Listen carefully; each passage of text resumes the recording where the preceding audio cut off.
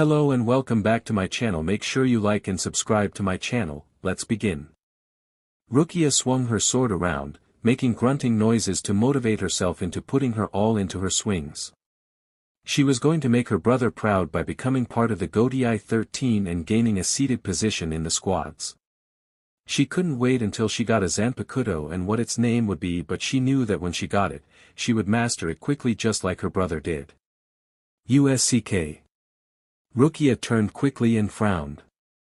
The red-headed boy grinned at her and stood up from leaning against the tree. You have no range of motion. You're going to get your butt kicked all the time. Renji, she yelled, growling at him. He gave her a cocky grin and grabbed the wooden sword from her. Look, you have to do it like this. Renji used the sword and swung it around. Rukia watched with slight fascination since she didn't think the young man had any grace at all. He stopped his motion and turned to her, pointing it in her face. That's how you wield a sword. How do you expect to get into the Gotei 13 if you can't have some vigor? Rukia made a face and stomped on his foot. It didn't really hurt Renji, but he acted like it did. Because Ni-sama hasn't let me go to the Shino Academy yet. I'm sorry if you've gotten a little more proper training than I have. Shouldn't you have your own instructor or something? Renji asked, putting his hand up to his forehead and looking around overdramatically. I mean, you are a Kuchiki and I sneak in so often it's pathetic. Rukia harumphed at him and crossed her arms. They just look the other way since you're always doing it. Besides, Ni-sama knows you come here. Your hair is such an annoying color that it's hard not to see from a distance. Renji's eye twitched and he grabbed her, pulling her cheek as she tried to get away. What did you say about my hair? Is there something wrong with it? Ha. Ha. Let go. Let go, she yelled, laughing at the same time. Renji was still playing with her when they tripped over each other's feet and fell to the ground. Renji shook his head as he pushed himself up from on top of her. See what you did, you idiot klutz. How can you even be at Shino Academy with footwork like that? Renji smiled at her as she looked up at him. They stared at each other for a moment when a small clearing of the throat caught their attention and they both looked behind them. Hisana was standing there with a small smile on her face. Hisane. Rukia said, pushing Renji off. I can explain. Renji got up and stood to attention, bowing to her quite stiffly. Lady Hisana, I apologize for trespassing. Hisana laughed softly and smiled. Rukia has told me all about you, Abarai-san. I know it took a while to find her and I've always wanted to thank the red-haired boy who looked after my sister for keeping her safe. Hisana moved her kimono so she could shift her legs and got on her knees, putting her hands in front of them. She then bowed and looked up. Arigato, Renji-san. If not for you, I wouldn't have been able to find her.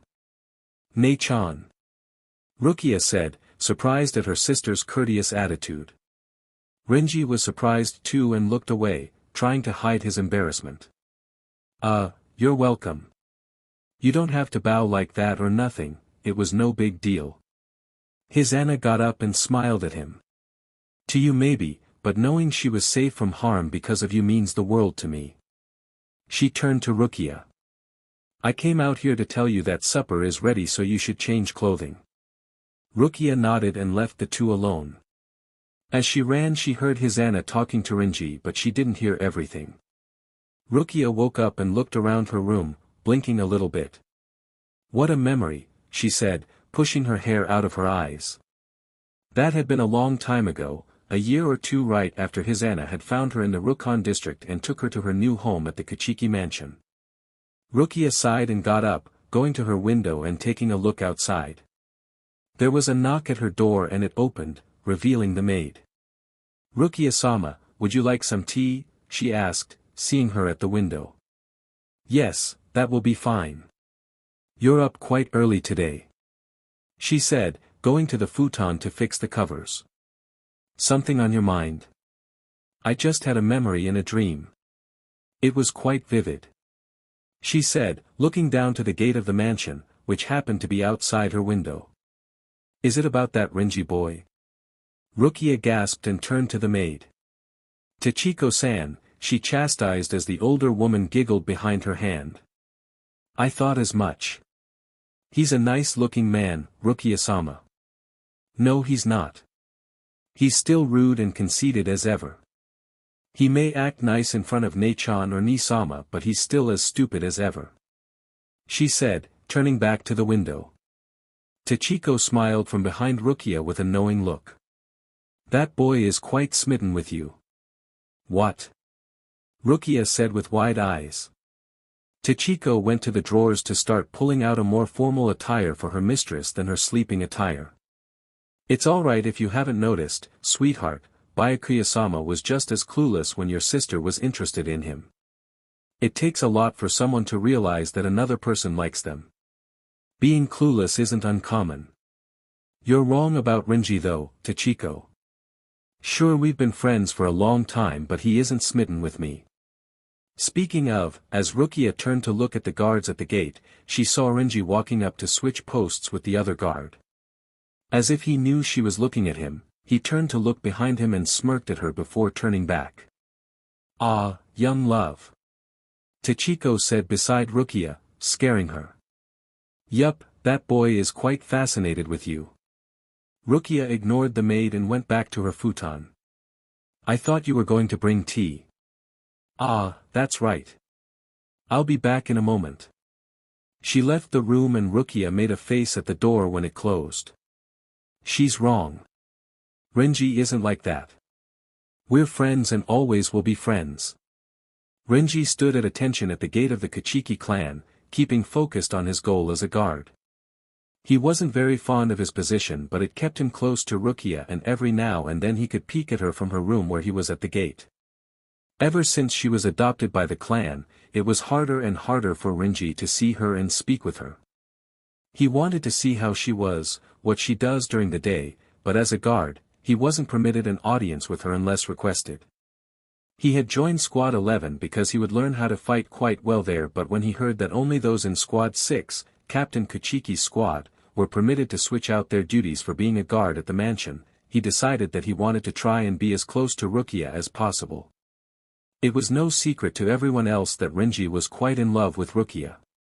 His squad mates made fun of him all the time for his pining, but he didn't mind. Although he loved Rukia, she was quite dense at times, and so he knew she would never figure it out unless he said so. You're slacking, guard. Someone said, and Renji stood up straighter. A small laugh caught him off guard and he looked down to see Rukia laughing at him slightly. She was dressed in a beautiful purple kimono with pink cherry blossoms blooming on it. He looked back up and kept his position stoic again.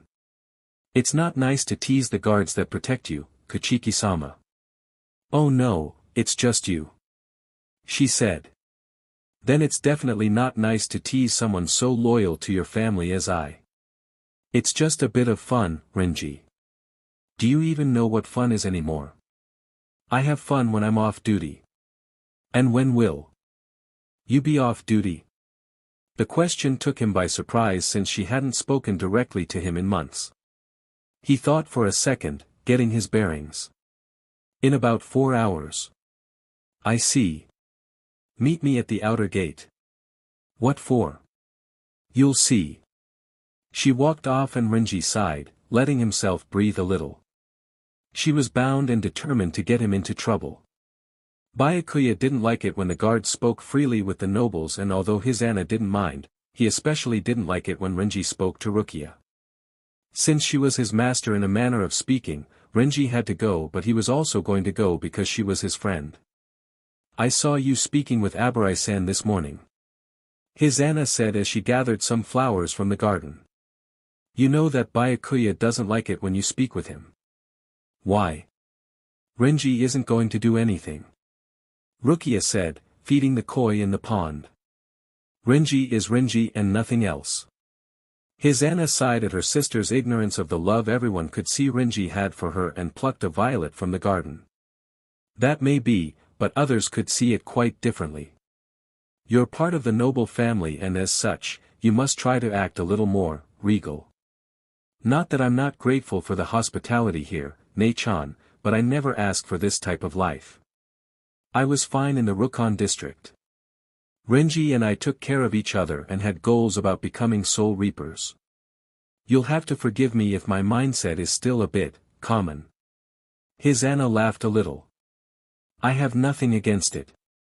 Byakuya, though, wants to make sure you have the best in life. He took us in when he didn't have to, and I would have never expected him to marry me. The fact that he is your brother-in-law and you are now part of a noble family means that there are some things that you'll have to do. Rukia looked at her sister, hearing slight regret in her voice. Ne-chan. Oh, it's nothing. She said with a smile. Come, I'm sure he's waiting for us at the breakfast table. Rukia followed her sister into the house with caution and suspicion. As they ate their breakfast, the setting was quite as normal. Byakuya was at the head of the small table with Rukia and Hisana on either side of him. He ate his rice and picked at the fish in front of him and then set his bowl down. Rukia. She looked up at him. You are coming to the age in which you are eligible for suitors to come and try your hand at marriage. Although that is the case, you have already been betrothed to someone since your acceptance into this house. Rukia blinked a little at her brother and turned her head in confusion. I don't understand. As a noble woman, and an unmarried one at that, there comes a time when you must wed.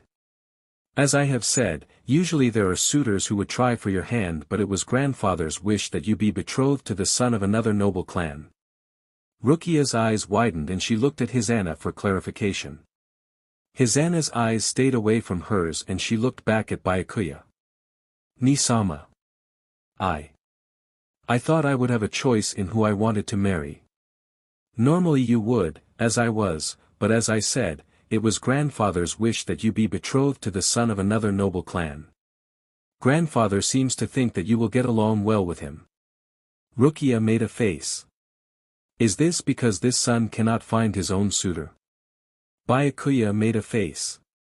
Well, rumor has it that he is not the most kindly of men when you first meet him. They say he seems quite brash and angry, but really he isn't. And you think that that sort of person is good for me?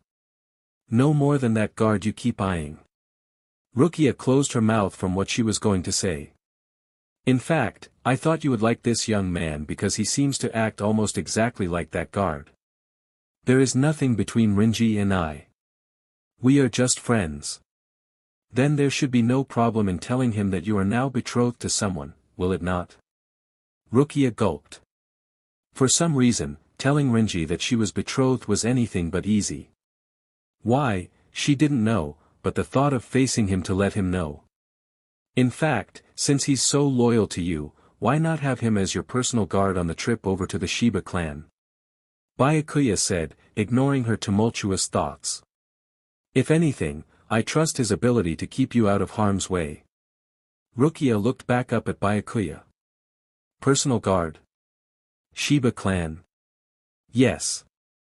About 2 weeks from today you will be traveling to the Shiba Clan to meet your husband-to-be, Ichigo Shiba. You'll need some guards that you trust to accompany you. Rukia's head was spinning. Just this morning she was trying to plan how to spend a good time with Renji since they hadn't talked in such a long time.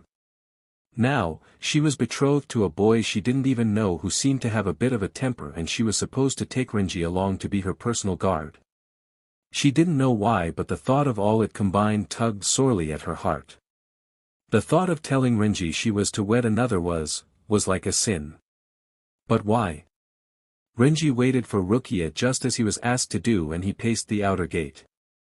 This was wrong and yet thrilling at the same time for him. His excitement was hard to keep under wraps since hanging with Rukia had been so scarce and they were best friends, well, and he was in love with her. He shook his head of that thought and paced some more.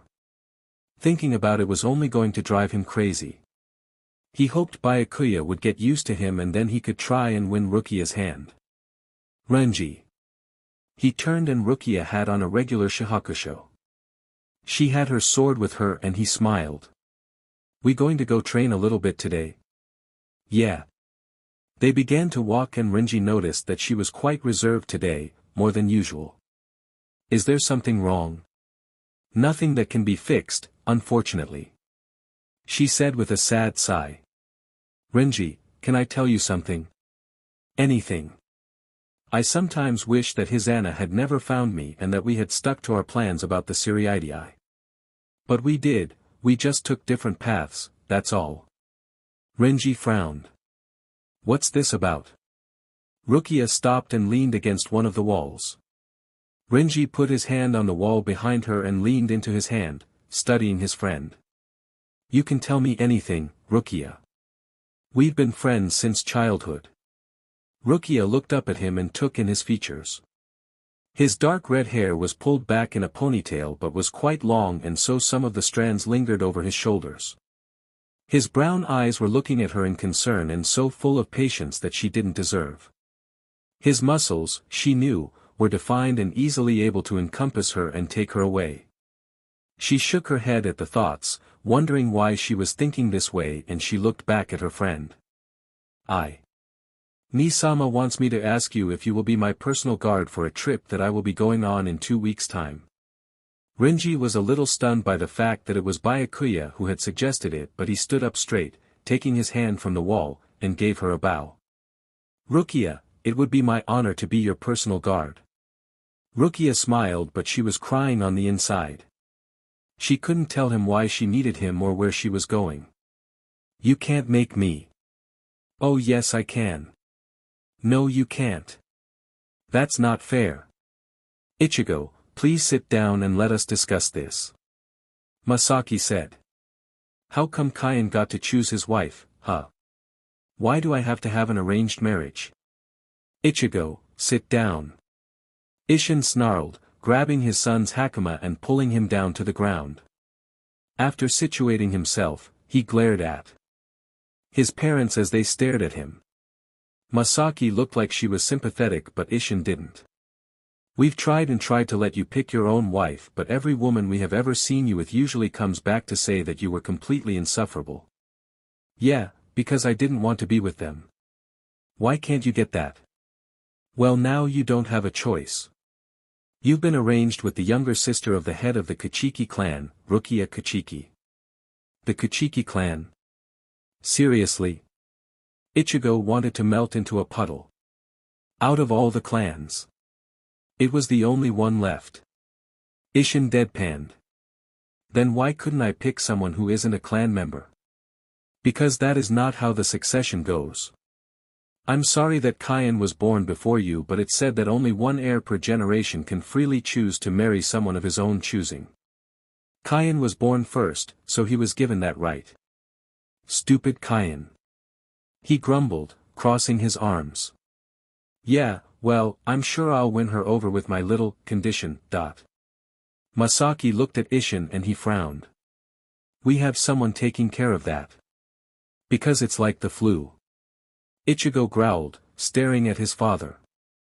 Isshin pointed his finger at him. You will marry Rukia Kuchiki if I have to tie your jaw to a stick, tie you up, knock you out, and use the stick to make the words for you while you are unconscious. Do you understand? Ichigo said nothing as he stared at his father, furious over the whole ordeal. He got up and walked out of the mansion. As he walked along the grounds of the mansion, he turned the corner and then went back around it. He peeked around it and smiled a little, watching the person at the cart give some rolls to a couple of children. He smiled sadly. What are we looking at, boss? Someone said. Ichigo turned and yelped, stepping backwards. His guards, Ikuku Madarame and Yumachika Ayasegawa, watched him with curiosity in their eyes. Why are you following me? We're your bodyguards, of course. Ikuku said with a mad grin. Besides, if we slack off, our captain will probably kill us. I just go where Ikuku goes. I never miss anything if I'm with him. Yumachika said. Ichigo made a face at them. If nothing else, he was really happy to have Squad 11 as the guards that were around the Shiba mansion, but sometimes he wished they would go back to the barracks from whence they came and leave him at peace for a second. You gonna go talk to her? Ikuku said, nudging Ichigo in the side. Go make your move. I can do it by myself, Ikuku, I don't need a wingman. Oh no, don't mind us, boss, we'll just be over here practicing our exercises. He said, grabbing Yumachika. Ichigo watched them for a moment and shook his head. He then focused on the girl at the bread stand. This could be the last chance he ever had to even speak to her. He gathered up his courage and walked over to the bread stand. The girl looked at him and blushed slightly. Good morning, Shiba-sama. Good morning. Did you come for some bread? They may not be as fancy as the ones you serve at the mansion, but I assure you it's fresh from the bakery. I don't doubt it. What would you suggest? The orange-haired girl looked over her small display of breads. Well, the red bean paste buns are pretty delicious. I'll have one of those. She nodded and grabbed one of them in some paper and then handed it to him. How much is it? Don't worry, it's on the house, she said with a smile. Thanks, but I want to pay for it. How much was it? 2 yen. Is that all? Yes. Ichigo pulled out the money, but he couldn't find anything lower than 50 yen. He gulped sheepishly and handed the bun back. You wouldn't happen to have change for 50 yen, do you? No, sorry. So. Rain check on paying for it then. Can you do that? You're a member of the Shiba Clan, I think they'll understand at the bakery. Ichigo wasn't so sure, but he accepted the bun anyway and bit into it.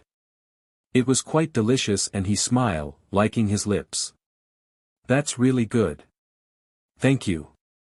What's your name? I'm Ichigo Shiba.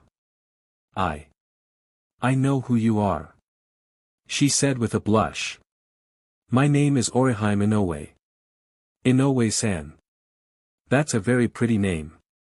Thank you. She said with a blush. Orihime, someone yelled and they both turned. A young woman with long black hair ran up to her and put her hands on her hips. What are you doing? You're not selling anything. But I did just sell something.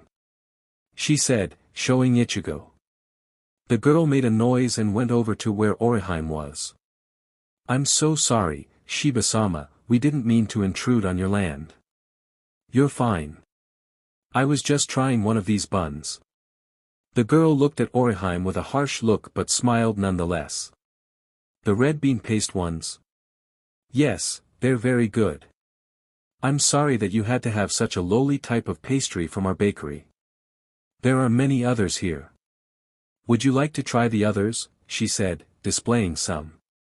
Ichigo had a feeling he'd somehow gotten Orihime in trouble, and although he didn't really want another, he didn't want to do something bad. Sure, some of that dango looks nice. Move over, Orihime. Tatsuki. Tatsuki put the dango on a stick and opened up a small lid and dipped it into the syrup. She handed it to him and he took it from her. On the house, of course. He mentally rolled his eyes and bit into the dango. I have to eat it. I have to eat it. He mentally argued, chewing quickly on the dango. It was the worst dango he'd ever tasted. Actually, the dango was cooked to perfection, but the added sauce made it super sweet. Either the was too hasty and picked up the wrong dango, or she didn't know how to prepare proper mitarashi dango. It's all right.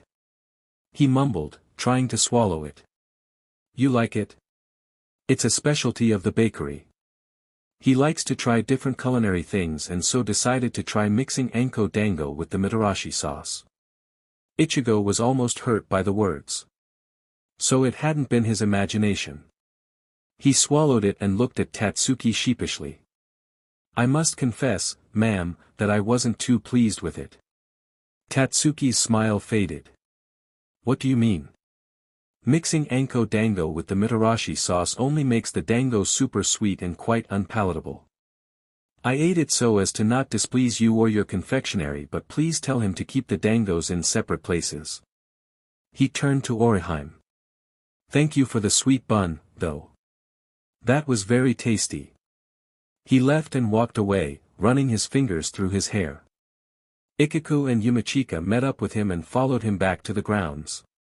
Well? How'd it go? Ichigo asked. It was fine until a coworker of hers came up and made me try some disgusting combination.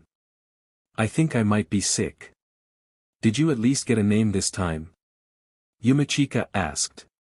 You've been ogling that girl for 3 years now and all you know of her is bread girl. Yeah. Her name is Orihime Inoue. That's a pretty name.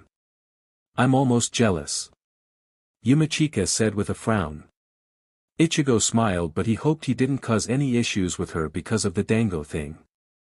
Orihime started to put up the leftover food from the stand she had been at when Tatsuki pushed her against the wall. What's the big idea, Orihime? What makes you think that you can just flaunt your stupid sweet buns all around and try to woo the heir of the Shiba clan? I wasn't. I was just doing my job, Tatsuki. You were trying to get on Shiba-sama's good side. I bet you said horrible things about me and that's why he acted the way he did about my dango. Tatsuki, I've told you a million times that mixing dango isn't good. I don't mind it but most other people do. Tatsuki pushed Orihime again, glaring at her. Don't tell me how to make food. I don't need your help. We said you could sell your stupid buns only if someone wanted them. He did want one. I didn't force him to eat it. Of course you didn't.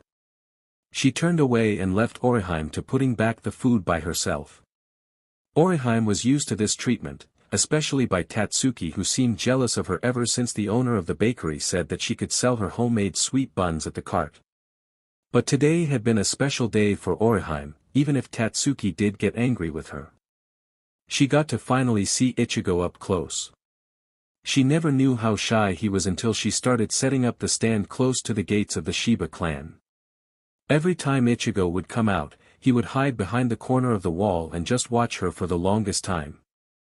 She had always been aware of him but would never say anything to sting his pride. The other two guys talked to her about him all the time though. Ikiku and Yumachika seemed to be really good friends and wanted to see their one friend happy. She never thought with her but they always seemed to be at ease with her and told her a lot of things she would never tell anyone else about. If Orihime had to guess, she was the only other person besides those of the Shiba clan who knew about Ichigo's condition. The two bodyguards hadn't told her but she had seen it when she was closing up after a late shift one night. It had been too hard not to stare at him through the open window, the sounds of strange noises coming from him as he seemed to lose control of himself. It had been since then that Orihime had decided to try and set up her stand close to the Shiba clan more. Ichigo fascinated her to a degree she didn't understand. Plus, when he spoke to her today, he had seemed so shy despite his demeanor. She had kind of expected a small degree but not as much as he was. A loud noise took Orihime from her thoughts and she looked up as Chad wiped his hands off. He had just thrown down a bag of flour. You scared me, she said with a smile. He nodded. Did you sell any sweet buns? I did but I have a couple left over. Did you want to take them home? She said, grabbing them. He nodded and she handed them to him. He smiled and began to eat one of them as he left. She smiled a little and began thinking about Ichigo again. She hoped she'd get to see him again. Ichigo sighed and sat in the courtyard of the mansion, watching some of the ducks play in the water. Seeing Orihime up close was something he'd always wanted to do but now things were going to be too late. He had to marry Rukia Kuchiki, the younger sister of the most stuck-up and proper clan that the Soul Society had in the upper crust of the elite. At least the Shihoin clan was fun. Ichigo. He looked up at Misaki as she sat next to him. I know you think your father is being hard on you but unfortunately that's how the clan works. The first of the heirs gets to pick their mates but then the ones after it have theirs chosen for them. We've tried giving you ample time. Honey. Are you alright? Ichigo hadn't been paying attention for a while and Misaki suddenly panicked. Ichigo. Ichigo, she yelled, shaking him. White gooey stuff suddenly erupted from his mouth and dripped out of his eyes and she quickly grabbed him, pulling him into the house and screaming for her husband. Yuzu and Karen came out of their rooms and Yuzu gasped. What's going on? Yuzu asked. One of you go get your brother's pills and one go find your father. Hurry. They did as told as Ichigo stopped and threw his head back, the goo pouring from his mouth now and a deafening scream filled the house. The white goo seemed to wrap around Ichigo's face and Misaki slammed him into the wall. He went limp just as Isshin ran up and she turned to him. It's getting worse, Isshin, she said as he knelt next to his son. Yuzu and Karen came up as well, Yuzu with the small bottle of pills that were needed.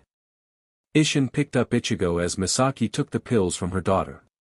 Tell the maid I need hot tea immediately. She nodded and followed her husband into Ichigo's room as Isshin laid him on the bed.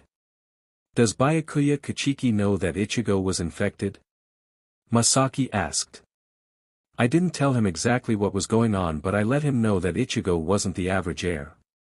I said he had a condition and that's all he really needed to know. How could you leave him in the dark like that? The maid brought in hot tea and Isshin took out 4 pills, dropping them in the cup and then pouring tea over it. The tea hissed and turned into a red color and then mellowed to a reddish-looking tea blend. He poured a little on top of the white mask that had started to develop over Ichigo's face and the goo hardened and shattered away from Ichigo's face. After a few moments, the goo retreated back into Ichigo and he coughed, hard, sitting up. Masaki was at his side and grabbed the tea from Isshin, making Ichigo drink the tea. Here, hurry, she said. Ichigo lazily did as she asked, still woozy from the onslaught of symptoms. After a few moments he regained his own control and opened his eyes although they were black and his pupils were yellow. Are you alright? Masaki asked. Yeah. Did I have another attack? He asked, looking at his parents. Big one this time, Isshin said. Ichigo sighed and leaned back on the bed. How am I supposed to get anyone to care about me when I'm infected? Why did you set me up with the strictest noble house in the Soul Society? If they find out about the infection, they'll bring down the Shiba Clan and we will be outcast forever. Isshin looked down a little. Son, we don't have a choice in the matter. We have to have another heir to the clan. What about Karen or Yuzu? They're available to betroth. Ichigo, you'll have another attack again if you don't calm down. Ichigo breathed in and his father breathed out. The betrothal is not all that we need. The Kuchiki clan has very prestigious doctors that work on their household and with the marriage alliance, we can get someone better than Hanataro. We can actually get the squad 4 captain or even the great Urahara-sama. He's been doing studies on the infection for years. Ichigo sighed again but saw the benefits of merging the clans since having access to those doctors could cure him before it was too late and he was taken over. He didn't want to marry a Kuchiki, but it was better than losing his sanity and humanity. You're fired. Orihime looked at the owner of the shop in shock and swallowed hard, trying not to cry. Why? She asked. You keep selling your product over mine and overshadow our merchandise. If you're going to make your pastries then you'll need to go somewhere else to do it. But I give you half of my earnings from my sweet buns if I make more than your products. I do that out of kindness. I'm sorry, in no way, business is business and unfortunately, you're not supporting mine very well. Orihime breathed in and kept her tears at bay. She bowed to the owner of the bread shop and clenched her fists harder.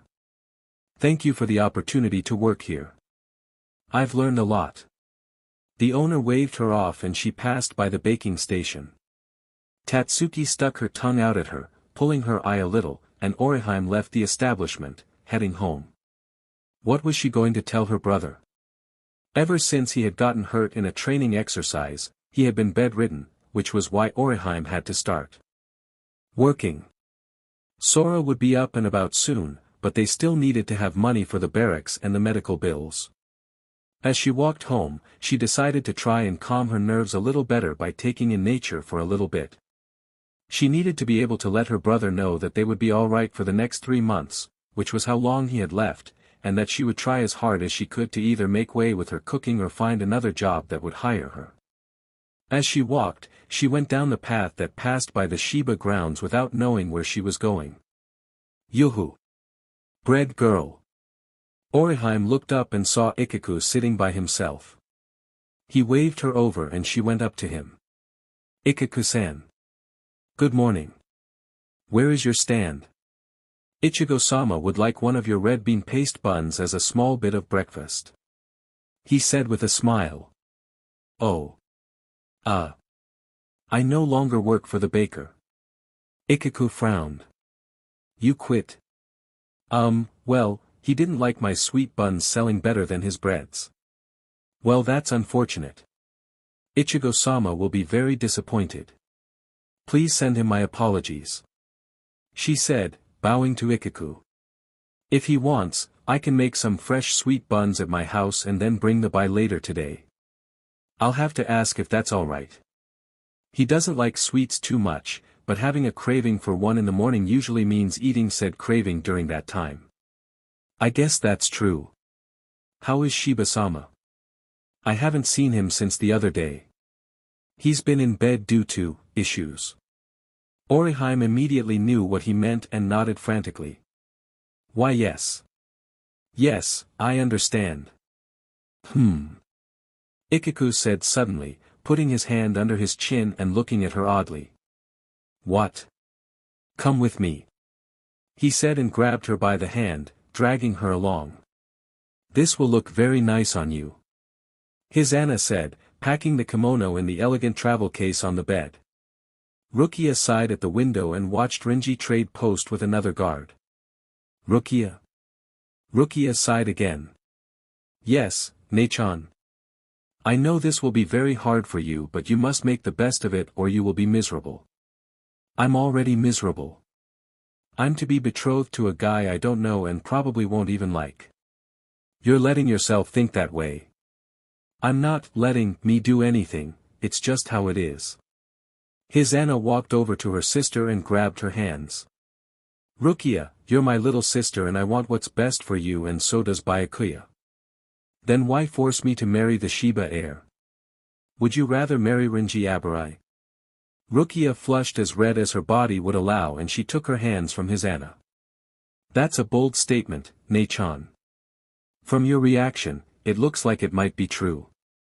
Well, it's embarrassing to think of Renji that way. He's my best friend and always has been. But he cannot do anything for you.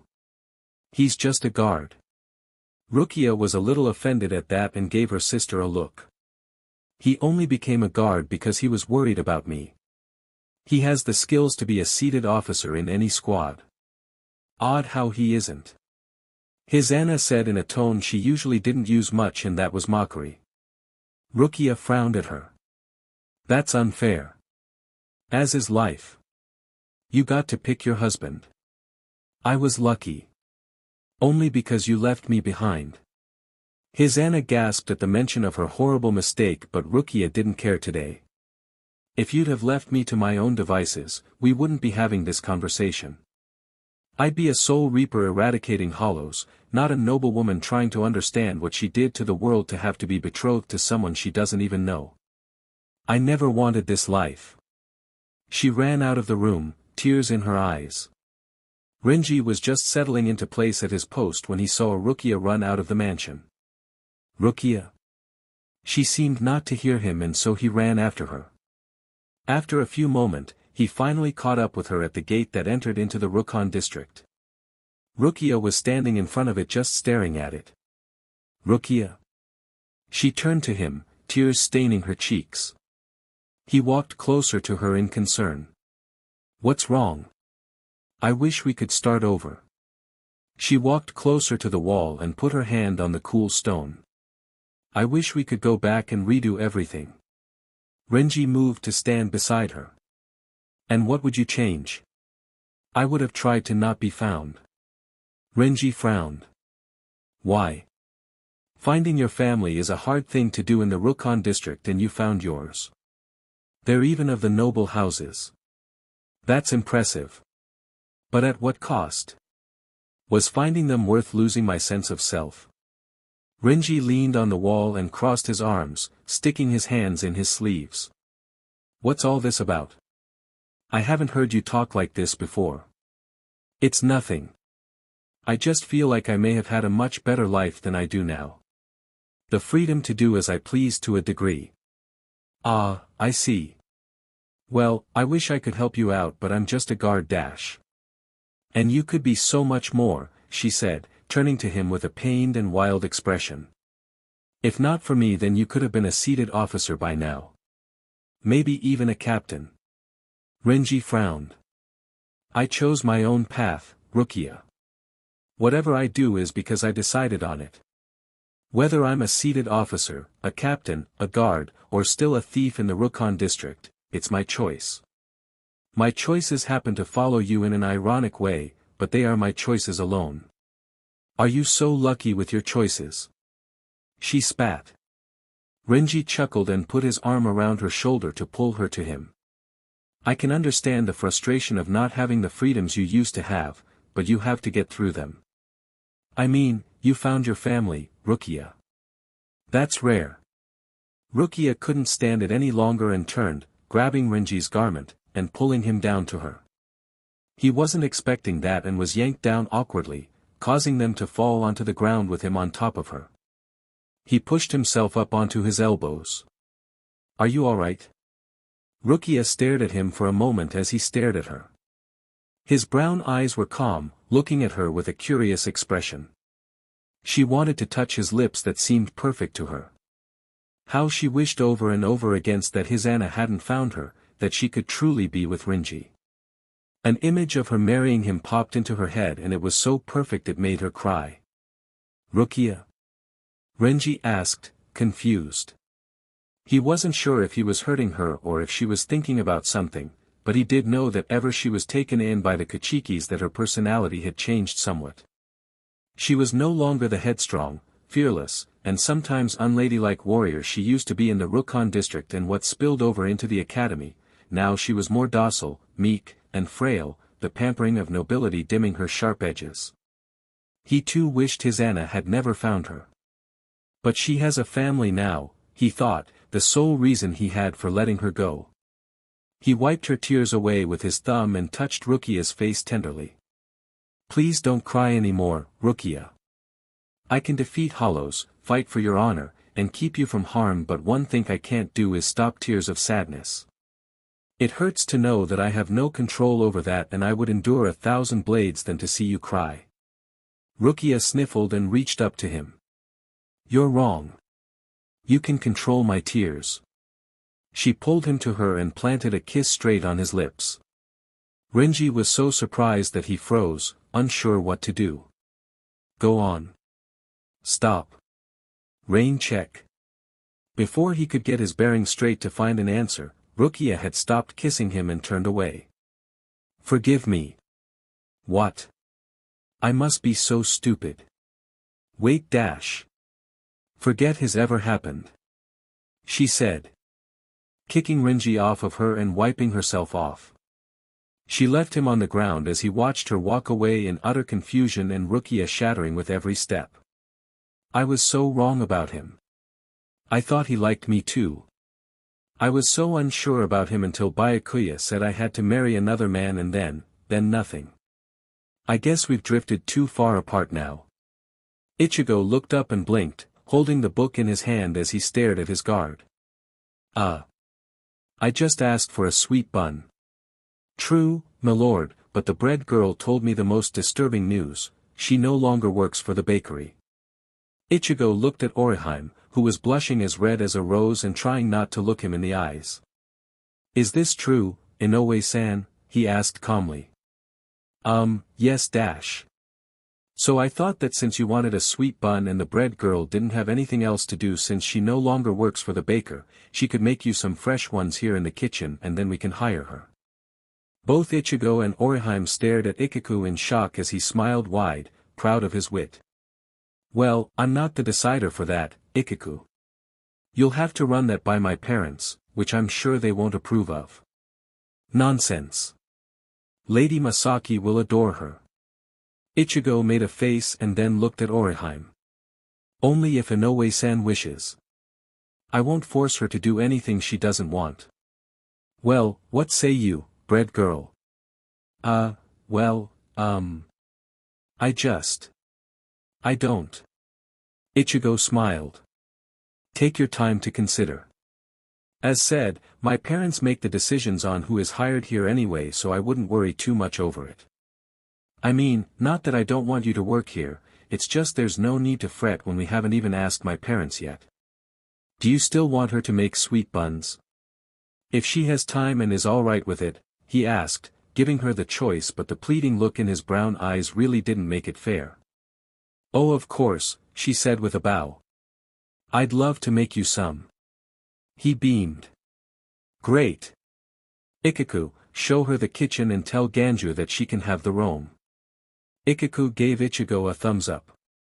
I'll make it happen. He pushed Orihime out of Ichigo's room and he watched them in half bemusement and half confusion, since he didn't know what storm had just blown through, although he kind of liked it. The robust man scowled down at Orihime as she tried to hide behind Ichigo. Yo, Ganju. Ichigo said, giving a small wave. What do you want in the kitchen? You know that it's off limits until lunch.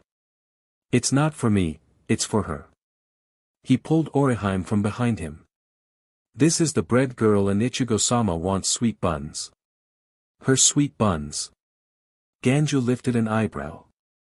I mean, he wants her to make her sweet buns. She worked at that little stand outside of the courtyard. That shabby little bakery stand. Yeah, that one. Ganju made it so that he was looking his nose at her. What makes you think you're OW? Quit it, Ganju. Your only duty is to keep idiot 1 and 2 from raiding the kitchen between meals, not strike fear into young girls. A young woman a little older than Orihime with a wooden arm came around Ganju, holding a frying pan in her flesh hand. Don't mind this big galoot here, honey. I'm Kukaku, this doofus older sister and Ichigo-sama's cousin. I run the kitchen. So you're the bread girl? She said, looking Orihime up and down. I seem to be popular around here. She said softly. You'd be surprised the rumors that spread around here. Anyway, so Ichigo wants some sweet buns, huh? A little odd for him, he usually doesn't eat sweets. He's developed a small addiction to Inoues. I think it might be his affliction. Kukaku made a face at him and motioned to the kitchen. You can do whatever you like in here, bread girl. Just one rule, and that's if you mess it up, clean it up. Yes, of course. May I at least tell my brother where I am? I was on my way to tell him that I lost my job, but dash. Lost your job? What for? Well, the baker didn't like that my sweet buns sold more than his goods. Well, isn't that a flying pot of shame stew? I'll tell Misaki that we have a new cook and I'll send a hell's butterfly to take the message to your brother. What's his name? Sora. Inoue Sora. Great, I'll send one out. Take your time in here. Kukaku left, Ganju behind her and Ichigo smacked her on the shoulder. Well then, get to it. Ichigo-sama won't want sweet buns for long. Orihime was left alone at the entrance of the large and stocked full kitchen. She looked at it for a second and then turned her head. Wait, do I have a job now? She shook her head and went into the kitchen. Okay, Ichigo-sama, I got it all dash. Ichigo, he yelled, throwing his haori over his chest. What the hell? Well, it's not like I haven't seen it before. And stop acting like you're a woman when you do it, you're as bad as Yumachika. You Rayang. He said, coming into view. Ichigo ignored him as Ichigo made a face at him. What do you want? I wanted to inform you that it seems like your cousin has decided to hire Inoue-san in the kitchens. Ichigo seemed to brighten a little. She did? So it seems. Ichigo watched Ichigo for a moment and leaned in the doorway. I told you, we've seen it before. Yeah, well, I hate it and I would prefer you not to look. It's not that bad. On the outside maybe. Well, think about it, with your marriage alliance with the Kuchiki girl, you'll be able to have the Soul Society's top doctors be able to look at you and possibly even cure you. Yumachika said. Ichigo elbowed his friend in the side. Ow, what? How can you say that when you know he likes bread girl? Well, it's the truth. There's nothing he can do to undo it. It's been arranged. Ichigo frowned at his guard but finally put the Haori down. Ichigo's eyes widened as Yumachika's mouth opened slightly. Ichigo. Ichigo set his jaw as he threw his arms into the sleeves. What? I thought you said you've seen it before, he mocked. We have, but we didn't realize it was that deep. Do your parents know? No. I'd prefer they didn't, he said, stuffing the bottom part of the Haori into his hakama. They're already worried enough as it is. But if it's that deep then, the next stage is going to start. Yeah, well maybe these amazing physicians can help. He grumbled, walking past them. We'll see what the verdict is on Inoue-san. Ichigo and Yumachika watched their young lord leave the hallway and looked at each other. 2 out of 3. Ichigo said. Loser tells the Shibas about the hole. The two set to play rock paper scissors, both wondering how they were going to explain that hole that was inching deeper into Ichigo's chest. If they didn't do something soon, the hole would go all the way through and the disease that tries to overtake him, would, and Ichigo would be no more. Renji stood at attention in front of Byakuya as he waited for the maid to leave that was pouring the man's tea. Eventually she left and he looked at his employer. You wanted to see me, sir. I wanted to discuss the escorting of my sister-in-law to the Shiba Clan. Byakuya said, picking up his cup. The Shiba Clan? Yes, I'm sure she has mentioned her trip to you. Ah, well, she mentioned the trip just not the destination. And I believe I was dismissed from that assignment by Rukia, Sama herself. Indeed, but I am asking you to take the position up again. You are? Renji asked, lifting an eyebrow. No disrespect, but I have gotten the feeling on numerous occasions that you didn't like me very much. I don't. Byakuya answered point blank. But out of all of the guards, I trust you will keep her the most safe due to your friendship and feelings towards her. Feelings? No, sir, there's no feelings other than friendship. Renji tried with a nervous laugh.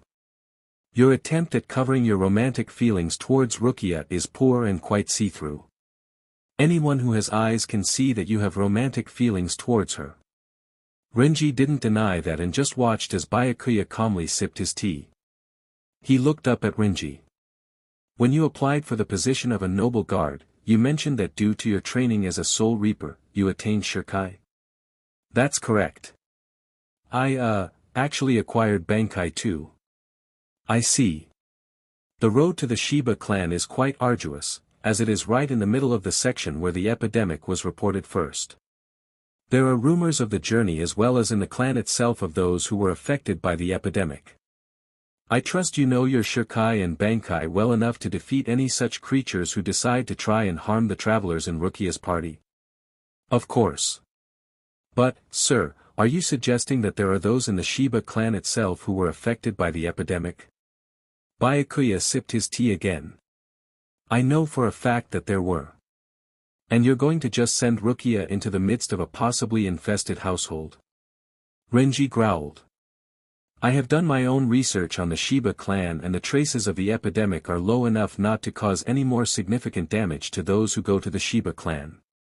That and it's not inherited, so the Kuchiki clan is free from defilement. What are you saying?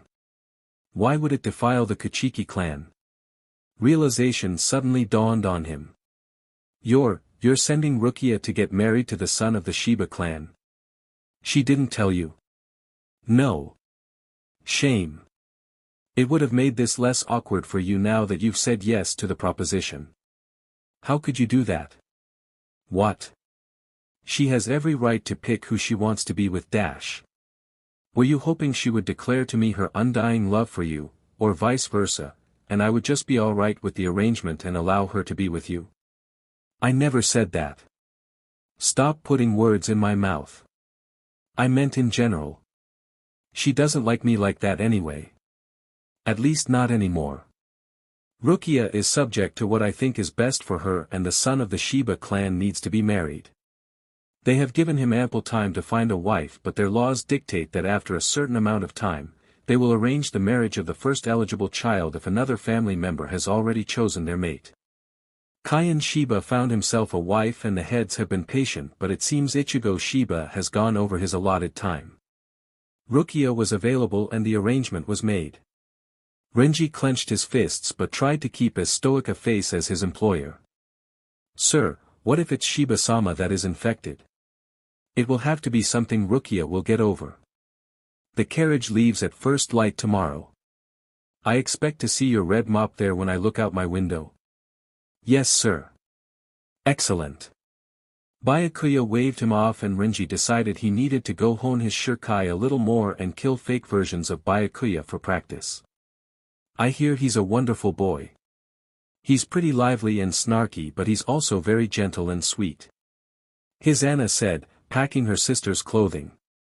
He has this spiky orange hair and hard brown eyes, but underneath his exterior, he's a heart of gold.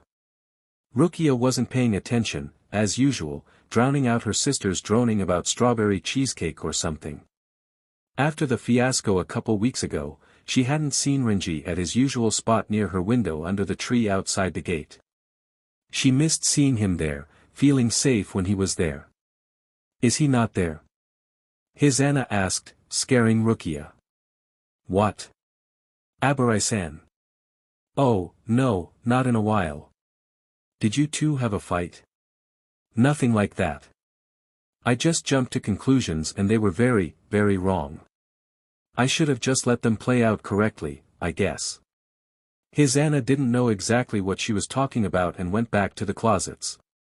Rukia spotted Renji's hair as he walked by and her heart swelled with anticipation of him going to his designated spot, but he walked by it instead and she sighed. He doesn't even want to be near me anymore. Why haven't you worn this one? Hisana said. Rukia looked over and saw her sister holding out a pure white kimono with white dragons etched into the fabric, the only color in the whole outfit being the red obi. Rukia used Shuinpa and grabbed the garment out of her sister's hands, scaring Hisana. Although Rukia trained at the academy, she was pulled out halfway through and told that a lady should never use war tricks in the home, but she still had a few things up her sleeves. That's mine. Hisana blinked for a second as Rukia fingered the deep red obi with a sad look and Hisana realized what it was. I'm sorry, Rukia. I didn't know it was so special to you. It's not worth much now, but it's still something. Hisana nodded and then smiled a little. I know that this will be hard, but what if we change the color of the obi? Rukia glared at her sister and Hisana's smile faded. Rukia, this is senseless. You're pining after someone that you can never have. By the looks of things, you seem to have done something that has made it to where he won't even come near you. Did you confess? She hesitated, but Rukia nodded. I will assume that things did not go as planned. Rukia clenched the kimono in her hands. I kissed him and he just sat there. There's obviously nothing for me in his eyes. I thought that maybe there was, but I was completely wrong, she said, tears pricking her eyes. So I'm going to the Shiba clan to marry a strawberry cheesecake because it's what Nisama wants. Hisana walked over and took the kimono from her sister as Rukia turned, crying in her arms. I know it seems hard and it hurts, but things will be for the better, Rukia. As I told you, from what I hear of Ichigo-sama, he sounds a lot like Abarai-san. From all the stories you've told me of him, then you'll make a good match for Ichigo-sama. Give him a chance. Rukia nodded as Hisana pat her back lovingly. Now, we won't bring that kimono, okay? I think that would be too much for what we are expecting. This is just a meet and greet to get to know him and his household. There will be the same exchange the next week. What do you mean? You'll be staying at the Shiba clan for 2 weeks, getting to know Ichigo-sama and the Shiba household, meeting the heads of the house and such. Then, when your 2 weeks are over, he will be coming here to meet us. After that, if both heads of the houses agree that you two are compatible, then the wedding will be arranged. So, I'm not technically betrothed. Unfortunately you will have to marry him no matter what. Then why do you have to make sure we're compatible? Because if you're not, then either of us will have to compensate for what we think either of you lack in funds or other means. The arrangement is still there. Rukia sighed and Hisana wiped a stray tear from her younger sister's face. Let's finish up. You must get up early tomorrow. The next day, Rukia got in the carriage and waited for all of the servants to load it up. Byakuya and Hisana waited by it, talking to her through the small window. I've set up a bodyguard for you on your journey due to some issues that may occur on the way to the Shiba Clan. Byakuya said. Rukia looked out the window and frowned when she saw Renji talking with the carriage driver and some of the servants who were putting her things on the carriage.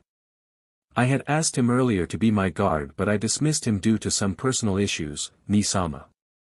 I am well aware of that but I believe he is the best guard for you on this mission. He knows Shikai as well as Bankai, or so he says, and none of the others are that skilled yet.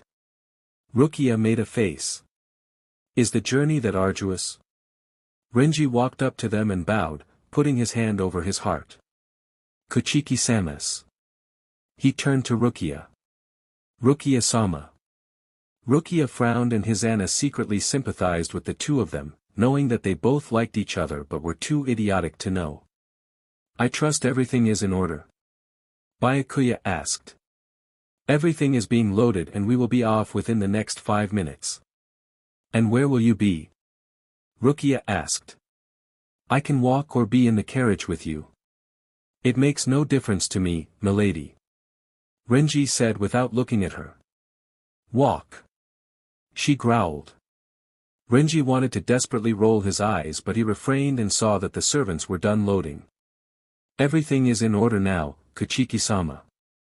I believe we should be off. Indeed.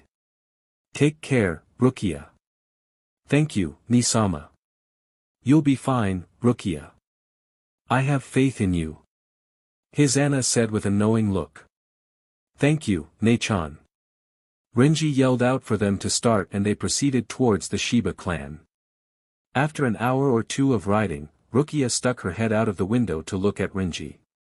How did you end up back in this position? I didn't want you here. I was asked by your brother specifically. You should have said no. Why? Because you didn't want me to ruin your betrothal? Rukia made a face as he turned to her. Why didn't you tell me? I didn't think it mattered. Well, you were wrong. He spat. What is it to you? You're a guard, nothing more. That never mattered to me. I vowed to protect you in any way I could, be it a guard, a soldier, a soul reaper. I will always protect you. Yes, my brother mentioned your lovely abilities. You're just jealous because you never got to master them. Rukia's jaw dropped and she gripped the sill of the carriage window. Take that back. No. Do it now. I order you to. Renji just gave her a look and she sat back in the carriage, trying to hide a blush as she crossed her arms. For someone raised in the Rukon district, you fit into nobility quite easily, Rukia-sama. You've got that pouting thing down just right. I'm not pouting. She growled from behind the wall.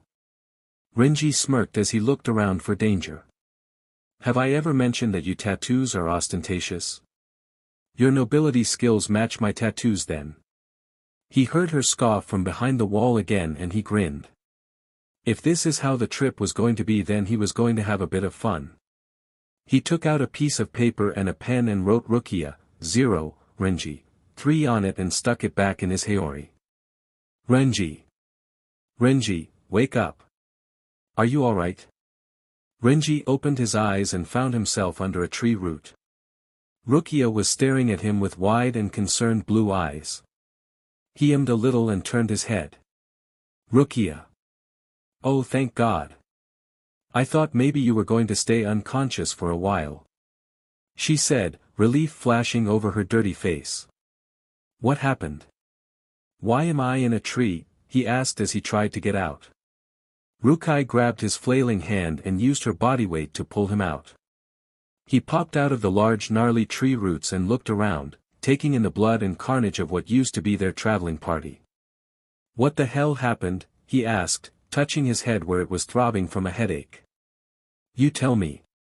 You're the one who grabbed me and stuff. I didn't get to see anything because you were covering me." Renji touched his forehead and found blood there where he must have whacked his head.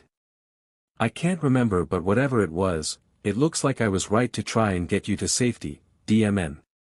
It killed everyone and destroyed the carriage. My kimonos," Rukia said, seeing that her trunk had popped open in the toppling of the carriage. "You can worry about our med kimonos later." He looked around for a second. "We have no idea where we are, and even though we were attacked, I still have a duty to get you to the Shiba Clan." He looked around again. "I wish it didn't all look the same. We're in the Rukon district." Renji looked at Rukia and wiped the blood from his brow as well as some stray hairs from his face. It had also started to rain, which added more to their plight. "Forgive me for saying this because I will only say this once, of course we're in the Rukon district. That's how you get to the Shiba Clan. There's where we were going. So yeah, we're in the Rukon district, but where in the Rukon district is what my point was." Rukia glared at him as her elegantly placed hair was coming down from the rain. "Well, since you seem to have hit your head, I thought maybe you forgot. Excuse me if I'm trying to be helpful." "You're not being helpful. If you want to be helpful, help me figure out where we are." He went to grab his sword and frowned. "And help me find Zabumaru. It must have been dangerous enough for me to draw my sword," he said, looking around. "Apparently that's all you did with it." Rukia growled, looking around as she spoke. "What happened to knowing Bankai and Shirkai? If that were the case, our whole caravan wouldn't be slaughtered. Don't get started on that with me. I didn't have to save you. You don't even know what you were saving me from. Does it matter? I didn't have to do it. You would have anyway because you're lapdog, doing whatever my brother tells you to do. I can say the same for you, Missy. I found your stupid sword dash." Renji turned to find her staring at him with large eyes. "What? Why, you're back." Renji tried to look but couldn't see, of course. "What about it?" "It's mauled. Like a creature was trying to dig into your body." She walked over with Zabumaru and stuck it in the ground, turning him around. "You need to see a doctor. Because we're going to find one out here." He plucked Zabumaru from the ground and wiped off the dirt before sticking it back in its sheath. He grabbed Rukia's hand. "Come on, I know if we go this way at least we will hit a town of some sort. Doesn't it not matter either way? It's a circle, so going right or left will get you to a town." "Yeah, well, I have a bad feeling about going that way," he said, nodding his head back from whence they came. "But you're more than welcome to have it, Miss Independent." Rukia wrenched her wrist from his hand and glared at him as he turned back to her. "Let's get this all out in the open because I'm not walking with you another second until this is clear." "What are you talking about?" he asked, turning fully to her. "You're still mad about the betrothal thing. I get it. I guess I should have told you dash." "You guess?" No, that's an understatement if I ever heard one. That's not fair to just ask me to do something as honorable as being your personal guard for a journey and you don't even have the gall to tell me that it's because you're betrothed to another man." Thunder clapped and a strange scream sounded in the darkness of the rain and the two looked around. "Let's take this elsewhere," he growled. "No. We need to settle this now." Renji walked back over to her and then picked her up, throwing her over his shoulder. "Wah! Put me down. Put me down. I order you to put me down. Scream all you want, princess, I'm not putting you down. You can either calm down or shut up. We got a ways to go and I'm not going to listen to you berate me for hours on end. Kuchiki-sama asked me to get you safely to the Shiba Clan and I will get you to the Shiba Clan. Right now we're taking a detour." Rukia scoffed and went limp in Renji's arm, feeling more like a sack of sweet potatoes than the sister of a nobleman. Rukia determined that they had been in the more uninhabited parts of whatever districts they were in because it was taking what seemed like forever to find a town. Renji had finally put her down and the two walked in silence. The rain had finally stopped and it was beginning to get dark. She was hungry and thirsty, but she had to remember that she had grown up in worse conditions. Think back to Inazuri. Think back to Inazuri, she thought as her stomach rumbled a little. As she thought about her time in the Rukon district, she realized that maybe Renji had been right about her attitude. She had slipped easily into the high life of nobility, and although she missed some aspects of living with her wit and her sword, she was cared for better than ever. Rukia watched Renji as he walked in front of her and frowned to herself. Renji had become a guard to the Kuchiki Clan, an honor but much lower than being a soul reaper for the Godai. As a squad member, he could do a lot more things for the Soul Society than he could as a guard. "I think I see something," he suddenly said, scaring her in the dimming light. "What?" "It looks like candlelight. My eyes are a little blurry." Rukia walked next to him and looked where he was pointing and saw that he was right. "They're lights." "Good, we can stay at an inn or something." "You have money?"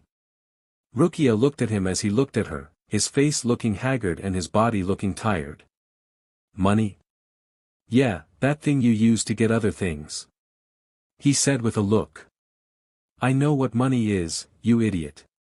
And I thought you had it. Why would I have the money?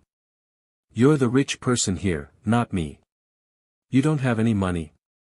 "As a matter of fact, no, I don't. I don't have can coming out my butt like some people do. I get paid sheet, I think I have 3 can or something, but that will barely get us a pot of tea." "Why are you so angry?" "I just asked a simple question. Because I'm tired, since I've been walking all day, and wet, and I just want to wash off and go to sleep so we can set out in the morning. I don't want to have arguments with you or explain simple things to you. You forget where you came from, Rukia, and it's pissing me off." "I'm not trying to. It's not like I asked to be plucked from the academy and brought to the Kuchiki Clan. If I'm not mistaken, you told me I should go ahead with it. Because finding your family here is almost impossible. The fact that your sister found you is a miracle, and when miracles happen, you go to them. It would have been foolish for you to stay in the academy. Then why are you complaining now? Because you can change your location and you can change your name, but you can't change your past. You know what it's like to scrap for food, have to steal, prove yourself in order to do anything, and yet you act like you want to forget that hard life. You settled so easily into your easy life that it's almost hypocritical to complain over the bare minimum of hardships." The Rukia I know would immediately have gone back to her roots, but I guess you're not the same Rukia. You're a Kuchiki. Let's just go. Maybe you keep expecting way too much out of me. I can't please everyone. No one's asking you to. Renji replied as he walked forward. You make it out that way. I just want you to be the fearless girl I remember, ready for a challenge, always up for a fight, yet tactful enough to fool a merchant while her friends steal some sweet buns. You used to be able to juggle a pleasant face but a hard spirit. Now you're just, I don't know, a fat nobleman who watches while others scrounge. Renji turned to her and gave her a mocking smile. I couldn't have said it better myself. Rukia clenched her fists and used Shunpa to get in front of him and then balled up her fist, giving him a hard uppercut. Usually he would have dodged, but he hadn't expected her to get to her roots now and ended up flying backwards into the mud. She stood over him and gave him a mocking smile back. You were saying? He smirked. Well, finally, someone I recognize dash, he hissed and put his hand to his side. He pulled it back and saw blood on it and frowned. Rukia frowned as well. You're still bleeding. Yeah. What the hell were those things that attacked us? I wish I could remember what could cause this much damage. Maybe when we get to town we can ask someone. Yeah. Rukia helped him up and they continued on toward town. The closer they got to town, the slower they seemed to go, and Rukia wondered why they hadn't used Shunpa to get there. Then again, she remembered how Renji thought of her and he probably figured she forgot. It had been a little hard to use Shuunpa earlier since she was a little rusty, but it didn't take that long to get back into the groove of things. She turned to say something to him but found him leaning on Zabumaru, panting heavily. She frowned and walked back to him. Renji. He looked up at her and then stood up. Sorry, I was trying to catch my breath. She reached out and grabbed him, pulling his face to her level. She threw her hand to his forehead and frowned. You're warm. I'm fine. We're almost there. Rukia wanted to say something but refrained and continued walking at an even slower pace with Renji. He didn't look well and was using Zabumaru for support, as if he couldn't even hold himself up. Rukia grabbed his arm and threw it over her shoulder, even though that didn't really do much since she was just under his chest. What are you doing? He asked. You can lean on me if you need to. Those wounds are as serious as I thought they were, and now that we know you have one on your side, it's even more serious. We need to get you to a doctor. They came to the edge of the town and Renji made a face. If they even have a doctor. We must be pretty close to District 60 or so. Rukia ignored him and walked to the closest hut she could find. She knocked on the door and waited for a little bit. Renji had opted to lean on the beam in front of the house, and so Rukia was freer to try and look inside. The door opened up a crack and a young woman's face looked at them. Can I help you? Yes, I'm Rukia Kuchiki and this is my friend Renji. We were traveling to the Shiba Clan when our caravan was attacked by something. We weren't exactly sure where we were, so if you could tell us. Attacked? Yeah, we're not really sure what it was but dash. Hollows. Hollows? Yeah. That's what we're calling them for now, although they are a little different. Did you say Kuchiki? Yes, I'm Rukia. A Kuchiki way out here, it's an honor. She said, giving a slight bow from the door. Rukia chuckled nervously. Right, well, if you could tell us where, Renji. Renji had fallen onto her and she caught him before he fell to the ground. The young woman opened the door more and looked up and down the streets. What's wrong with him? She asked as she looked. I don't know. He was scratched on the back and then something happened on the side. Come inside, quick. She came out and helped get Renji inside. They took him to a bedroom and rolled him into a bed. Renji's head lolled with fever and the young woman touched his head, her face frowning. Was he bitten? I don't know. That side wound, let's see it. Rukia untied his sash and opened up. The Haori and the young woman made a grunt. He's infected. What? Rukia yelled. How is that? The infection erupted near the Shiba Clan and traveled through at least 5 or 6 different districts in the southern prefecture of the Rukon district. The hollows are those who the infection has taken hold of and changed, and it can be passed on by scratch, bite, or air. The air dissipated long ago, but the hollows. Then what do I do? He'll have to stay here for at least 3 days. The ones I've seen have gone through a feverish phase for 3 days and then are back to normal, the process in their bodies but not starting. It's a long and slow process, but it can be prevented. How? How? I'm sorry, but only the Shiba Clan has that ability. They can't make enough for all of us and one of their members was infected. They give out a dosage every month but getting it is 1 in a million. Rukia put her hands together and bowed. I'm sorry for the intrusion, but will you please let us use your home for the allotted time? I was heading to the Shiba Clan myself, but I can't go without Renji. You're in luck. It's about 1 district over, but it's in the middle of the south and west parts, so it will take a while. I can let you stay here, but it can't extend over 5 days. Yes, that's fine. By the way, I never caught your name, how rude of me. It's Arisawa Tatsuki. I owe you a lot, Arisawa-san. Orihime finished making her sweet buns and put them on a tray. She didn't know what to do now. Should she deliver them herself? Should she act like she belonged and call for a maid? She wasn't really sure. Luckily she wasn't stuck cleaning the kitchen since she took a page from her brother's book from when he made dinner. He had always taught her to clean while she made, so that the mess in the end was either non-existent or very little. Something smells good. Kukaku, what are you? Orihime blinked as Ishin did as well. Hello. Hello. I don't think I've ever seen you before. You haven't. I'm in no way Orihime. She said with a bow. Ichigo-san brought me here to make sweet buns for Ichigo-sama. Sweet buns? Ichigo usually doesn't eat sweet buns. Well, he likes to eat mine. Ishin lifted an eyebrow. How does he know you? I used to sell baked goods from the bakery and also made sweet buns of my own. He had gotten a few and really liked them. I was let go from the bakery and then Ichigo-san brought me here and Kukaku-san let me use the kitchen. And why were you let go? The baker didn't like that my sweet buns sold more than his stuff, from what I understand. I'll leave as soon as I'm done. Ishin looked over her shoulder and saw that there were at least 12 sweet buns. May I try one of them? Orihime nodded and handed the tray to him. He took one of them and bit into it. He chewed for a second and seemed to be thinking.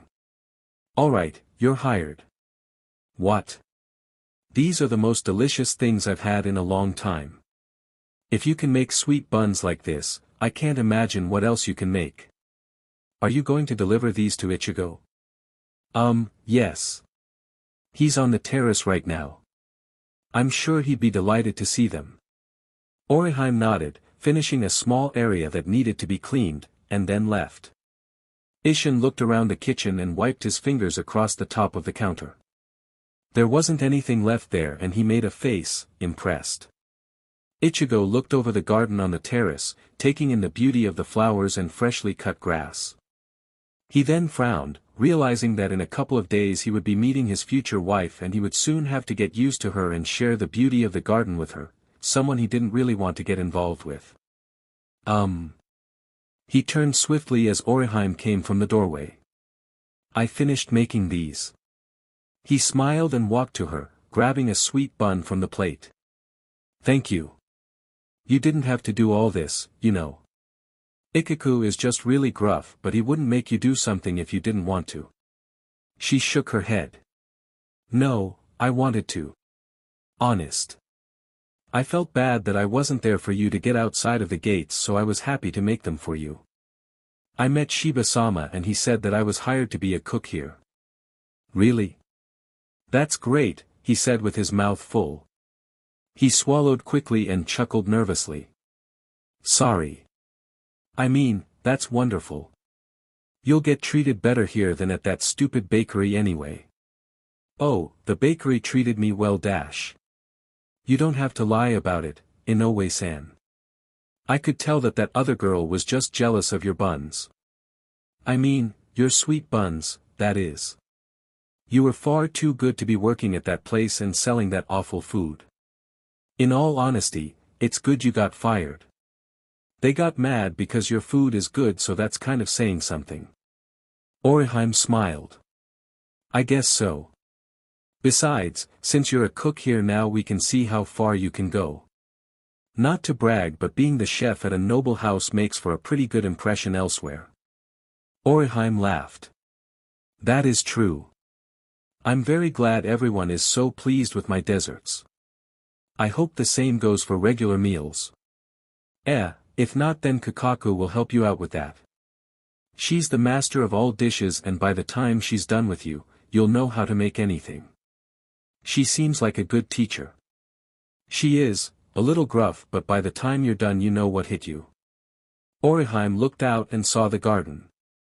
Oh, what a beautiful garden. It's my mother's. She takes great pride in it. It's lovely. The hell's butterflies seem to really enjoy it. Ichigo looked over and saw the cluster of hell's butterflies that Orihime was pointing at as they swarmed a small bush. I never noticed that before. He turned his head. Actually, that's because there shouldn't be that many hell's butterflies flying around like that. Ichigo-sama. Yumachika yelled, coming to the terrace. What? One of the new squad members left the Jigakucho cage open and all of them flew out. Ichigo made a face. Well, most of them are here, he said, thumbing to the garden. Yumachika walked over and sighed. Thank goodness. I wondered why your mother planted that bush. Not the point. You're supposed to be watching over that sort of thing. I mean, that's a long way for them to travel unattended. Of course, Ichigo-sama. I'll make sure the one who is on duty pays for what they've done. You're getting ahead of yourself, Yumachika. Just tell their squad captain. Right. Ichigo sighed as Orihime looked at him in confusion. I don't understand. We are the official caretakers of the Jigakucho. We breed them and then send them out to the Godei 13 whenever they need some. Each squad has a small box of them for their own usage, and we also are the ones that send Hell's butterflies to guide the squad members back to the Soul Society from their missions. We keep track of pretty much everything involving them, so if someone leaves the door open on a batch of Jigakucho from a squad, we have to make up the difference, and that costs money. Each one is about 3 kin, so it can get expensive. Oh, I see. What Yumachika was saying was that my mother planted a bush in the garden that must attract them, and that's why they are all here. I see. That's very fascinating. So the Hell's butterflies are the ones that help everyone pass through the protective veil? Yup. If you don't have one guiding you, you can't get back into the Siriidii. Their wings are made of a type of substance that dissipates the veil for only a second, and it's one body per butterfly. The veil is made to detect Jigakucho, so if 3 people go out but only have 2 butterflies, only 2 people can come in. It's a ratio thing. I think I understand. Ichigo smiled and ate the last of the sweet buns. Thank you for making these for me. I enjoyed them very much. When I get in the mood, I'd like for you to make them again for me. Of course. I guess I should get going. Orihime left as Ichigo smiled after her, biting into the bun. When she left, Kukaku walked in behind her and stood next to her nephew. You're laying yourself up for heartache, she said. He jumped at her presence and looked at her. What? That girl.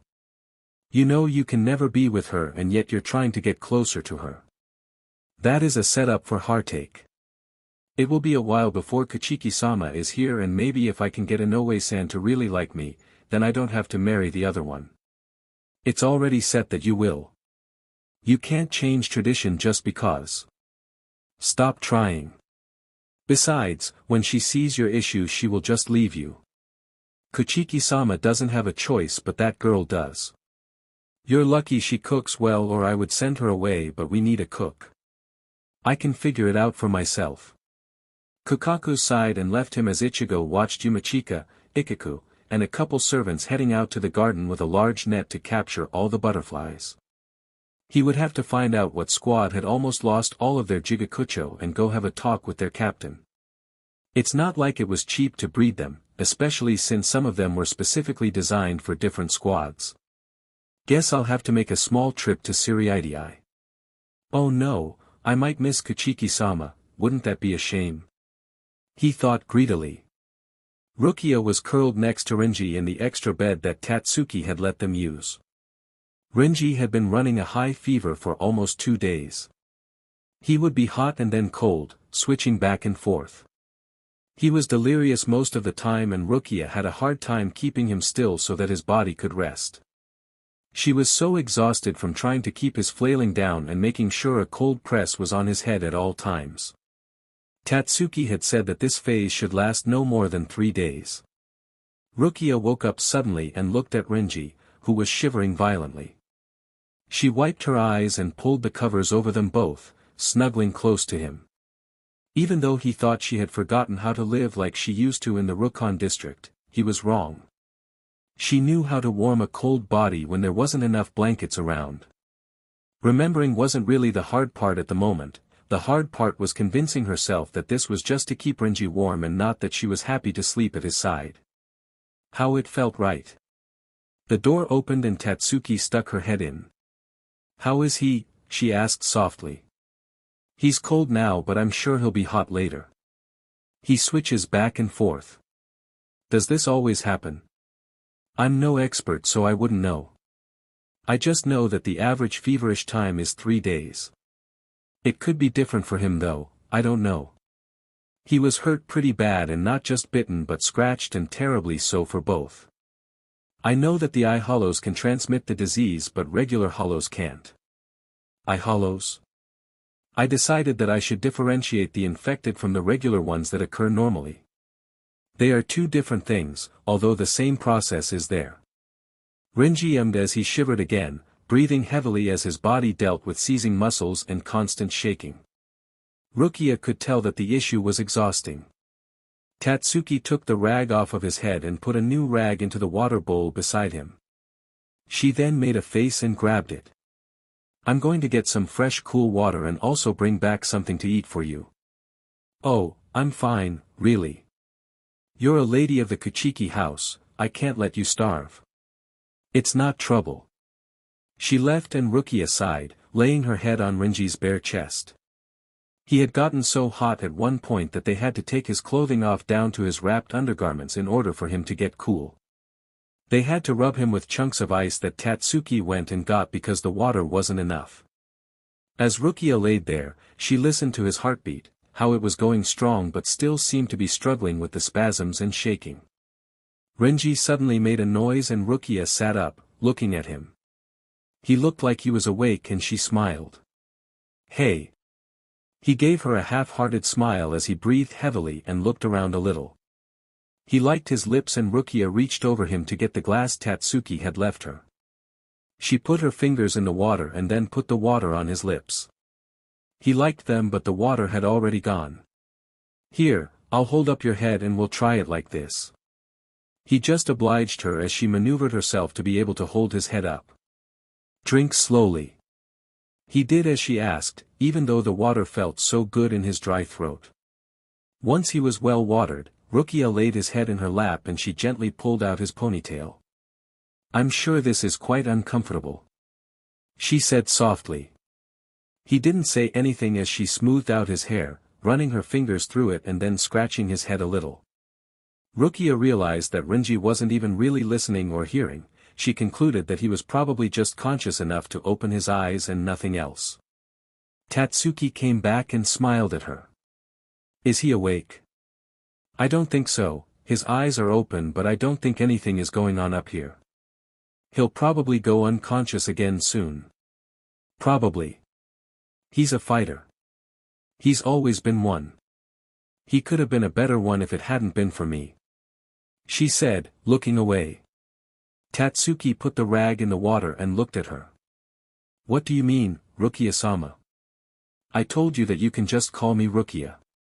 "Sorry, it's a habit. It's just. I feel like he doesn't use his full potential.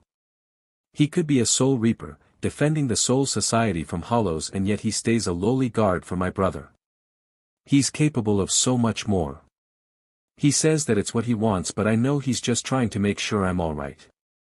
Why wouldn't you be? I'm sure you know all about me.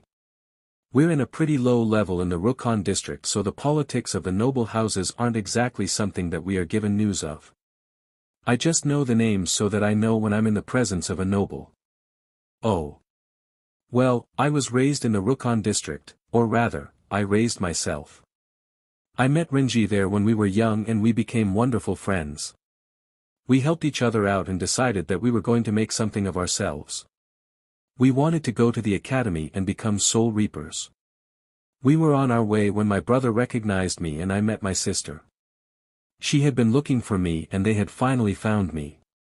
I was taken into the Kuchiki Clan and have been there since. Renji graduated from the academy but he found a way into Nisama's squad and become a guard at the Kuchiki estate. He's so devoted to you. What a perfect love story." "A love story? No, that's just how everything happened. There's no romance between us." Tatsuki made a face. "Really? Of course not. I'm betrothed to another anyway." And he just happened to be your personal guard for the journey? I asked him at first, but then I dismissed him, and then Ni-sama put him back, saying that he trusted him more than anyone else with my life. So far all I've done is ruin Renji's, and now look where we are. He's suffering because of me, again. Tatsuki smiled. I think I know what happened and why he has so many claw marks on his back. You do? You're pretty stupid, aren't you? She said with a laugh. Rukia made a face. I'm not stupid. You're pretty dumb if you can't see what's happening here, but then again, I guess those who are inside can't see the big picture. Let me put it plainly then, he loves you. Rukia was startled by that accusation and moved Renji's head off her lap. That's not true at all. Believe me, it's not. Do you have proof? I thought he loved me before, okay? I kissed him, but he didn't kiss me back. He just sat there watching me while I made the biggest mistake in my life. But I'm betrothed now, so there's nothing to be done. I'm done with him anyway. We'll just be cordial and friends as we have always been. Tatsuki rolled her eyes. I hope you nobles aren't all this stupid. I have to go to work, so please make yourself at home. Rukia nodded, although frowning over the stupid part. He doesn't love me. I know this much is true. Ichigo played with his food at the dinner table while Isshin discussed the issue of the hell's butterflies. Luckily you planted that bush, Masaki, or all of the butterflies would have been floating around the Siriidii. We need to figure out what squad lost their butterflies and have a good talk with their captain. I can go do it. Ichigo volunteered as he moved a piece of fish around. You'd go to Siriidii and investigate? Why all of a sudden? Ichigo shrugged. It seems like a thing to do, besides, Kuchiki-sama seems to be running behind. That is unusual for the Kuchikis to run late.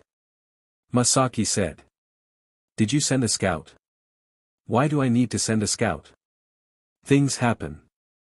She's a girl, so she may have had too much tea before she left and had to use the bathroom a lot.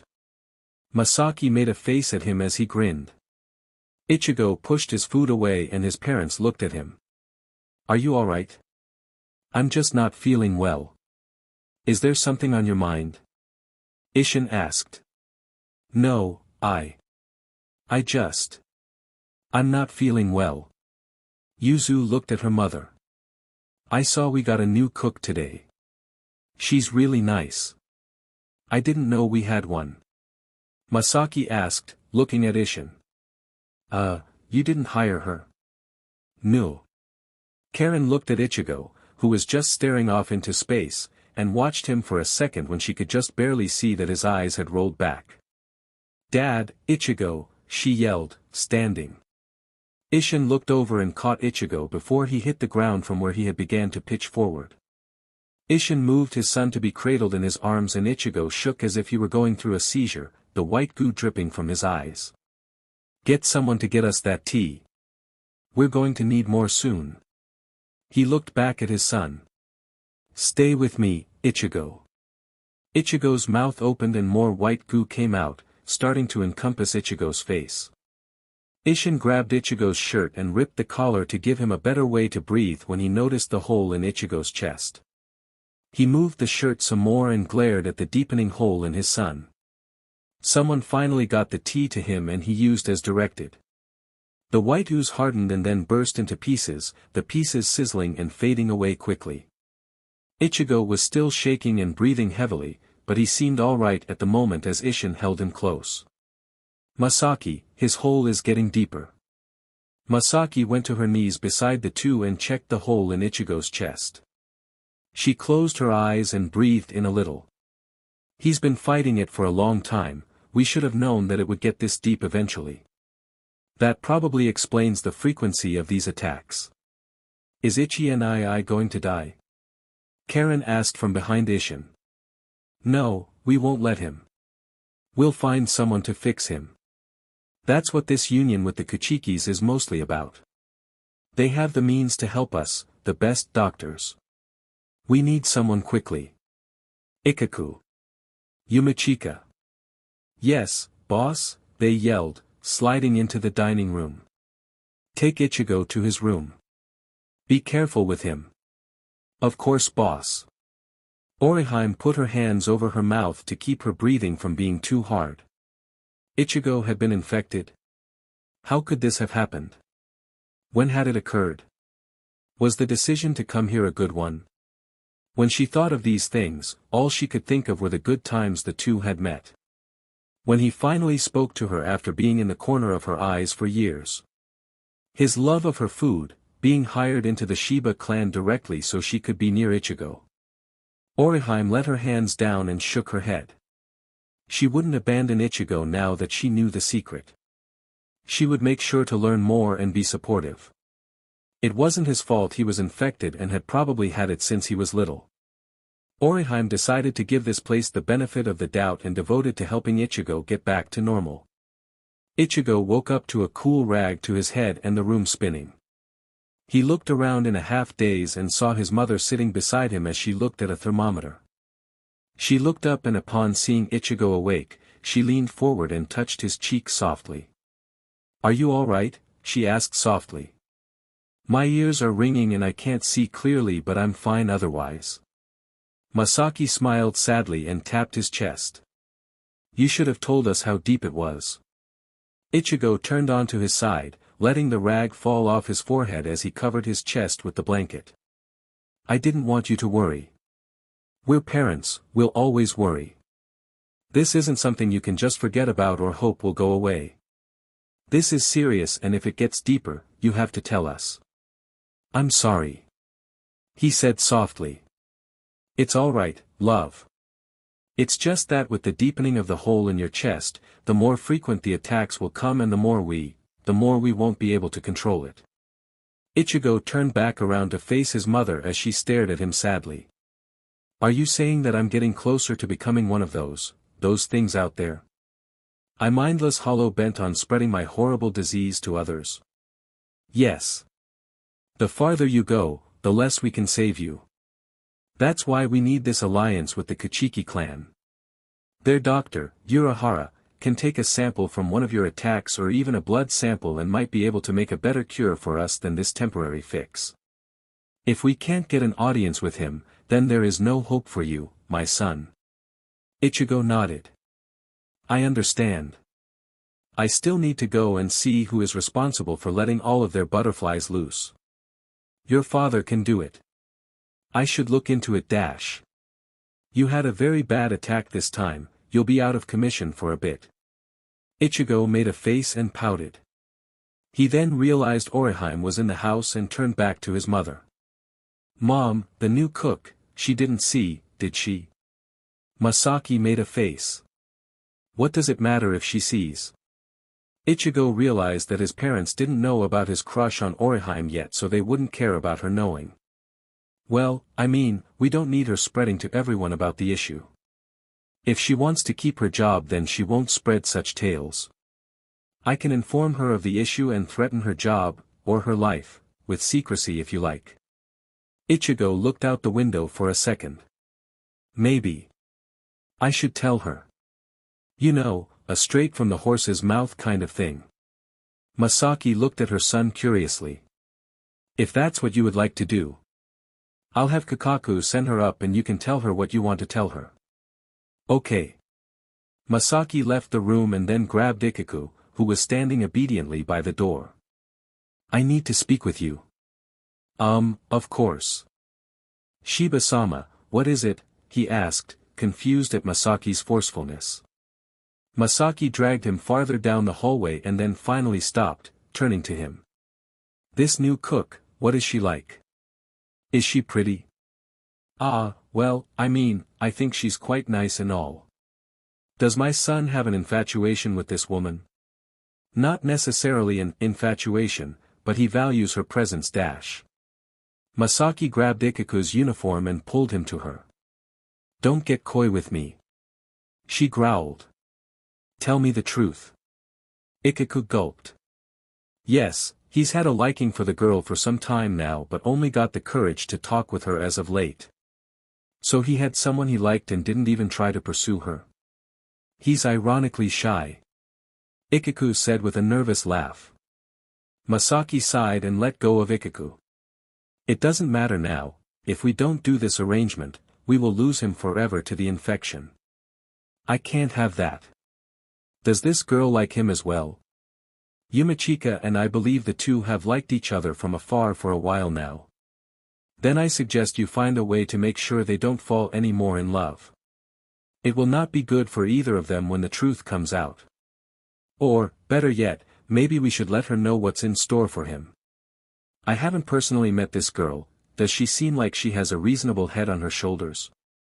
I believe that if she knew Ichigo-sama was betrothed to another woman she would stop her advancement and only do her job. She seems honorable in that respect. He said, although he hated to say it. Then I hold it to you and Yumachika to make this right. For some reason, I have a deep suspicion that this is one of you guys' fault anyway. Fix it or I will ask Captain Zaraki to send me some better squad members to be our guards. She walked away and Ichigo sighed. There had to be a better way about this. It was odd that the Kuchiki party wasn't here, now that he thought about it, so maybe if he and Yumachika came together with a plan, they could get everything in one fell swoop. Maybe if we spook Kuchiki-sama with the truth, we could convince her to not want Ichigo but in exchange for not talking as well as keeping her secret that she doesn't want him, we could ask for an audience with Urahara, or something. Yumachika is usually better at this. Ichigo looked up and clenched his fist. Don't you worry, Ichigo, we've got your back. Orihime stood outside of Ichigo's room with the tray of miso, waiting for the courage to knock on the door. Kukaku had told her that Ichigo had something he needed to tell her and he also needed something to eat. Orihime had a feeling of what it was but she was afraid to learn any more about the issue. Knowing that at any moment he could snap or that he would be beyond anyone's help was what hurt her the most. You gonna stand there all day? Orihime looked up at Yumachika, who was leaning on the wall. I was just about to knock. You've been standing there for 5 minutes with a look of pain on your face. You already know, don't you? Orihime didn't want to admit it but she nodded stiffly. Yumachika got off the wall and turned her to him. Do you want to help Ichigo? What can I do? Well, first off, act like you know nothing of the issue. Second, be supportive and understanding. Well. I've known about his issue for some time now. Yumachika lifted a feather eyebrow. You have? I thought it was just rumor and then I thought maybe I was just seeing things but witnessing it last night just made it more clear to me. I've always wished that I could help but there was nothing I could do. Even now, when I'm so close, I can't even help him. Yumachika put his hand under his chin. Maybe telling him the truth would be the best thing. It would make the atmosphere a little less dense. Anyway, I'll leave you to it. He left and Orihime breathed in, knocking on Ichigo's door. She heard him say come in and she opened the door. Ichigo turned over to see who was there and saw that it was Orihime. Oh, it's you. I wasn't expecting you. They told me that I should bring this to you to help you feel a little better. He sat up stiffly in the bed, making sure to keep his haori was crossed over the hole in his chest as Orihime put the tray over his legs. He dipped the spoon in and tasted it, smiling. Did you make this? She nodded. It's good, as always. Inoue-san, there's something I would like to tell you. Is it about what happened last night? Ichigo looked up as Orihime fidgeted. I was about to come in when it happened. He sighed. So you already know about the infection. I had my suspicions beforehand, when I was still at the stand outside of the gates. I would sometimes have to stay late in order to sell the bakery's goods and I could hear you sometimes. I thought I saw you once but I thought it was my imagination. I often hoped that it wasn't the infection, but then I saw it last night and I knew that's what it had been. Ichigo stirred the miso a little and desperately tried not to look at her. Orihime fidgeted some more.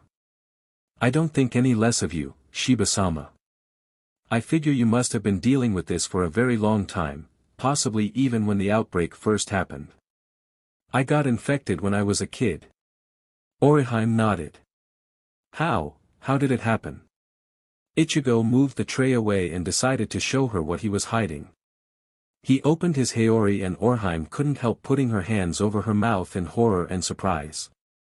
It's so deep," she said softly, on the verge of crying. When the first outbreak happened, it was around our area of the Rukon district. I was pretty little then, so I didn't really care or pay attention to the warnings.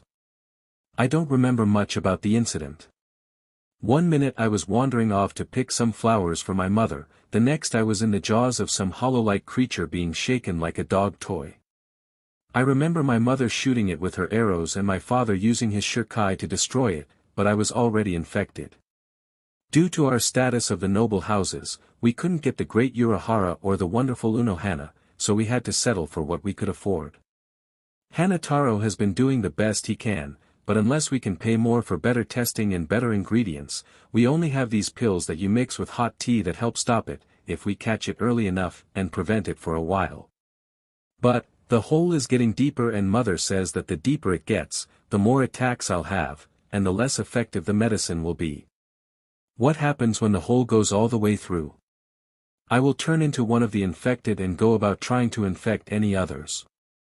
Hanataro said it's different from the hollows that roam about. Those are naturally made, this is different.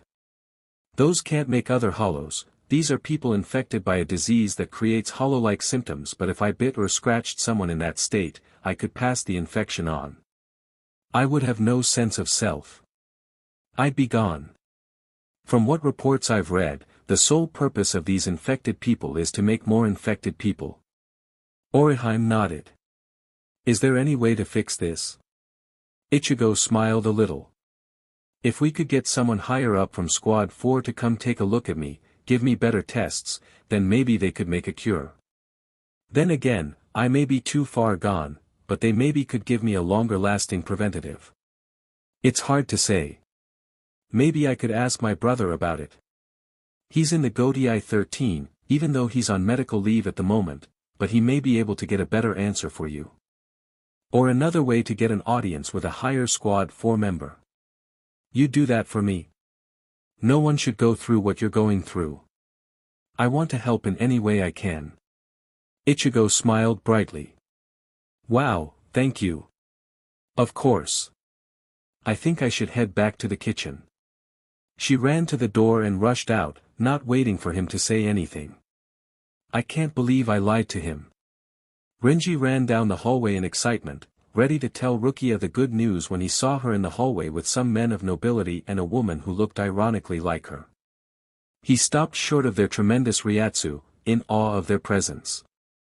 The woman who looked like Rukia, but definitely wasn't due to her beautiful kimono, looked at him and smiled softly. Renji waved a little at her as one of the nobles looked behind them. He saw that it was Byakuya Kuchiki and was amazed at his Ryatsu. The nobles seemed to be done with whatever their discussion was and left the room. Renji saw Rukia must have been in the middle of them, and when they all finally left, he walked over to her. What was all that about? He asked. Oh, apparently that was my sister. Your sister?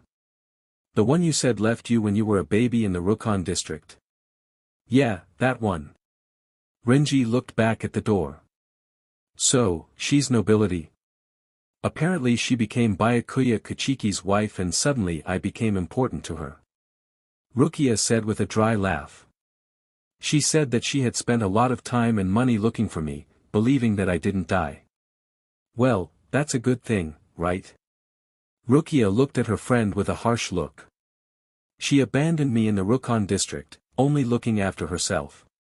She found a nice cushy place as the wife of a nobleman and suddenly I became a priority to her. That's such a selfish thing. I know you think she abandoned you, but she wasn't that much older than we were when we met. She was a little girl with a baby.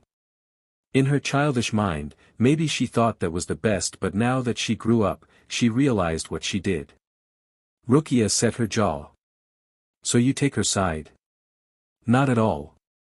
Even by those circumstances, she should have tried to at least given you a proper home. I'm just saying that I don't think she just suddenly remembered you. I think she probably had the guilt of leaving you on her mind for a long, long time, and the status that she found finally allowed her to search for you. Either way, what did they want?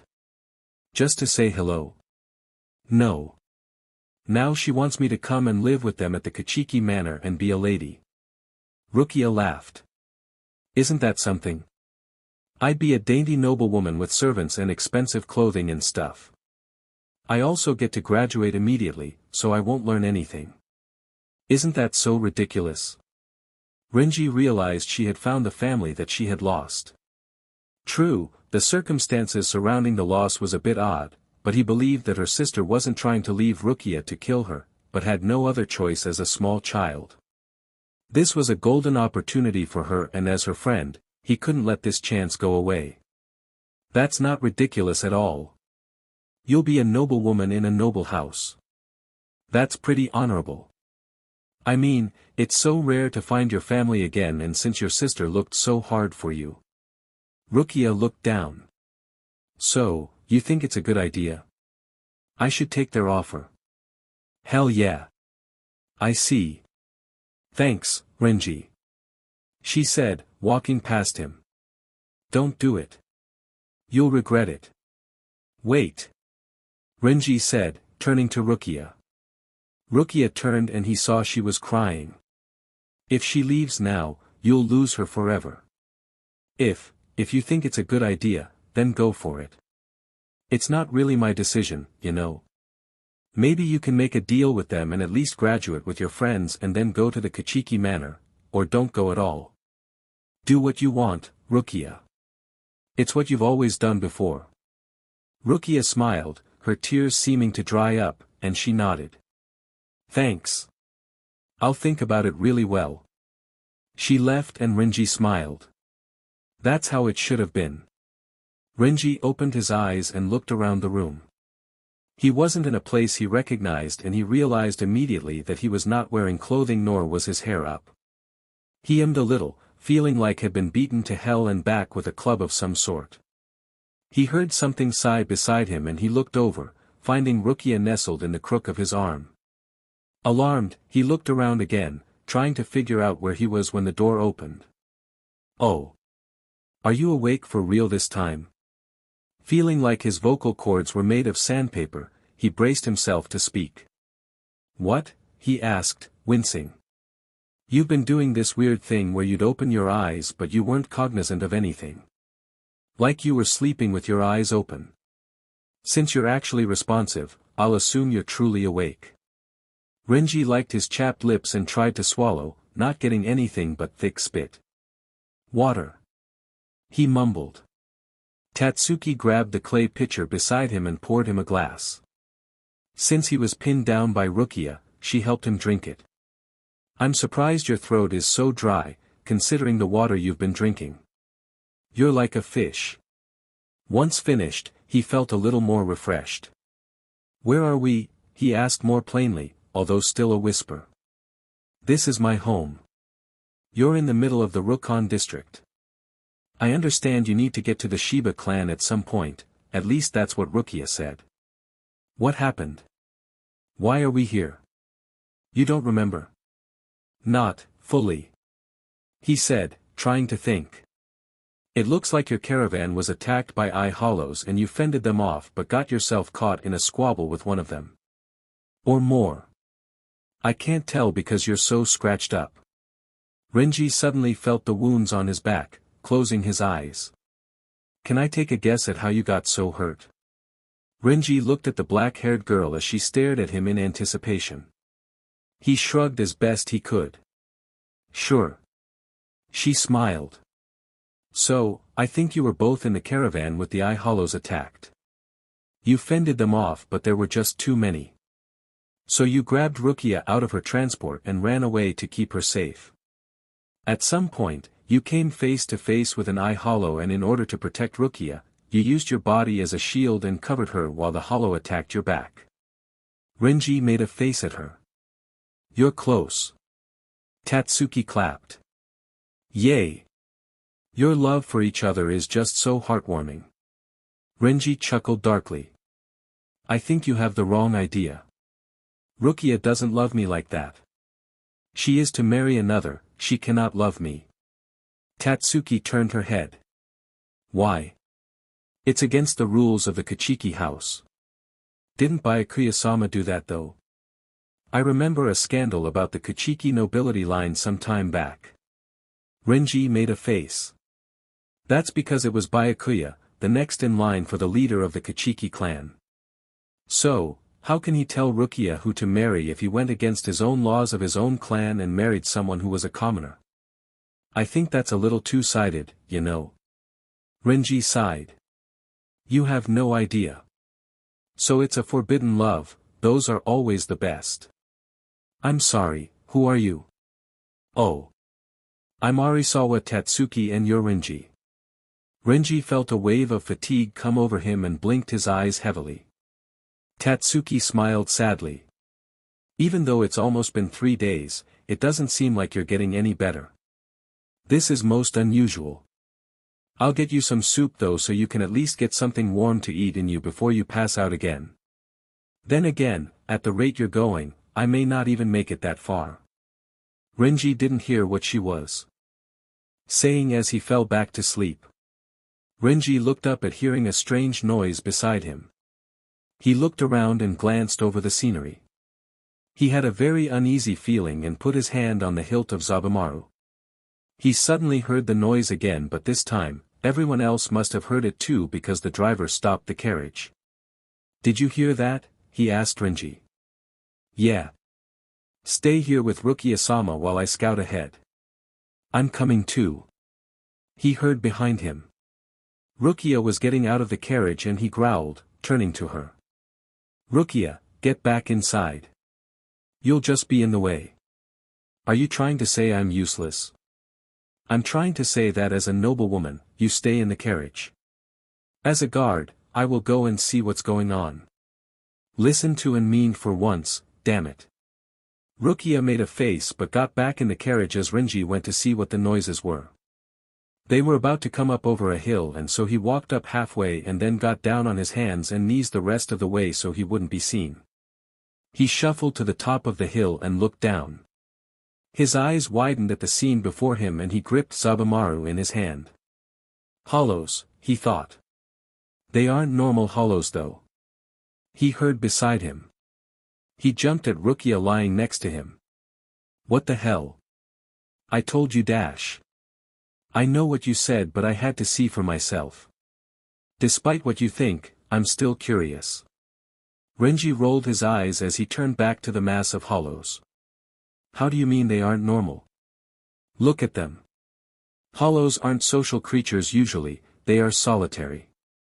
They're not interacting with each other, just meandering. Renji watched them for a bit and concluded that Rukia was right.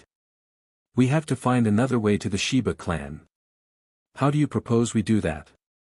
Go deeper into whatever section of the Rukon district we are in so we can avoid these weird hollows and take route from there.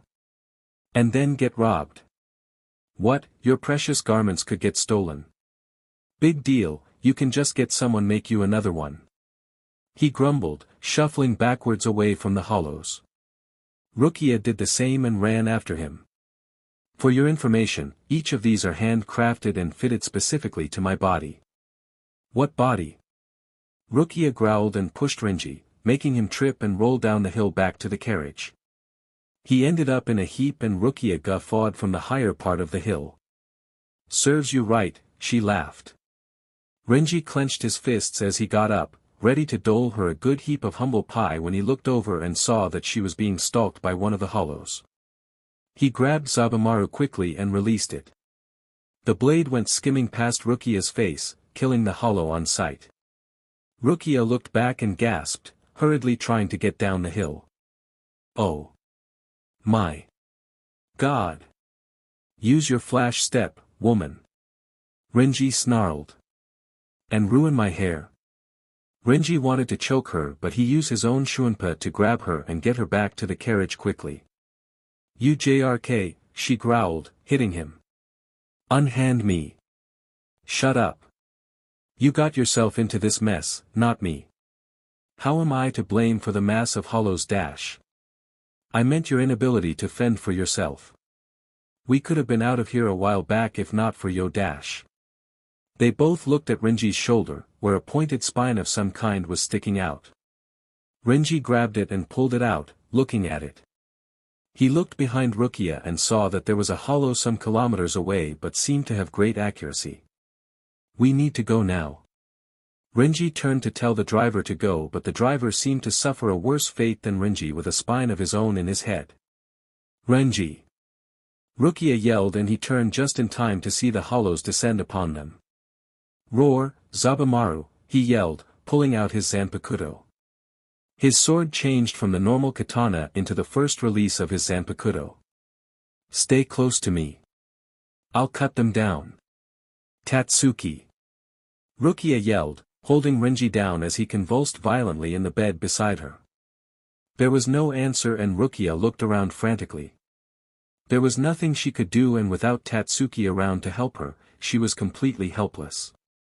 Then again, Tatsuki didn't really seem like she knew any doctors that were willing to help, that is, so they both would have been clueless. Renji suddenly stopped convulsing, and Rukia watched him, wondering what was going to come next.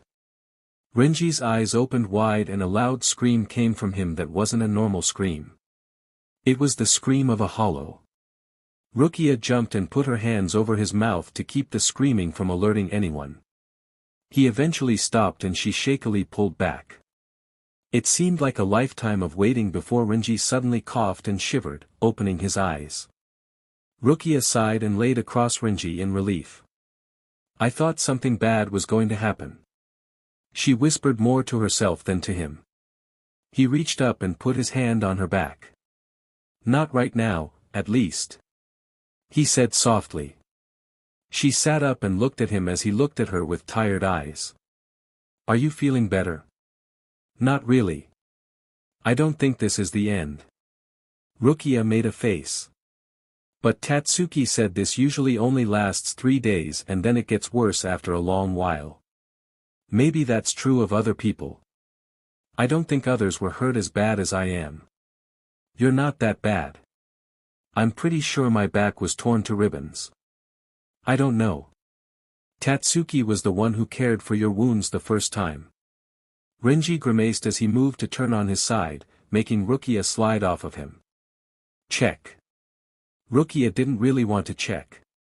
She was trying to downplay the severity of the situation, but she already knew. Stay here and don't get out of here. And what will you be doing? I have to make sure you get to the Shiba Clan, that's my mission. We can't have you being attacked by these things. Leave it to me. Rukia watched as Renji went back into the fray, leaving her hiding in the gnarled roots of a tree. She watched helplessly as Renji fought off the hollows that seemed to be pouring from every direction. After the carriage had been toppled and all of her belongings scattered about, she had forgotten to grab her dagger that she usually kept in the trunk where she had her kimonos. She was defenseless, but Renji was keeping her safe.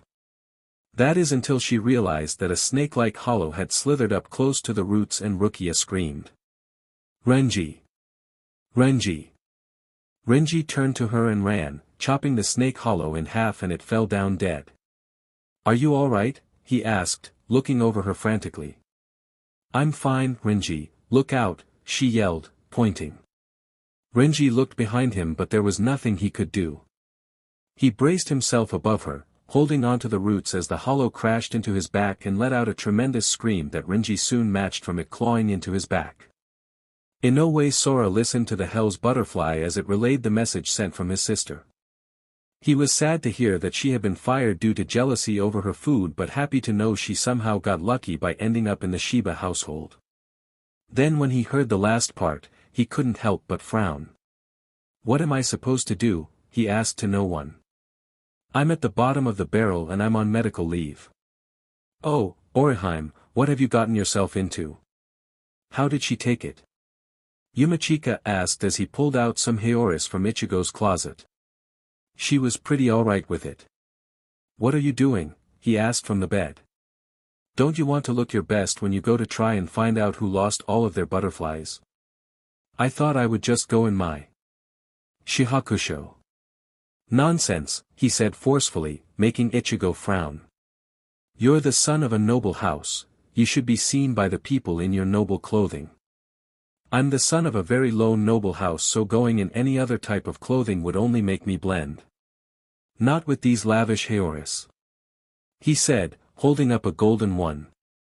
That's not what I mean. There are some pretty rich people in this sector, so it wouldn't be uncommon to see someone in something like that. Plus, I'm sure everyone knows who I am by now. Not necessarily. It's not like you go out a lot due to your illness.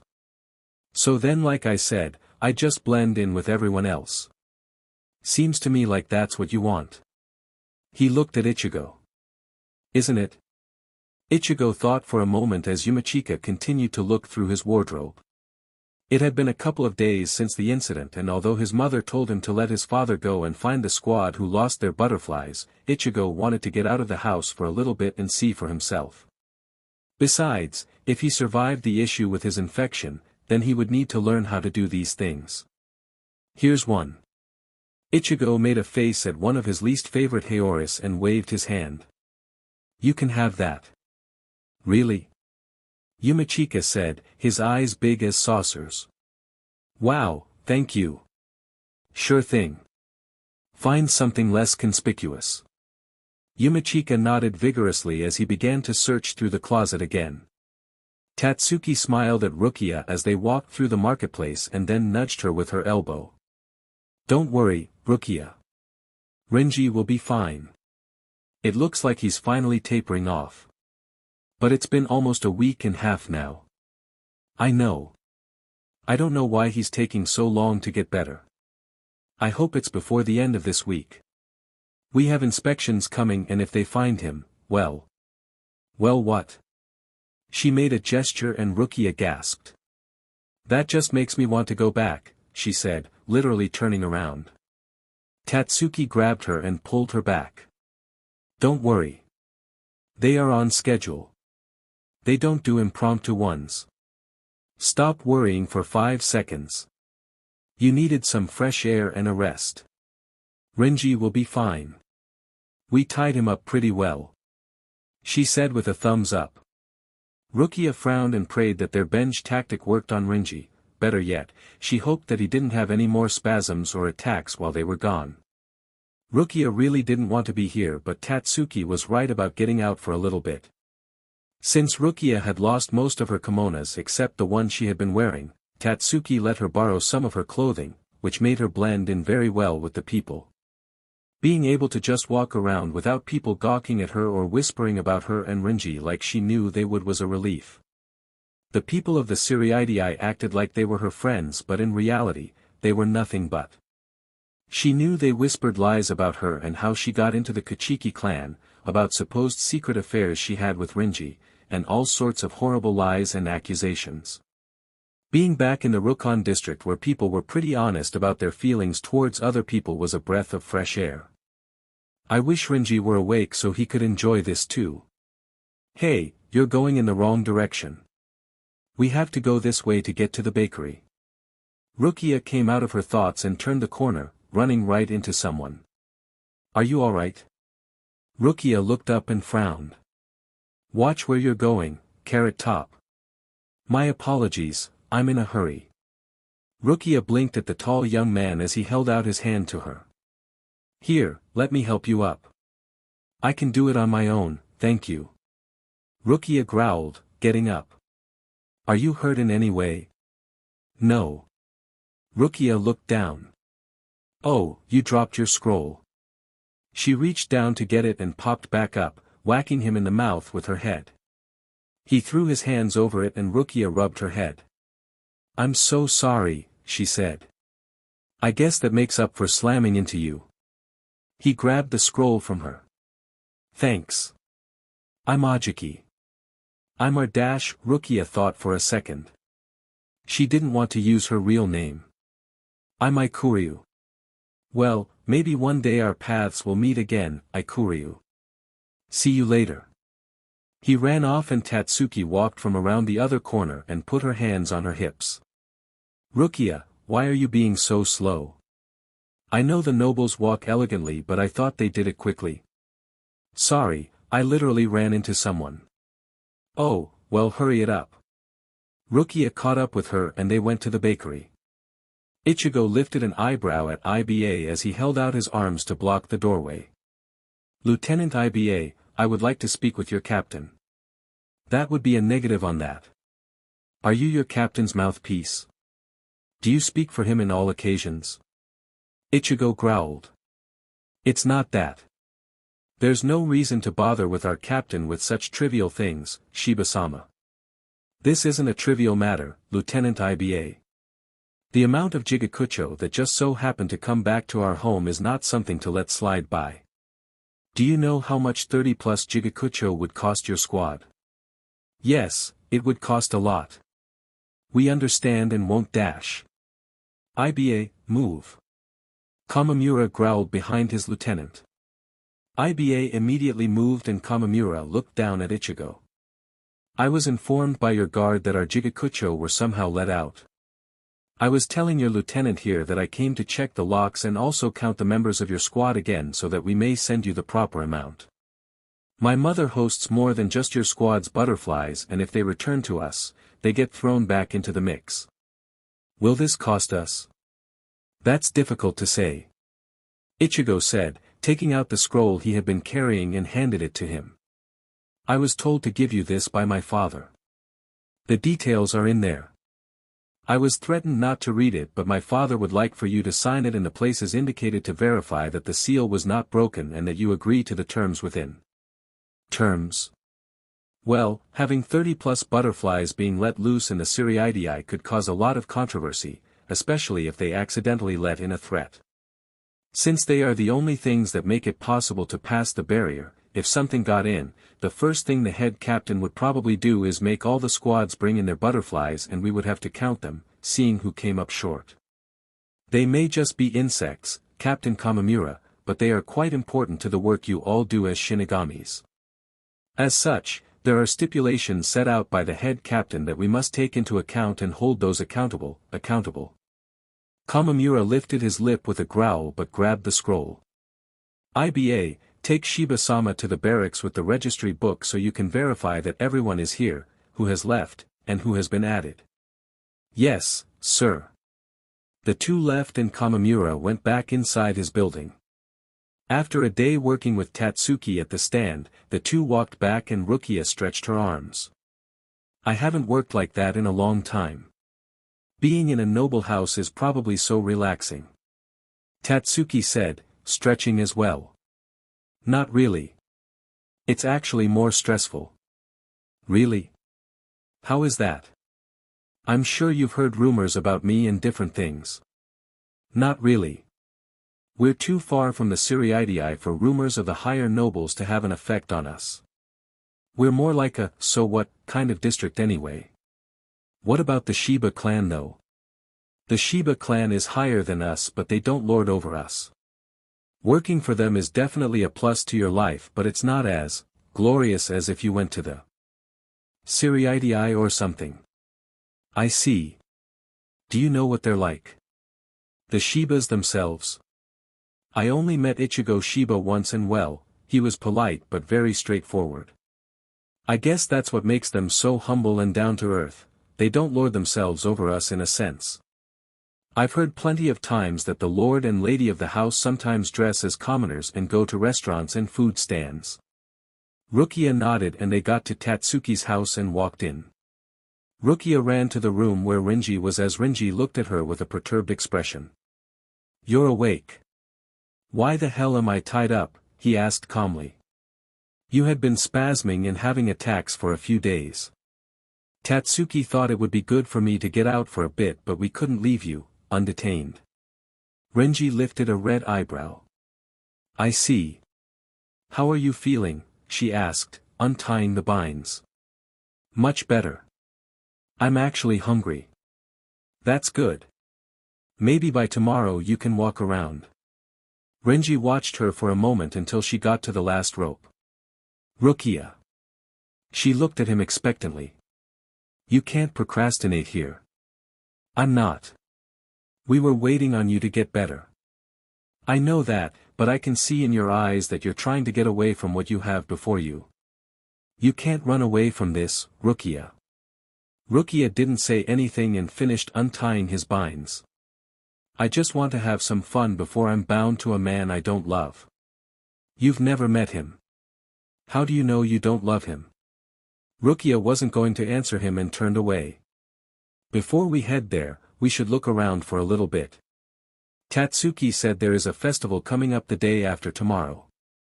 Why don't we go to it? One last normal day. Normal day. Rukia smiled at him. Where I'm not a noblewoman and you're not a guard. Just Rukia and Renji, close friends enjoying the time they have together. Renji smiled. I think I'd like that. She nodded. If you're up to it, you should get a proper bath. I think it's too late for that, unless there's a bathhouse nearby. I'll ask Tatsuki. Ichigo walked back into his house as Masaki met him in the hallway. Did you get the information we needed? What happened to your lip? I ran into someone while I was head to squad when we hit. I dropped the scroll and then we bent over at the same time and she whacked me in the mouth. You didn't open the scroll though, did you? Of course not. I have the signed contract as well as the number of squad members for the new DLVRY of Jigakucho. Did you ever figure out who did it? Ichigo smirked. The lieutenant. Masaki rolled her eyes. IBA. He finally confessed to it. The other members said he was showing off and knocked over the cage. I checked the locks too. They'll need a replacement cage since he broke the lock. She sighed. Well, that's a mystery solved. I have another mystery though. You do. Yes. The young woman who is now our cook. I wonder how come I wasn't informed of your infatuation of her. Ichigo set his jaw as she watched him carefully. Who told you that? No one, sweetheart.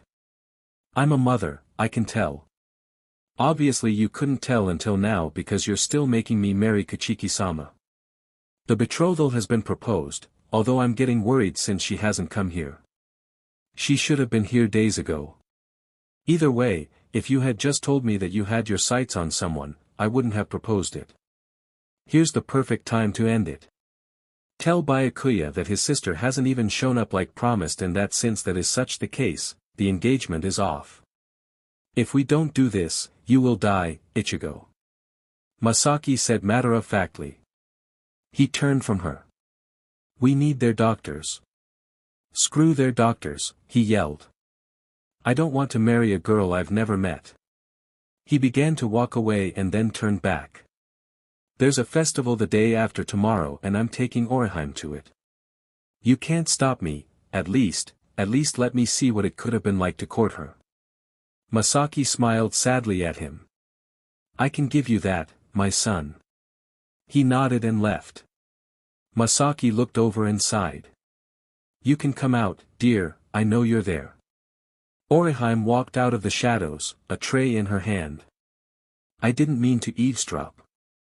I was going to bring this to your husband. You heard everything? Yes, ma'am. Then you know what is expected of him. Do not try to pursue anything with him or you'll only make it harder for him.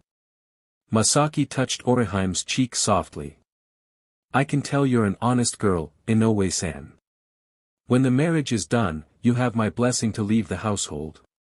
Watching a man you love with another and then serving that other, trying not to have feelings show through, it is a torture no one should bear.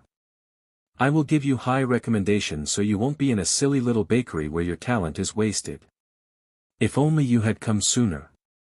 Orihime pulled away from Masaki and gave a small curtsy. If it's all right with you, I'd like to redo this dish. It has become cold since I made it. That will be fine, and Inoue-san. Don't tell Ichigo you know. Orihime smiled with fake happiness. Know what?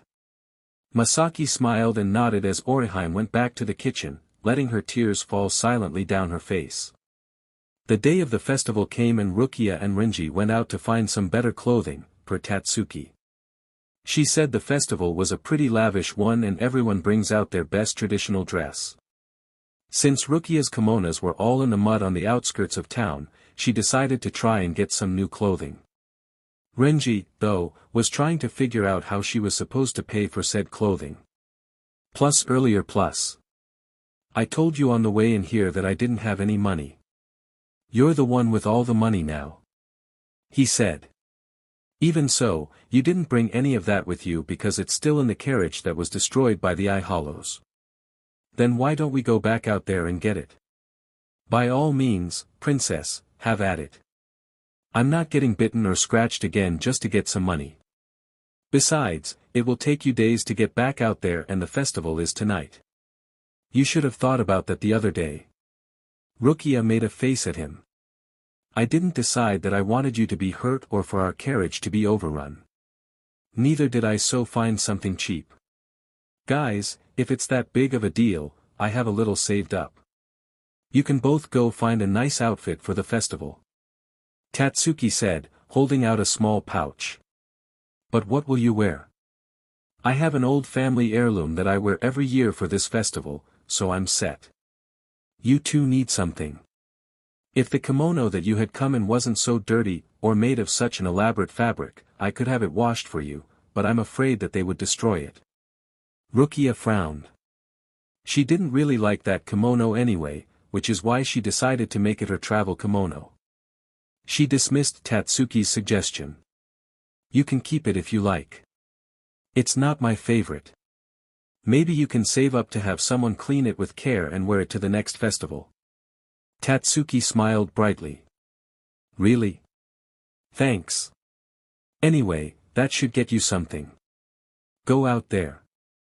She practically pushed them out of the door and slammed it behind them. Present. I don't like that one. Renji said, leaning on the wall. Rukia frowned. Well, what color do you like? Every one that I pull out seems to be something you don't like. I pull out pink, you hate it, I pull out blue, you hate it. Renji walked over to the rack that held some kimonos and reached over Rukia from behind, looking at the garments. Rukia blushed immensely at the close contact and he pulled out one. This one. He said. Rukia looked at the dark purplish-red hue that had what looked like a flurry of snowflakes coming from the bottom of it. The kimono was sewn together with golden thread and it looked almost regal. Wow!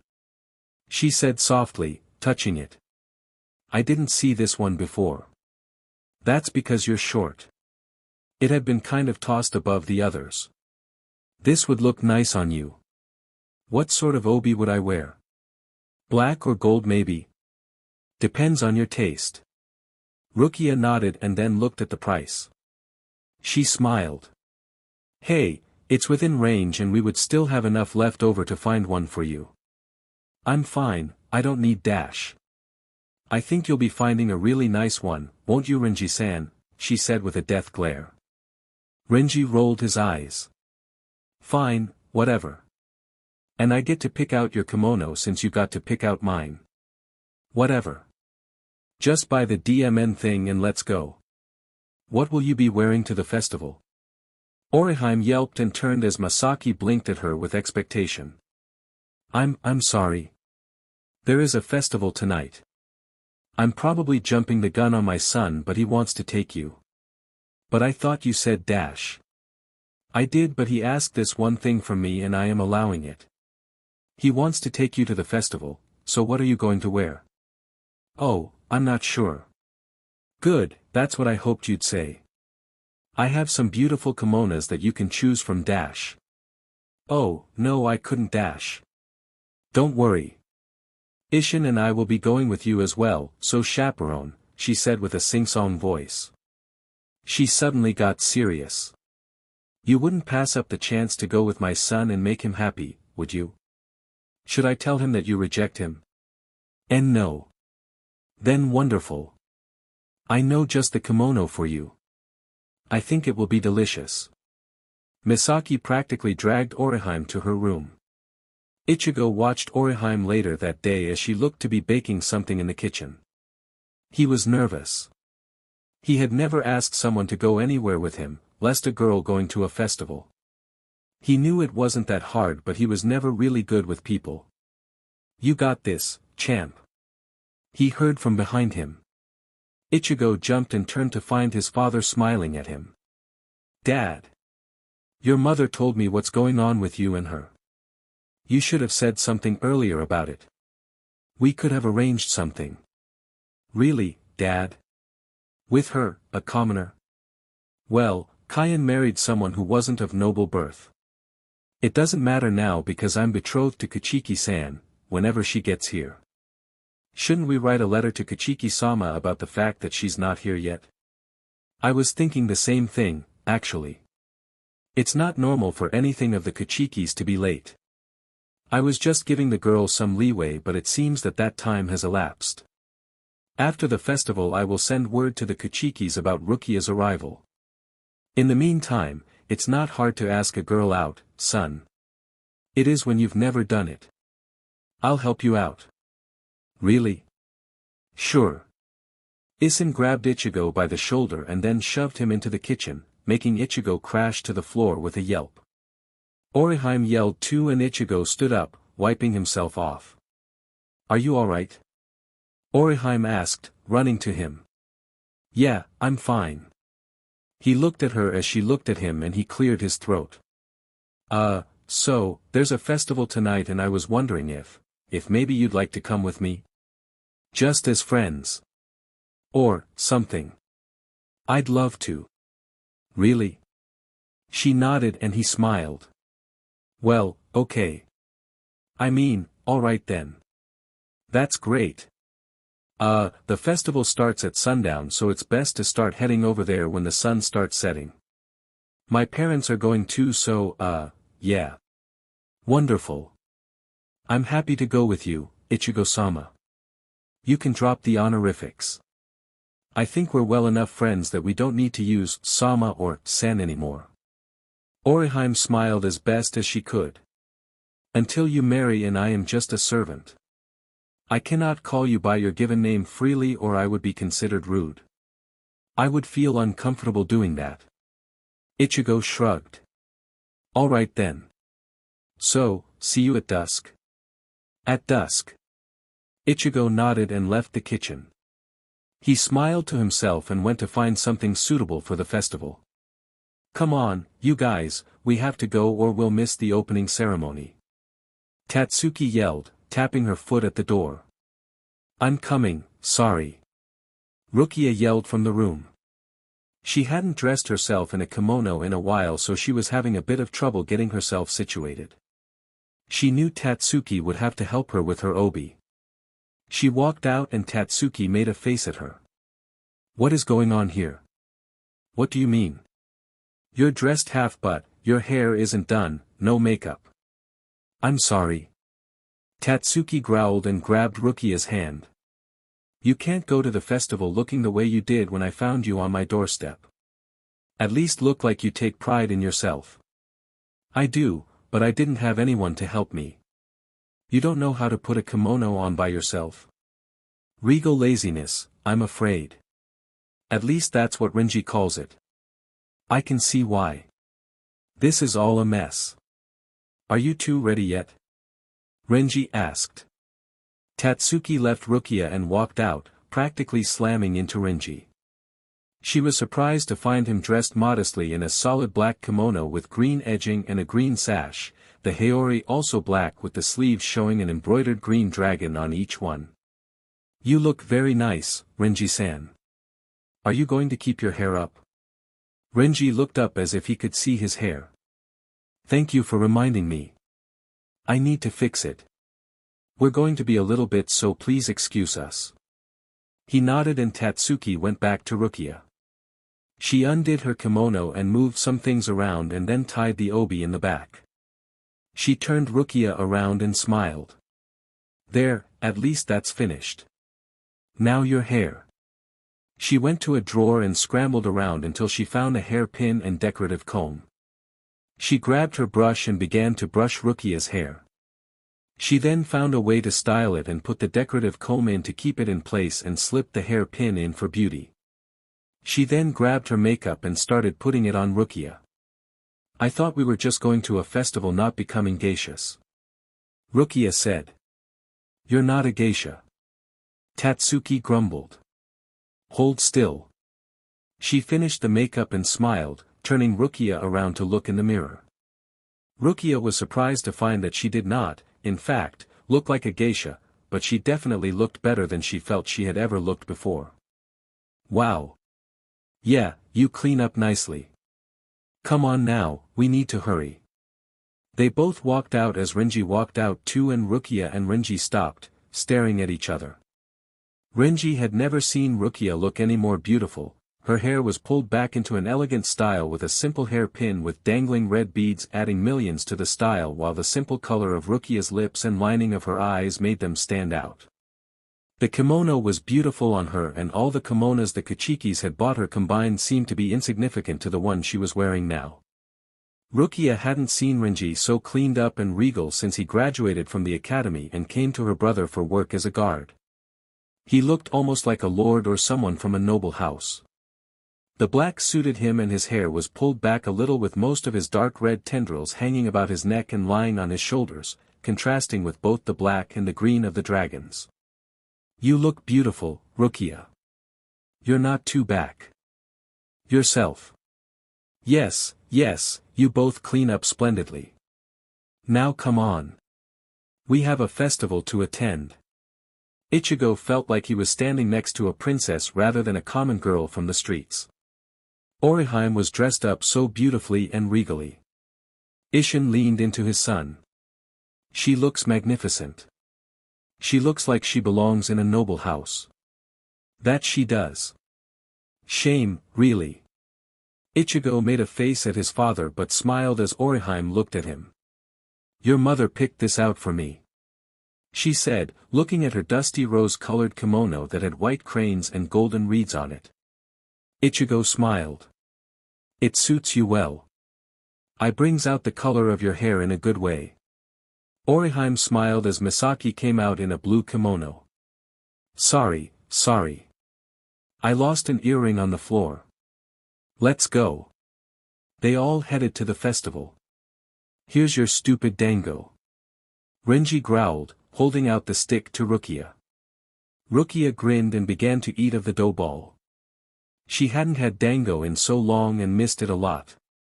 Sure, Byakuya had lavish desserts, but for some reason, dango always had a special place in her heart. Probably because it reminds me of times before I was adopted by the Kuchiki Clan, she thought.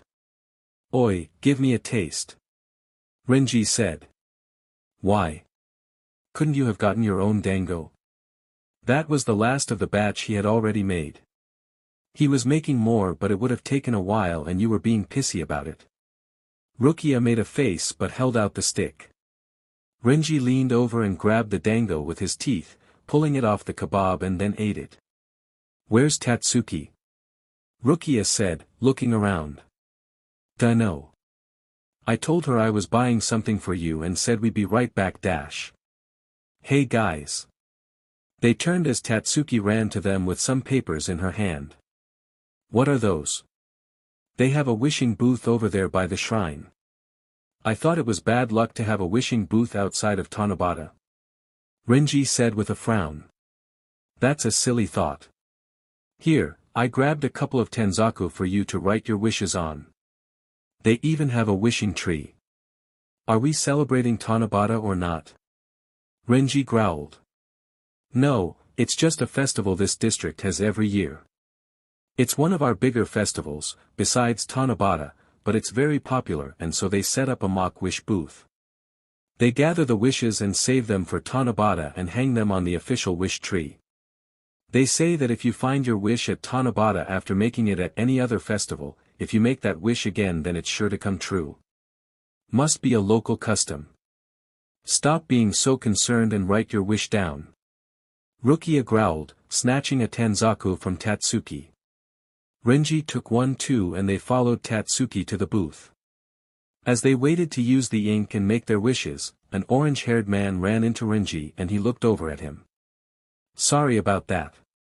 These people aren't very nice when it comes to this wish booth. What's the big deal about this anyway? None of my wishes ever came true, even at Tanabata. He said, looking at his blank paper. The young man smiled. Mine either. I guess the thought that if you find your wish on the wish tree at Tanabata and make the wish again is a good prospect or something. I guess so. Ichigo-sama. I'm right here, Orihime-san. Ichigo-sama. Renji thought with a confused look. He knew a lot of Ichigos but few had a high honorific. A young girl with the same colored hair as this Ichigo came through the crowd and he turned to her, handing her a tenzaku. I grabbed one for you. Thank you. Renji. Over here. He called, flagging Rukia down. Rukia and Tatsuki came out of the crowd and Rukia looked at Ichigo. Ajiki. Renji blinked as Ichigo turned his head at her. Have we met? He asked. We ran into each other the other day. You dropped your scroll. Oh, yeah. Ikuryu, right? Yeah. Renji was so confused when Tatsuki gasped loudly and pointed at Orihime. You. Tatsuki-san. What are you doing here in such lavish clothing? She looked at Ichigo for help since she didn't know what she was supposed to call him. Tatsuki fixed that problem and looked at him and gasped again, this time in excitement. Shiba-sama. Rukia blinked and looked at Renji. He looked down at her quickly and she glared at him, daring him to reveal who she was. I'm sorry, have we met? He asked, looking at Tatsuki. Yes. Oh, this is Dash. Ikuryu and Renji. We're not from here. Renji said, cutting Tatsuki off. Oh, are you friends of Tatsuki's? Orihime asked with a smile. Yes, we are. Good friends. Just came into town. Rukia said quickly, giving a nervous laugh. It's nice to meet you both. I'm Inoue Orihime. I used to work with Tatsuki. Nice to meet you. This is, We've met halfway, but I'm afraid I told you a different name. Privacy and all. Yeah. I get that. Rukia said, looking away. Shiba Ichigo, formally. He said, holding out his hand. Rukia shook it and Renji moved, making them break their hold. So you're the heir of the Shiba clan, then? Unfortunately so. We were just out celebrating the festival. There won't be another lavish one until Tanabata and we'll probably come here again then too. Will you be around for that or come back for it? We don't have much here but I assure you the festivals are nice. Perhaps. We're not staying very long, just visiting. Renji said a little more sternly than needed. Yeah. Oh well. Too bad though, you could see if maybe you could find your wish. I've never found any of mine but the hope is nice, right? Right. How about we all put them on the tree together? Orihime said with a small clap. To new and old friends and even though it will just be for the night, we will be together on the tree. Would that be alright, Tatsuki? Tatsuki made a face but nodded. They all finally got to the ink to write their wishes and then went to the wishing tree. They tied their wishes on the branches and looked at the 5 fluttering tanzaku in the wind. Well, here's to Tanabata. Ichigo said. The wind blew a little and the papers fluttered, making them get tangled. As everyone left Renji looked at it and lifted an eyebrow. By coincidence, or chance, the wind had indeed tangled the papers, but it had done it in a way that made he and Rukia strings get tangled and Ichigo and Orihime strings get tangled. Renji looked around at the universe. Don't cheat with me, universe. Haven't I gone through enough without you trying to play practical jokes on me too? He growled in his head, leaving the wishing tree. Everyone departed back to their respective living spaces and Tatsuki pushed air into her cheek. That stupid Orihime, always somehow getting the better of me no matter what I do. Do you have something against her? She seems kind of nice. Rukia said.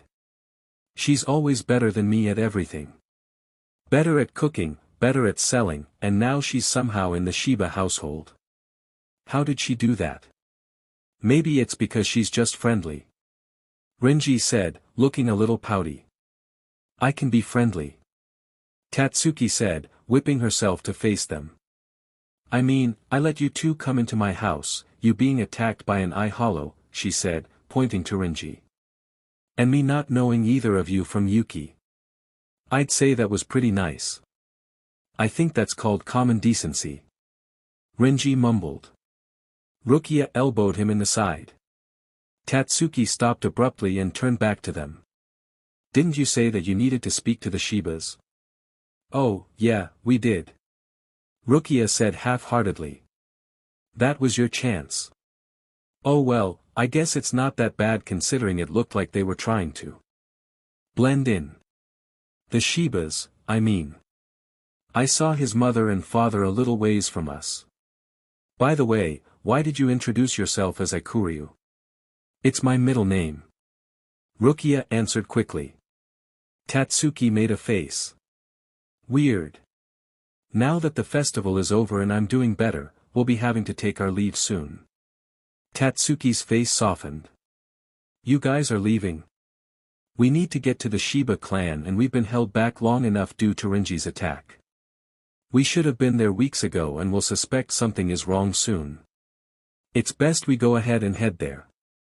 Rukia explained. Tatsuki nodded. You never did say what it was for.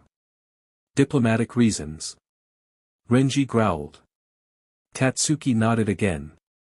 Okay. Well. When are you going to leave? Probably in the morning.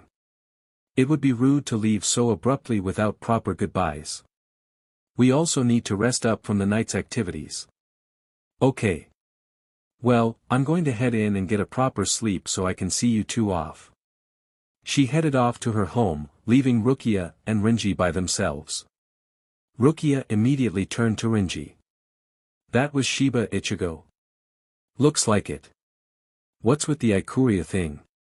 I literally ran into him a couple of days ago and for some reason I felt I should use a fake name. Good thing. No, not a good thing. He was clearly there with that other girl and he's supposed to marry you. Rukia blinked in confusion. Are you mad at him for it? I'm just saying that if he's trouncing around with other women when he's supposed to be marrying you, then what does that say about him for when you are married? Will he cheat on you? Well, when he finds out who I am, don't you think he'll think the same way about me? I'm at the festival with my guard. All I'm saying is that if he has someone already, why do they need you? I don't know. She said, looking away. Renji sighed, not happy about the situation. He would have been happier if he looked like a sumo wrestler or like the head captain, but he was young and he was rich and those two things combined could whisk away anyone. Do we have to go? Rukia asked. Byakuya would tear me to pieces if I didn't deliver you. What if he doesn't know where we are? Both of us? Rukia grabbed Renji's hands and leaned into him, looking up. Let's run away. What for? To be free of this life. What will it matter, Rukia?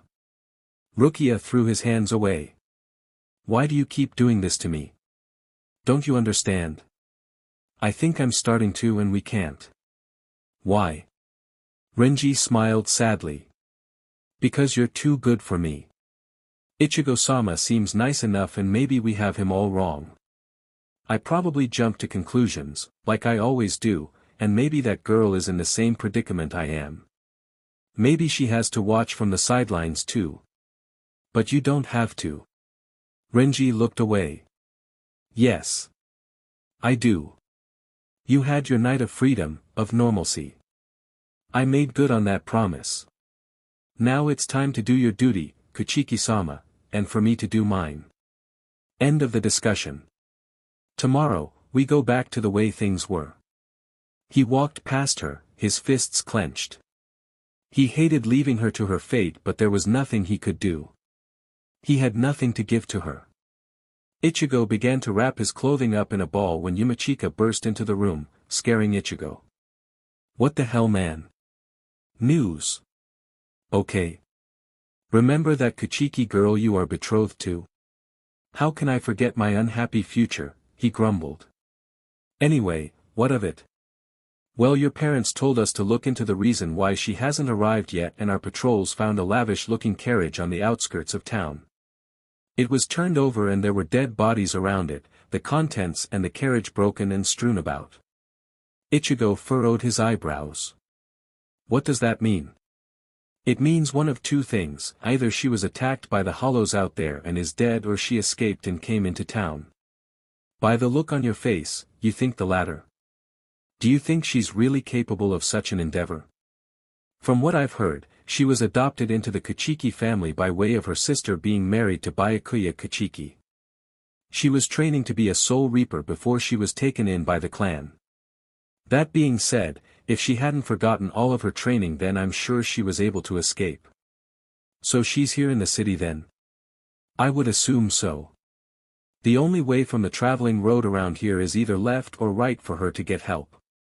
There's nothing past the traveling road on the other side, so it would be logical that she came here. Ichigo frowned.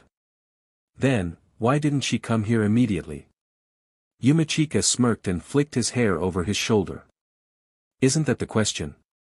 Maybe she is as much opposed to the marriage as you are and tried to run away. That would be too good. Orihime looked really nice tonight. Pink suits her well. It does indeed. You can't deny this information, Ichigo. I'm sure your parents will hear from either Ikaku or one of the others and order us to try and find her. Do you even know what she looks like? I'm sure your parents do. Ichigo sighed as Yumachika looked at him and then yelled out, running into the room. What is your problem? Why would you do that to this material? You fiend, he said, pouting at the wadded-up garments. I told you that I don't care. Don't you have any feelings? He whimpered. Do you want me to answer that? Ichigo sat on the bed and sighed, looking at the wall for a moment. He didn't want to think that Rukia was here, but he didn't want to leave her out there all alone if she was. He slightly hoped she was dead, but only in the effect that he wouldn't have to marry her. He would never wish death upon someone. Well, I guess I'll have to wait and see if she shows up on our doorstep or something. Don't you think she would have been traveling with a guard or something? It looked like all the people that were with her were killed at the site, and they all looked pretty low on the protector scale. Ichigo made a face. That seems out of character for the Kuchikis, to put one of their own in jeopardy with low-class protection. I think she has a guard of some sort.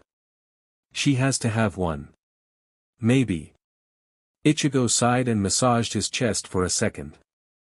Yumachika watched him, making sure he didn't aggravate the whole and go into another episode. If I'm supposed to marry this Kuchiki girl and she finds out that I've got this issue, won't that just cause problems? I don't know, it really depends on how she is as a person. Since she wasn't necessarily raised as a Kuchiki, she may have pity and try to help you. That's all I need, pity. Ichigo scoffed. I'd rather take my chances than accept pity. Yumachika hung up the garments in his closet and closed the door. Well, I'll update you on anything else on the matter. In the meantime, I suggest not getting any closer to Orihime. You'll only be heartbroken. Noted. He left and Ichigo sighed again, falling back on the bed. The next day Tatsuki packed a small bento box for Renji and Rukia for their breakfast to go as they got ready to head to the Shiba Clan. Renji had to clean his armor from when he was brought in, and Rukia has to figure out what to actually wear to go to the Shiba Clan. Tatsuki decided she could help out. What were you wearing before? Just that kimono that I let you have. I didn't want to be dolled up for the trip over. Then why don't you just wear the kimono you bought for the festival, and then I can do a little something with your hair. Nothing elaborate. Rukia didn't really want to get dolled up too much since she was going to have to walk in plain sight to get to the Shiba Clan instead of riding slightly hidden in a carriage. I think maybe a tiny bit of makeup will do with that kimono. I don't need people getting weird on me when I go to the clan. I guess that's true. Tatsuki looked up when she saw Renji walking by. What do you think, Renji? He pulled back in. Huh? I'm sure you two don't want to be conspicuous, so if I put a little makeup on Rukia and she wore the kimono she wore last night, do you think that would draw too much attention to you guys? I don't think it would. He said, walking away. Rukia frowned along with Tatsuki. He's in a sour mood. Yeah, you get used to it. Tatsuki watched her for a moment. What's with you two? What do you mean? Something happened since last night. I mean, you two are totally in love dash. Don't say things like that out loud. What kind of person are you? The kind that wants to stay happy. Happy or not, he's convinced that we can't be together. Why though? I mean, if you're just going to see the Shibas for some diplomatic reason, then what's the harm dash? I'm betrothed to Shiba-sama. Tatsuki stopped and then blinked rapidly at her. What?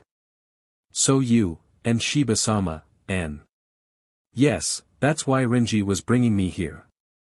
Tatsuki just stared at Rukia in complete shock. What a tragedy, she said suddenly, scaring Rukia. What? How tragic.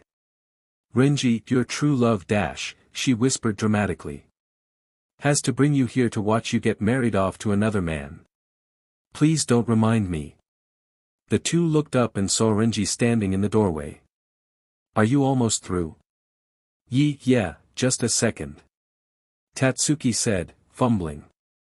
I'll be outside. He walked away and Tatsuki turned Rukia around as soon as she heard her door close. Listen, you must tell him your true feelings before you marry Shiba-sama. Wouldn't that hurt even worse?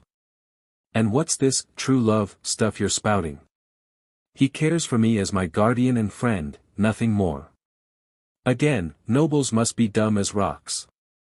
And what I mean is, if you don't convey your true feelings, you'll regret it every day you're married to Shiba-sama. I mean, there have been cases I've read about where arranged marriages work out and they end up loving each other, but if you keep your forbidden feelings bottled up, it can cause trouble. Rukia looked away, understanding.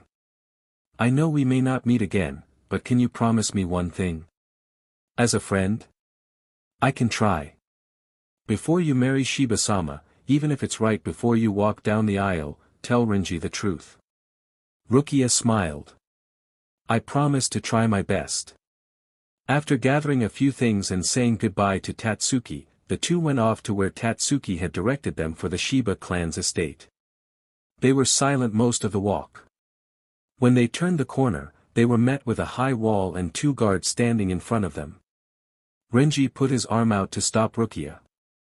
Let me speak to them. I think I know them. Rukia did as he asked as Renji went up to the guards. They seemed to know each other and began to laugh. He pointed at Rukia at one point and as if a switch had gone off, the two men suddenly turned bumbling and went around the corner. Renji walked back. They are informing the Shibas that we have arrived. Were they your friends? Acquaintances from the academy. They belong to Squad 11, the squad I wanted to be in. Rukia tried not to take the open statement as a jab but it still hurt her to know he had once again given up on something for her. The gates suddenly opened and a guard on the other side motioned for them to come in. They got inside the gate and the bald man smirked at Renji. Well, look at who we have here. Abarai Renji, the Crimson Snake himself. You really have a good memory if you're calling me that. It's been a while, Q-Ball. I'll have you know that chicks dig me. He looked down at Rukia. This must be Kuchiki Rukia. I am pleased to meet you. She said with a gracious nod. He bowed to her. Pleasure to meet you, Kuchiki-sama. I'm glad you finally made it. We were worried something may have happened. What do you mean? Renji asked, lifting an eyebrow. Well, we waited for your arrival, as was forecasted by Captain Kuchiki, and when you did not arrive we wondered what may have happened. We gave some time to weather and travel but soon we grew worried and so Shiba-sama sent out scouts to the traveling road, where we found a lavish carriage overturned and bodies all over the place. Yes, we were attacked by isolated robbers. They were very stealthy. Renji said, bulldozing over Rukia. Ichigo blinked but nodded. We have that here. Come, the Shibas are waiting for you inside. They followed Ichigo into the manor. Ichigo led them to a room that looked like it was used to serve tea and receive guests. They sat on the floor pillows and waited. The door opened and a young woman walked in backwards.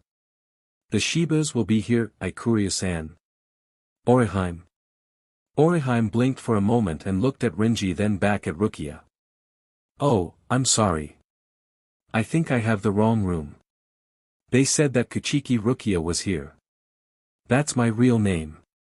My name's Rukia. Orihime stared at her in surprise for a moment. Then, as if a switch flipped, she smiled brightly and walked closer. Oh. Huh, wow, how interesting to learn that. I would have never guessed. Well, here is your tea and cups and the Shibas will be right with you. Ori dash. Pleasantness, she said, practically running out the door.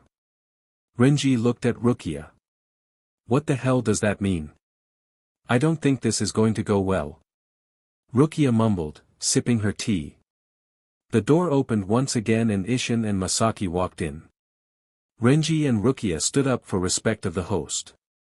Good afternoon, Shiba-sama. I apologize for the long delay. May I present Lady Kuchiki Rukia, youngest sister of the next heir to the Kuchiki Clan, Captain Kuchiki Byakuya. Renji said formally. Ishin smiled. You can just call me Ishin. And I'm Masaki. No need for all that formality here. Is it alright if we called you by your given names? We will family, after all. Rukia nodded. Oh, yes, this is Renji, by the way. My guard. Masaki watched Renji as he moved away from the table as Rukia sat back down. She lifted an eyebrow and smirked a little. I see. You may join us, Renji-san. Renji bowed a little. You are too kind, milady. Our son should be in a moment. We heard you were attacked by robbers. Ishin asked with a look of interest. Rukia was about to say something when the door opened and it looked like someone was literally kicked into the room. They fell to the floor with a yelp and then cursed a stream of words before looking up. Happy you could drop by. Ishin said calmly, fixing a cup of tea. Join us and meet your wife-to-be. Rukia didn't dare look as he made his way to the table. Renji moved away from Rukia so that Ichigo could sit down. Ichigo noticed Renji first. Hey, don't I know you? We've met, yes. Ichigo, don't ignore Rukia-sama. Masaki chastised.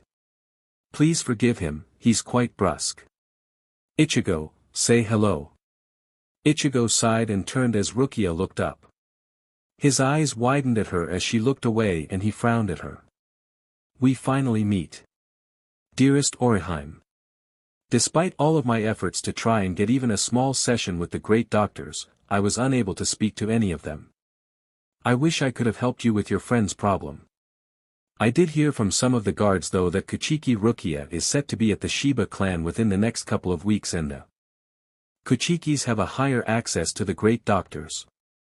Maybe you could ask Kuchiki-sama for a favor. I know you make friends easily, usually, so I have no doubts you'll be able to ask this task of her. Until then, I'm happy you're happy. Don't work too hard and I should be able to go back to my duties soon. Then I can come and visit you. Many pleasants. Sora. Orihime frowned at the letter and then sighed. She had a feeling there was nothing he could do, but Sora didn't understand the gravity of the situation.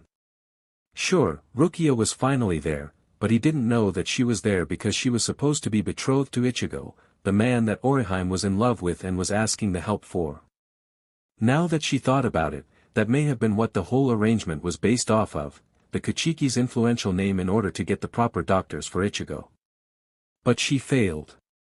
She knew she had. She was losing Ichigo not only to Rukia but to the disease he was cursed with. Orihime, right? Orihime looked up and saw Rukia smiling at her. Orihime stood up quickly and gave a curtsy as Rukia waved her hand in dismissal. Please don't do that. We met in a non-formal setting, so I think staying that way will be the best. If you say so. So you're friends with Tatsuki? Kind of. She helped us when we needed it. I knew she wasn't as harsh as she tries to be. I don't know why she doesn't like me because I really wanted to be her friend. Maybe one day you can. Yeah. Was there something you needed? I'm not really accustomed to this place and so, I have to really use the bathroom.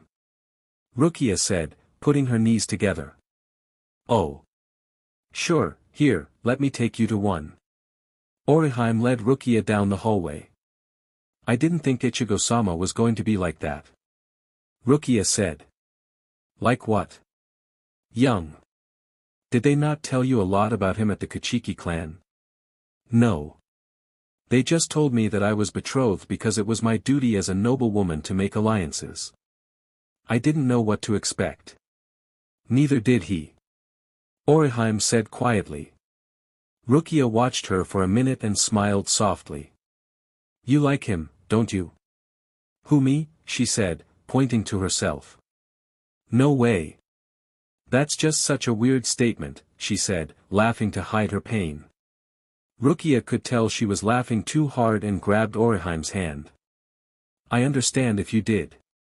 He seems like a really nice guy, despite his temper. Orihime smiled. They aren't bad tempers. He wouldn't hurt anyone. I can see that. Here we are. Orihime announced. Rukia sighed. Thank you. You're a lifesaver. Do you want me to wait so I can take you back to your room? That'd be great. Thanks. Orihime nodded and Rukia went to the bathroom. Renji was trying to sleep but couldn't.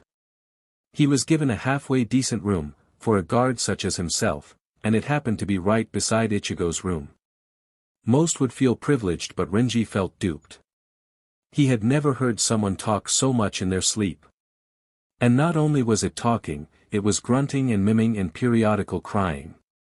He could clearly see the moon high in the sky, so he knew it was well past midnight. What the hell is he doing in there? He growled in his head. He couldn't get a wink of sleep and Ichigo wasn't helping. Finally, after the fifth groan, Renji got up and left his room to go to Ichigo's. He went around the corner and slid open the door, holding up his small candle to light the dark room.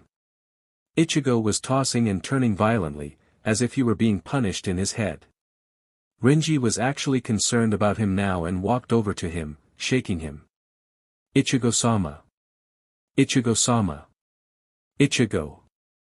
Wake up, he said, leaving off the honorifics. Ichigo didn't budge and Renji sighed. He had to get some sleep. He bent over and flicked Ichigo's nose. He moved his hand but it didn't wake him up. He flicked it again and Ichigo mumbled something and opened his eyes. Upon seeing Renji, he literally jumped out of bed and grabbed his sword. Whoa! Whoa, what the hell? He yelled, holding the still-sheathed sword out. It's me, Rukia's escort. Oh, Renji. Gee whiz, you scared the holy crap out of me. Sorry. What the heck do you want? You are distracting me from going to sleep. I've endured it for a few hours now but I can't anymore. Please find a way to trigger yourself out of a dream or put a pillow over your face. Ichigo put the sword down. What? You talk too much at night in your sleep. I do? He asked, looking truly confused. Yeah. A lot. Sorry about that. No one ever sleeps with me or in the room next to me so I never knew. Well, I'm telling you now. Keep it down, will ya? He turned to leave when Ichigo saw some of the scars on his back and realized something. Wait, stay for a minute. Why? Because I know those scars didn't come from a robber. Then where did they come from, hot shot? I hollows. Renji looked back at him. What? Don't play with me. You got scratched really badly by what looks like a bunch of them. Renji didn't say anything for a moment. If that were so, what would you do with me? Ask you what the heck you were doing in that sort of situation in the first place. Doing my job, he said, heading out again. Ichigo ran in front of him and stopped him from leaving. No, no, no, you're going to give me some answers. All I came to do was shut you the hell up so that I could get some sleep. You have trouble sleeping. Not usually. But since you've gotten hurt you have, right? What's with the 20 questions? Answer me. It's been a little more difficult than usual. Why? It's a symptom of the infection. Going to sleep is a privilege. What would you know of it? Besides, I'm fine. Nothing happened out there so I don't know what you're talking about. Can you move? Ichigo made a face but moved so Renji could leave when Renji's kimono slid off. He turned around as Ichigo held the kimono by the corner and the belt in his other hand. It was a good thing Renji didn't sleep naked. Ichigo was staring with mouth agape at the horrid scars on Renji's back. It was covered in almost all capacity with scratches and the occasional bite mark with a very nasty-looking scar in the middle of his back. He looked at Renji, who stared at him without any expression. What? How did that happen? I told you, I was doing my job. He held out his hand. May I have that back? Ichigo handed it to him and he slid the kimono back on. He snatched the belt from Ichigo and pointed at him. I meant what I said. I'm trying to go to sleep here. He left and Ichigo upsetly put his hand to his chest, where the hole was. He had suffered many years with the infection and although it was starting to get harder and harder to overcome it, he had high hopes that this union would give him access to the great doctors and they could find a cure. Renji was different though. He didn't know what exactly he meant by saying he was doing his job when he got the scars, but he knew that they were not that old and that he had a hard road ahead of him. Renji was still upset over Ichigo literally ripping his clothes off of him as he went into his room. Renji shook his head, thinking Ichigo was a very odd person but also seemed to be quite intuitive. I can't let him know that I'm truly infected. They may imprison me or try to experiment on me or something. He blew out the candle and crawled into bed when he felt something there. He yelped, grabbing Zabumaru and fumbling with lighting the lantern instead. As the flame came on, he frowned. What the hell, Rukia? Rukia stretched her arms and looked at him with sleepy eyes. Oh, there you are. What the heck does that mean? Why are you not in your room? Rukia looked around a little and then looked like she was trying to keep away eye contact. Did I say, there you are? I meant to say how did you get in my room? Renji sheathed Zabumaru and made a face at her. You're not convincing. What are you doing in my room? I wanted to sleep with you. Renji almost tripped. Pardon? I meant sleep beside you. She fumbled, trying to correct the misunderstanding. Renji still stared at her in confusion. Why? I don't like my bed and I'm cold. You're warm, Anne. I'm worried about you. I do believe I can take care of myself. If they find you in the same bed as me, they will not be pleased. So, she said, pulling her legs to her. What does it matter? I don't like Ichigo, despite his youth. I got lucky on that. Yes, you did, so why don't you cash in on it? You've been betrothed to a man who is the same age as you, maybe a little older, and isn't fat, old, and ugly. He's halfway decent, seems pretty nice, although a bit brash, but nothing you can't handle. If I wanted that then I would have married you. She said with a small smile. Renji made a face. You're making things difficult, Kuchiki. Rukia smirked as Renji walked over to dim the lamp. She had had to figure Renji out all over again after he became her guard.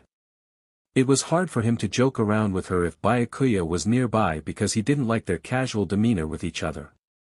So, to keep it professional and to keep it from seeming disrespectful, Renji had taken to calling her just Kuchiki when he was genuinely playing with her. Most of the time it was going to be Kuchiki-sama, or if he was leveling with her, it was Rukia. He climbed into bed and sighed as Rukia snuggled up against him. As she suspected, he was warm. When we lived in the Rukon district, I knew that I would never die of the cold when I was with you. She said softly.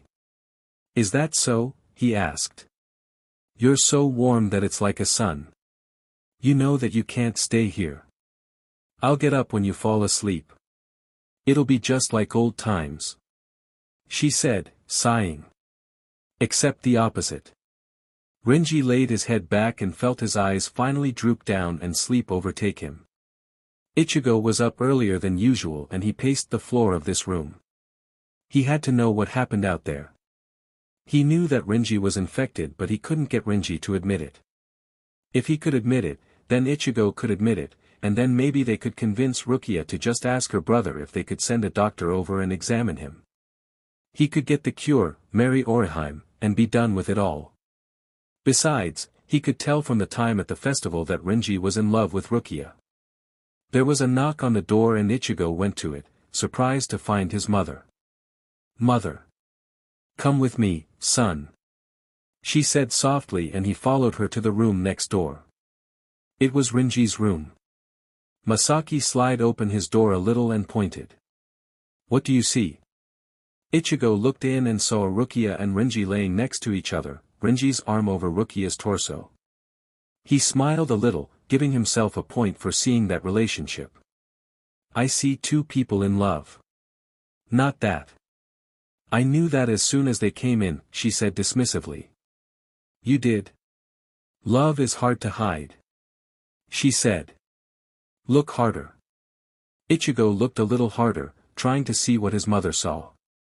He didn't really get what she was asking him. I don't see it. His face. Ichigo looked back at his face and then frowned. Renji's eyes were closed tightly, as if he were having a bad dream, eyebrows furrowed and a clammy look him. Ichigo turned his head. He looks sick. He is getting another fever. He's infected. Ichigo looked at his mother as she turned to him slowly. How did you know? He asked her. As soon as we heard they were attacked by robbers. Where Yumachika and Ikaku found the carriage, no robbers go there. They know that that's where the Eye Hollows roam and the condition of the wreckage was in sync with an attack. Ichigo nodded. He's covered in scars all over his back from where they attacked him. He won't tell me how he got them though. Isn't it obvious? She asked. Ichigo looked into the room and realized what his mother already knew. He was protecting her. The situation has become very complicated. You must marry Kuchiki-sama, but she is in love with her guard and her guard is in love with her. You are in love with Inoue-san but you must marry to save your life. At this point, the only thing you can do is choose, live and marry Kuchiki-sama or die, having your last few years with the one you love. I cannot make the choice for you, Ichigo. Masaki left and Ichigo thought for a moment. He looked back at Rukia and Renji and then smiled, thinking up a plan. Or. I can do both. He said with a smile as he returned to his room. He knew what he had to do but it would take a lot of planning and maneuvering for him to get it just right. But if he had some help, he could get everything he ever wanted and Rukia could get everything she ever wanted as well. And it would not include each other in each other's lives as a married couple. Rukia woke up before Renji did and slipped out of his bed to go back to hers. She didn't really want to, but she didn't want anyone to see them together and get the wrong idea. I was just cold and he's so warm, she said to herself to justify her actions. When she slipped back into her bedroom, she was surprised to find a note on her pillow and a vase full of freshly cut white roses. She knew they were fresh because they still had dew on them and the smell filled up the room. She walked over and grabbed the note, opening it up. Meet me in the garden before breakfast. I have some important information I need to discuss with you. Thanks. Kurosaki. Rukia frowned. I don't want to have secret rendezvous with you. She said to the paper. But the fact that the note and the flowers were there and she wasn't and he had most likely put them there probably meant that he knew she was somewhere else. She had to make sure she came up with a good reason for not being there. She changed into casual clothes and headed out to the garden. Rukia opened the door to head to the garden and was actually pretty amazed by the colorful flowers and hell's butterflies that occupied it. It was paradisiac in a way, and she found Ichigo sitting on a bench near a fountain. He was reading a book of some sort, and Rukia had to wonder if he had set all this up or if he was really reading. She walked over to him and he looked up. "Ah, Kuchiki-sama, you've come. I got your note. I can see that." He closed the book. "Sit. There's something we need to discuss. If you're going to drivel on about marriage, then dash. If you'd let me speak, I will tell you." Rukia quickly shut her mouth as Ichigo invited her to sit again. She did, and he smiled. "Look, I'm not that stupid. You don't like me and I don't like you. That's really bold. But it's really true, is it not? Yeah. I'm sure you're a wonderful person, but I'm being forced into this just as much as you are. During the festival, I saw the way you were with your guard. You like him, don't you?" Rukia looked away. "I can say the same for Orihime. Is she your maid?" Ichigo cringed. "No, she's our cook, but she does some other things for us too.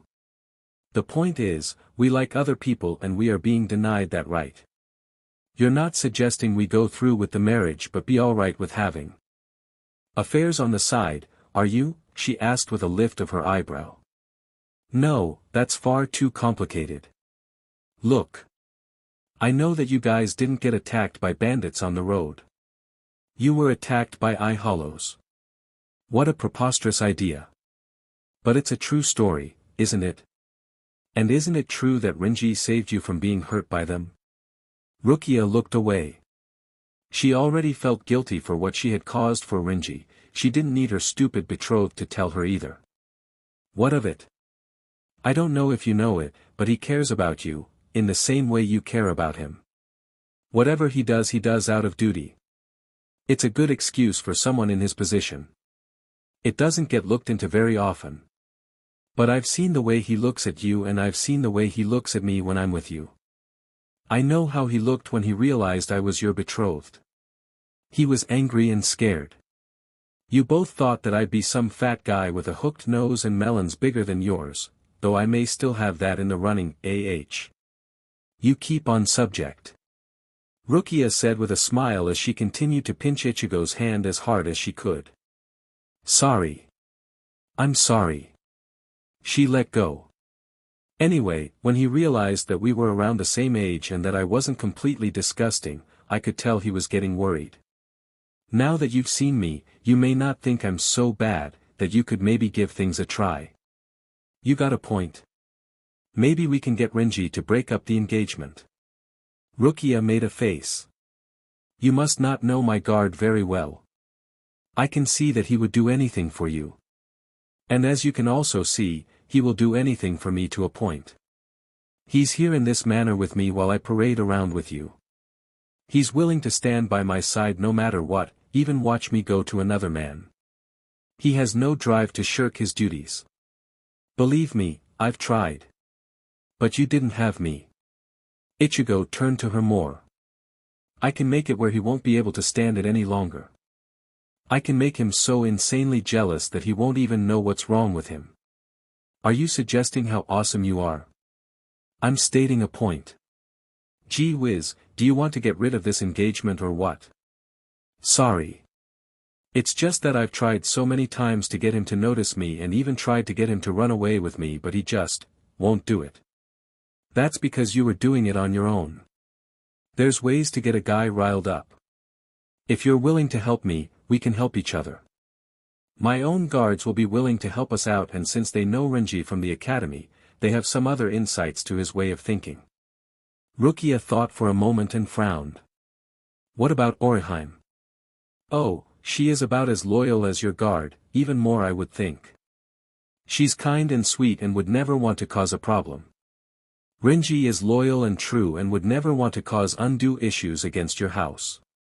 Two people who have the mindset of selflessness are hard to make be selfish, but I think between the two of us horrible selfish people, we can do it.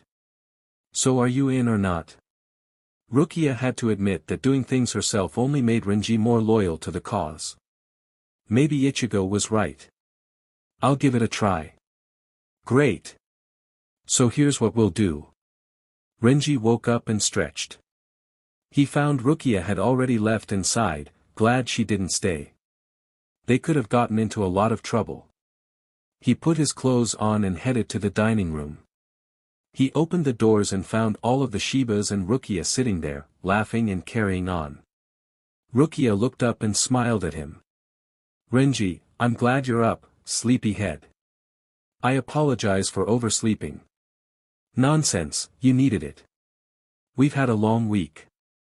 I wrote a letter to Nisama telling him of our trouble getting here. I'm going to see if we can stay here for a little while like was planned. It would be nice to get to know Rukia-san a little better since we seem to have had our time taken away. Ichigo said with a smile. Renji stiffened as his eyes widened at Ichigo's casual use of Rukia's name. He tried to keep his facial features in check. Maybe it was a slip. He seems quite brash, so he might just not have noticed his informality. He smiled, composed. That sounds grand. Here, you can sit by me. Ichigo said, patting the seat beside him. I think we'll need to get pretty acquainted too. It'd be a shame not to be friends with you when Rukia-san talks so much about you. Renji twitched. There it was again. The informality. He didn't like it. Yes, it would be quite a shame. Rice? Yuzu said, passing the bowl. Renji took it from her and dipped some, and some more, and more, and more. You want to save some for the rest of us? Rukia grumbled. Renji looked at his plate and laughed sheepishly. Sorry, I wasn't paying attention. Whatever could be on your mind? Ichigo asked, smiling. Impropriety. What a weird thing to think about. Sashimi? Karen said. Thank you. Renji said, trying hard to focus on the sashimi. Anyway, I hope you don't mind the extra stay. If Kuchiki-sama is fine with the extra time then I have no problem with it. I have no say in the matter. Great. I was wondering if maybe I could take Rukia-san shopping for some more kimonos since hers were destroyed in the wreck. Renji cleared his throat. Is that something you would like to do, Kuchiki-sama? Well, it is a shame to wear the same kimono all the time, but unfortunately all of my money was lost during the raid. It will be my treat. Ichigo said, smiling at Rukia. For my future bride. Rukia blushed, actually quite smitten with him right at that moment. When will you be leaving? Renji asked, stiffly eating his rice. I think today would be a good day to do that. The earlier you have kimonos to differ with the more at ease you'll feel.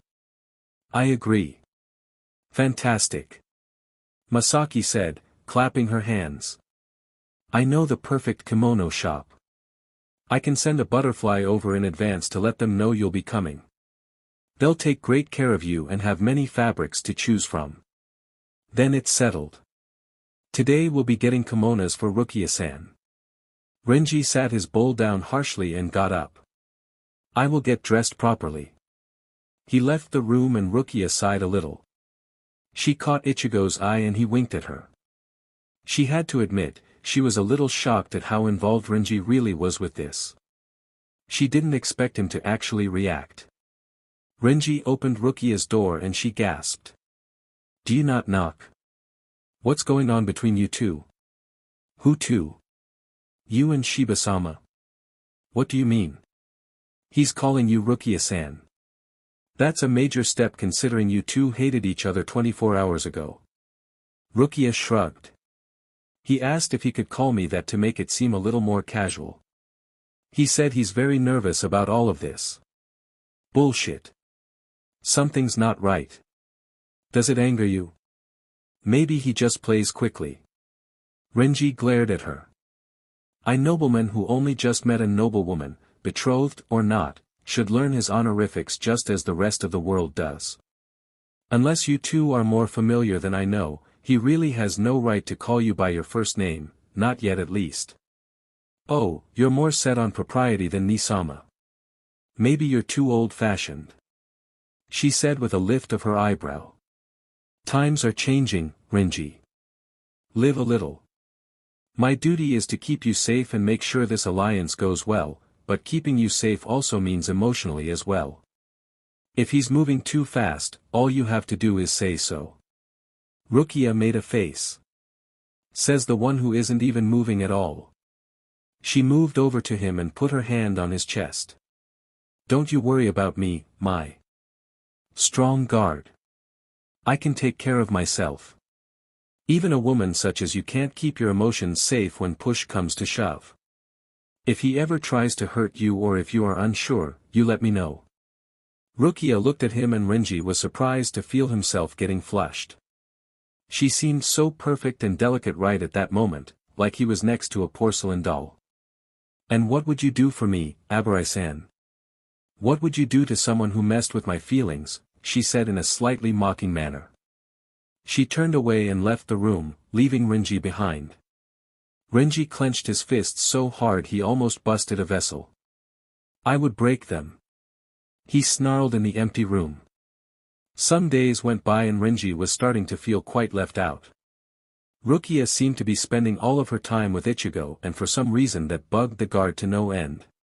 He knew it was bound to happen, since they were betrothed and all, but he thought she would be a little more assertive in keeping him around. But, the opposite seemed to be occurring and she was pushing him away ever so slightly. Every time he asked to be with her for safekeeping, she denied him and seemed to trust Ichigo more than him. He wasn't very pleased with this new innovative self that Rukia had become. Rukia on the other hand, was starting to see the results of what Ichigo had told her to expect. I see your guard has become quite pushy over the last couple of days. Ichigo said with a smile. Rukia smiled back. Yeah. I've never seen him like this before. See, I told you my plan would work. He's getting jealous of me. So, I can see how this is working in my favor, but what about your little maid? I mean, does she not get jealous? Ichigo looked over at Orihime, who was way on the other side of the gardens listening to Kakaku talk to her about the vegetables. Orihime is selfless to a fault. Ichigo said with a sigh. I've come to the conclusion that nothing can really shake her. I confess that I'm riding on Renji's jealously to get us both out of this mess so that I can put the blame on you for the engagement to be annulled. Ichigo looked away. Is that horrible of me? Yeah, it kind of is. But I can understand your desperation. I mean, even I can tell that Orihime would never get in the way of the law and accepts the way things are no matter what. Although I don't think she wouldn't fight for you, but she doesn't seem the type to get in the way. She knows you've got a role to play and wouldn't get in the way of that. The sliding door to the gardens opened up and Renji walked out in a casual kimono and up to the two. We're going to the market. He said, folding his arms in the kimono sleeves. Rukia looked up at him. Pardon me. You. Me. Market. Going. You Rukia, he Renji. Ichigo teased. Rukia giggled and Renji turned to Ichigo, a menacing growl erupted from him and Ichigo stopped smiling. Renji turned back to Rukia, seeming to calm down a little. Please, Kuchiki-sama. I would like it if you would accompany me to the market. He said more calmly. Rukia nodded a little and got up, following Renji off of the grounds. What's going on with you? Rukia asked. I could ask the same of you. I am here to protect you and be your guardian and all you do is dismiss me. That Shiba woman is relentless and makes me do other household chores and such. I'm bored. He grumbled. Rukia smiled. I'm sorry. Renji turned serious. Can I ask you something? Will you answer honestly? I can try, depends on the question. You and Shiba-sama, you seem to get along quite well. Do you think you and he will get along later in life? Rukia blinked a little and sighed. Renji. You are betrothed but. I thought that you didn't want to be with him. I guess seeing as how you both seem to enjoy one another's company the thoughts have changed towards him, right? Don't take it the wrong way. I still don't want to marry him, but his company isn't boring and he's a lot of fun to be around. He's not as bad as I thought he would be. Right. He seems to make you smile. Rukia, I wanted to rectify an issue we had before we left on this journey. What do you mean? When we went to the wall of the Rukon district. It was a mistake made by me. I shouldn't have jumped to conclusions. DMN it, woman, will you please let me speak, he growled. They stopped walking in front of a small park. I've been pondering for days on how to tell you this, how to right the wrong I made between us. Rukia turned her head a little. What do you mean? He pulled her to him, kissing her with all the gusto he didn't have that day. Rukia was just as surprised as Renji was that day, and just as Rukia took it the wrong way, Renji thought he was too late. She's fallen in love with Ichigo-sama. I'm too late. He pulled back slowly and then backed up. I overstepped my bounds. Forgive me. I just wanted to tell you that you had surprised me that day is all. I wasn't rejecting you, I just couldn't believe that you, a noble woman, liked me, a lowly guardian. Rukia touched her lips in astonishment, unable to speak. It was everything she had ever wanted from Renji, and now he was saying it and doing it, and it was all so wonderful. Renji suddenly felt lightheaded and put his hand to his head. His throat felt like something was in it, trying to climb out, and there was a horrible pain in his chest. He put his hands over his chest and Rukia looked up. Renji. I don't. He pitched forward and Rukia tried to catch him, but he ended up sliding down her body to the ground. Rukia knelt beside him and turned him over when she saw white goo coming out of his eyes. She gasped when she felt someone come beside her and looked over. Ichigo-san. We need to get him back to the manor. Ikaku, Yumachika. The two guards came up immediately and Ikaku grabbed Renji up. Yumachika followed him and Rukia stared after them in confusion. Where are they taking him? Like I said, to the mansion. Come, we have much to discuss. Ikaku laid Renji in a bed in one of the spare rooms when he coughed, a wave of white goo erupting from his mouth and circling over to his face. It almost immediately began to form a mask and the mouth opened wide, a haunted scream filling the mansion. Rukia and Ichigo were almost to the room when they heard the scream and Rukia's eyes widened. Ichigo cursed and grabbed her hand to pull her along but then stopped. You can't come with me. He suddenly decided. What? You can't be there. What's going on? Ichigo, she screamed, yanking her hand from him.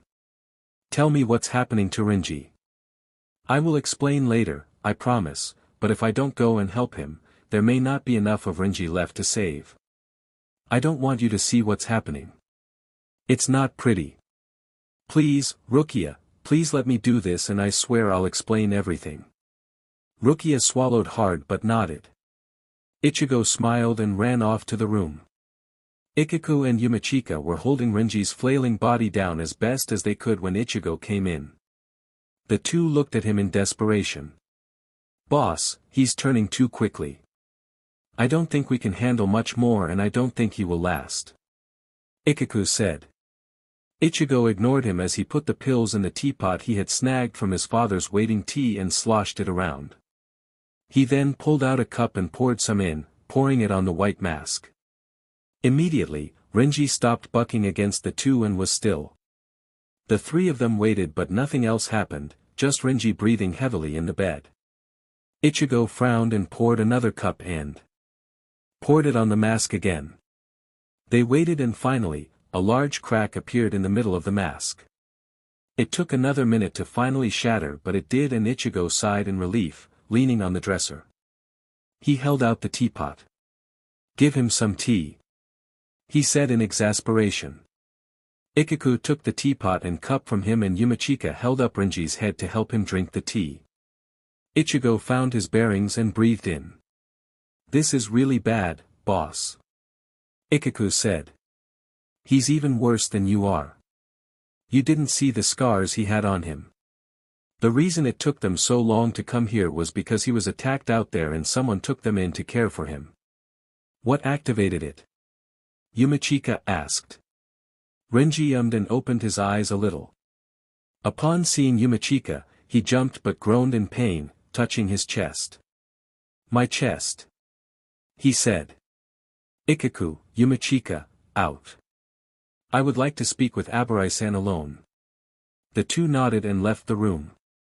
Renji looked at Ichigo with a tired expression when he realized he was tied up. "Why am I tied up? You answer my questions first.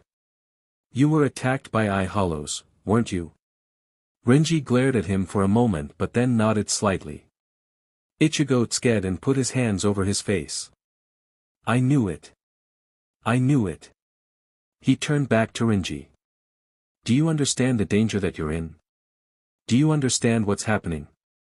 "No." "How many of them attacked you? Do you know?"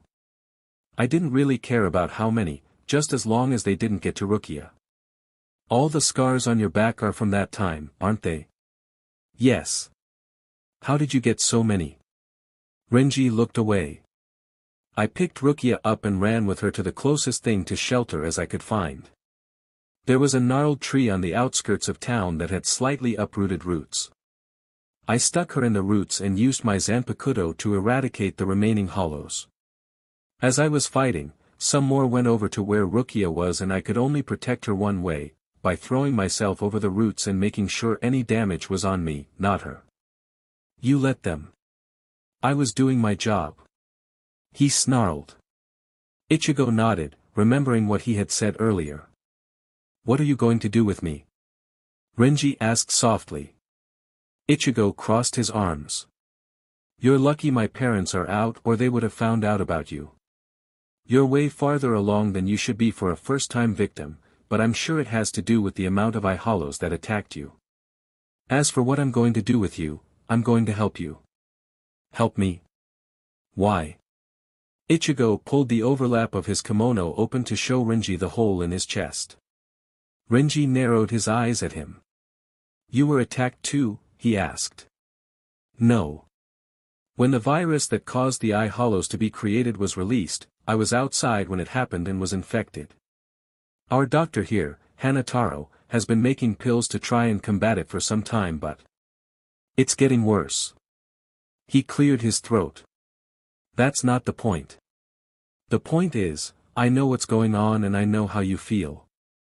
Why would I betray you when the same thing is happening to me? I don't know, you nobles are tricky fish. Is this why you are betrothed to Rukia? Does Byakuya know about all this?" "No. No, the Kuchikis know nothing about the infection.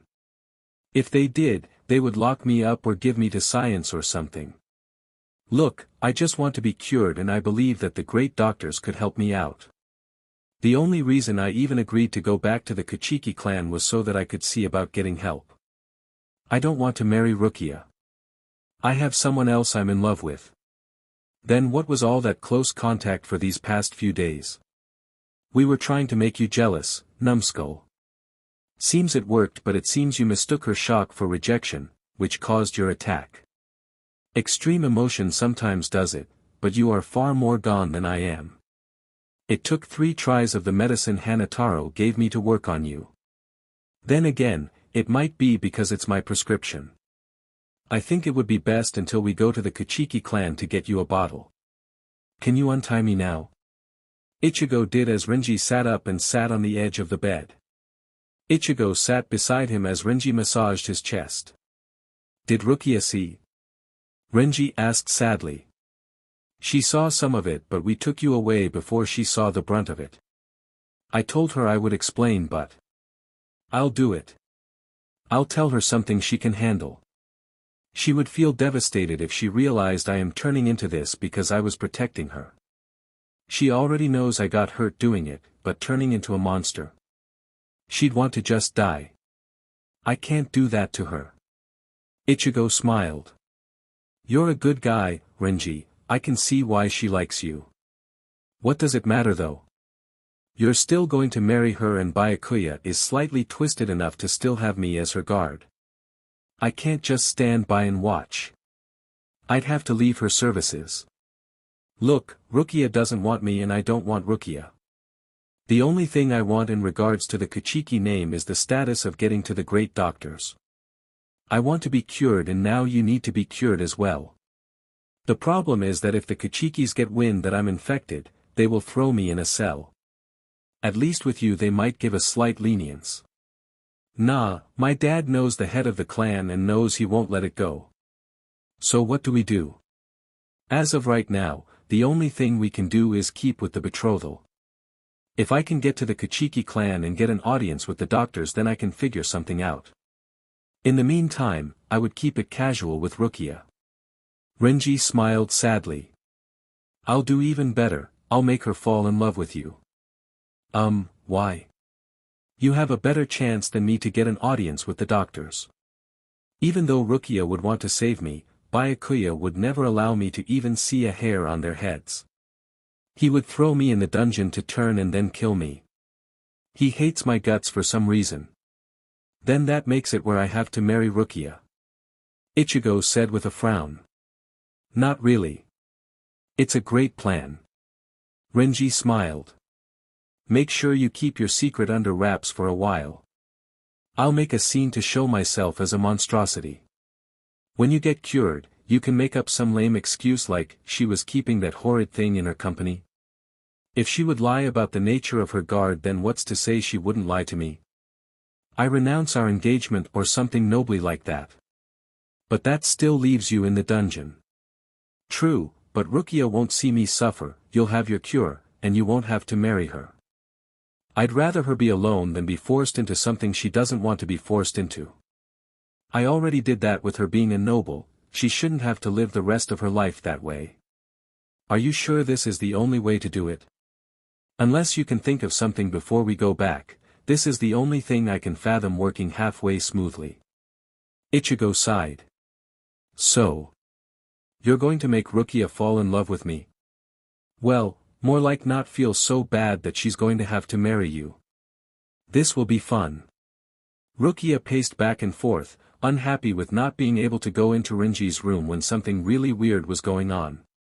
Ichigo was acting weird and then Renji suddenly doing what he did and ending up blacking out on the ground, or did he? Rukia couldn't quite grasp the issue of what happened, confused by the white stuff that came out of Renji's mouth.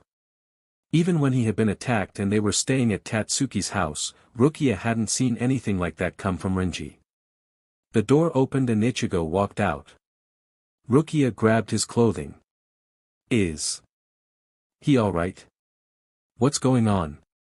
He seems to be fine. What happened out there? I'm not really sure. Bullshit. That's complete and utter bullshit. You seem to know plenty about what was happening to him.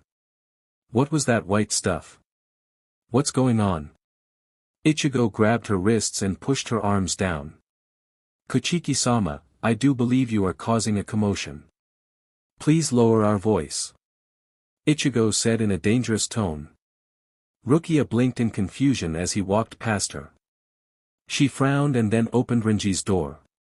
He was sitting on the side of the bed and had started to lay back down when she opened the door. Renji frowned. This knock-knocking thing is starting to get a bit out of control. Rukia looked her guard over and saw he looked like he had been strung through the ringer, haggard and tired. Her anger ceased as she assessed how fragile Renji looked. Rukia? What happened? Why did you pass out? What was that weird white stuff that was coming out of you? Renji gave her a confused look. Weird white stuff. Yeah. She sat on the edge of the bed. There was this goopy white stuff that was coming out of your mouth and your eyes and stuff. It was kind of gross. I'm not sure what you mean.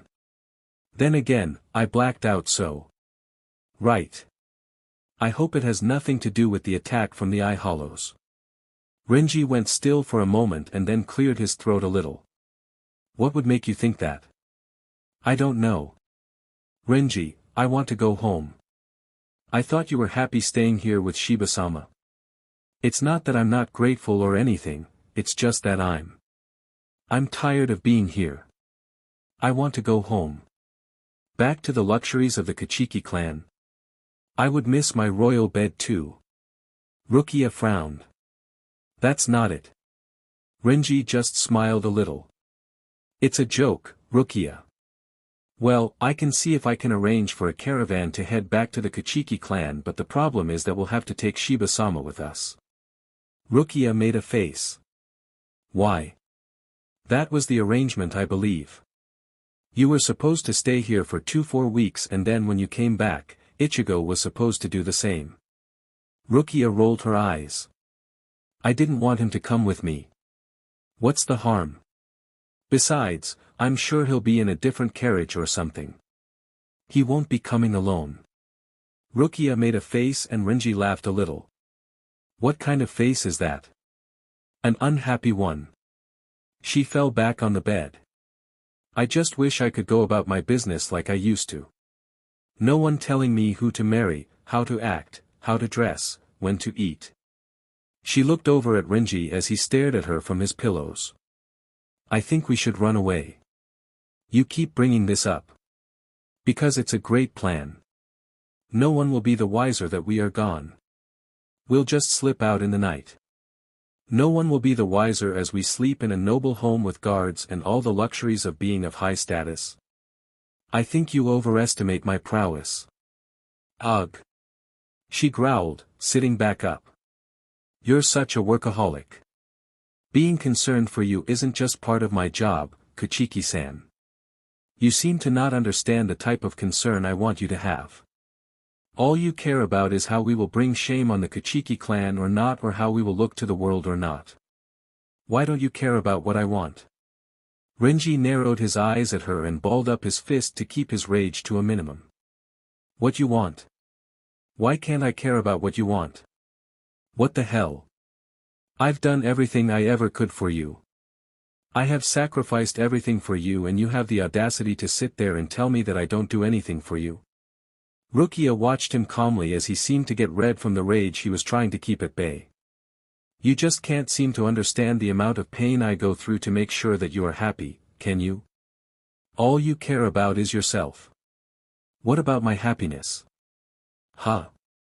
I could have done a lot of things, but I wanted to make sure that you were happy, so I became a guard at the Kuchiki Manor.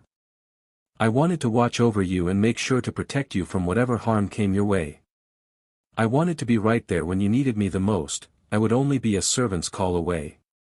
I have sacrificed so much for you, it's not even fathomable the magnitude of my generosity and my self-sacrificing. And you just... He calmed down enough to look at Rukia and he felt like he was breaking into pieces. You just don't give a damn. Rukia blinked a little and breathed in. Are you finished? I guess so. Then here is my rebuttal to you. I never asked for you to sacrifice everything for me. I never wanted you to do that. It broke my heart every time I saw you being used like you were nothing but dirt, and I wondered why you put yourself through it all. I wish you would have quit and gone back to trying to be a soul reaper. Honestly. It would have been better. Renji wished he could have been able to catch the pieces of his heart that was falling into the pit of his chest.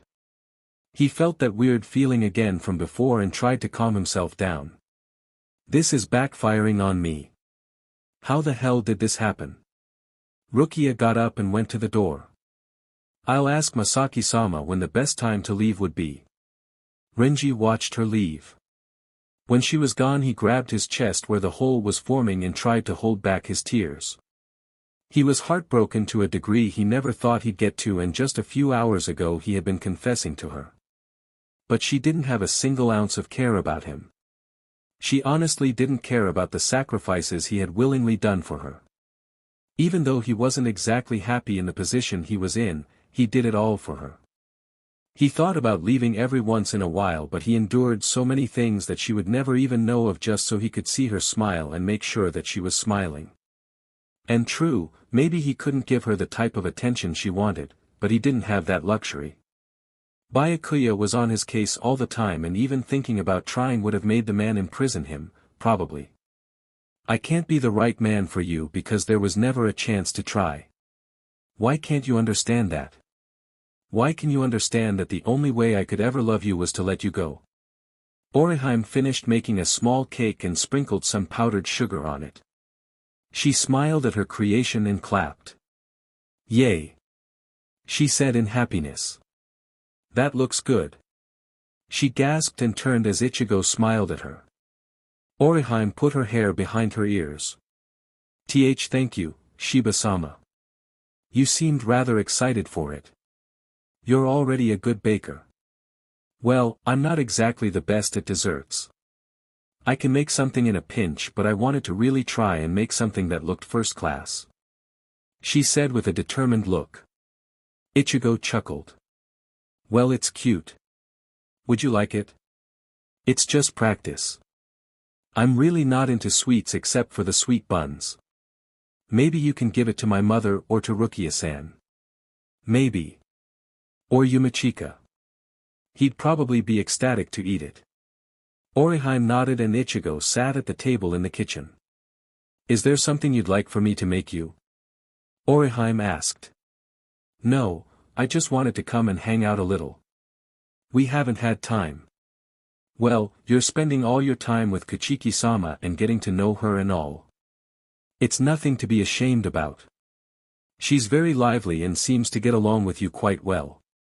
Ichigo frowned. Orihime hoped she didn't sound too forced. True, she had been jealous of Rukia for spending time with Ichigo, but she knew that Rukia was Ichigo's betrothed, and so it was technically natural for them to spend time with one another. But Rukia was so nice, and even though it would be awkward for her in the future, she hoped her and Rukia could be friends.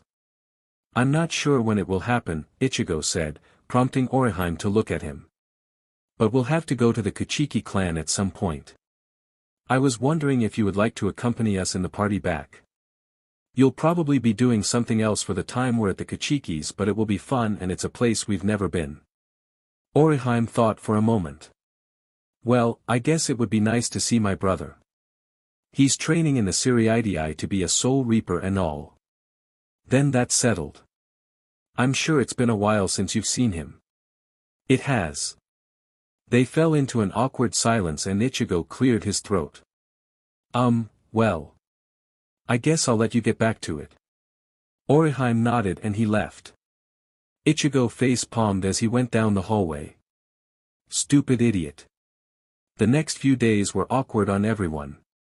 Ichigo had gone to Hanataro to get some medicine for Renji. Renji was holed up in his room, Rukia was holed up as well, unless for dinner, and the weird chemistry between Ichigo and Orihime was slightly unnerving. Dinner was usually awkward as well. I heard you want to head back to the Kuchiki Clan. Isshin said over dinner one night. Rukia looked up a little in confusion since the subject was brought up out of the blue. Yes, I have been thinking of heading back. Not that I don't enjoy being here with you all, but I'm getting a little homesick. Well, considering you spent most of your time trying to get us from being raided in the outer sector and all, I'm sure it's been exhausting. Masaki said with a smile. When were you thinking about departing? Oh, I'm not sure. Like I said, it's no big rush or anything. Can we go with Nisama to the Kuchiki Clan too? Yuzu asked. Yeah, I wanna go. Karen chimed in. No, it's just Ichigo that's going. The girls pouted and Ichigo ate some rice. I'll bring you back a souvenir. He said with a smirk. He turned to Rukia. I haven't seen Renji in a while. Is he alright? I thought for a while we wouldn't get rid of him and now he's nowhere to be found. Last I knew of he was still in his room. Rukia said in a blasé fashion. Ichigo frowned, sensing something was wrong. Are you two okay? Just a little difference in opinion, that's all. I see. What does it matter about him anyway? He's just a guard. Ichigo raised his eyebrows, very curious now about what was going on. He hadn't felt such rigid air in a long time. The door to the dining hall opened and Renji walked in casual clothing. He took a seat on the other side of Ichigo and yawned a little. "I'm still tired," he grumbled. "Have you been sleeping all this time? Catching up on lost sleep? I didn't know I had lost so much. I feel like I've been asleep for ages." "Well, if you fell asleep the day we got back, then you've been asleep for about 4 days straight. No wonder I'm hungry, please pass the pickled radishes." He looked over and smiled. "That's what I'm talking about. Some okonomiyaki. Rukia was just telling us that she was wanting to go back to the Kuchiki Clan." "Are you homesick as well, Renji-san?" Masaki said. Orihime came in and poured more plum wine into Ishin and Masaki's cups. "Not really. It's been nice being in a room I wasn't sharing. Not that my roommate is bad, it's just sometimes you want your privacy and you can never seem to get it with a roommate." "Understandable. How about the week after next for the journey home? Would that be suffice?" Ishin asked. "That's up to Kuchiki-sama," Renji said, putting the slice of okonomiyaki to his mouth. "She's the boss." "That sounds great, Masaki-sama. Now that that's out of the way, we have some business to attend to," Masaki said to Ishin as they both got up.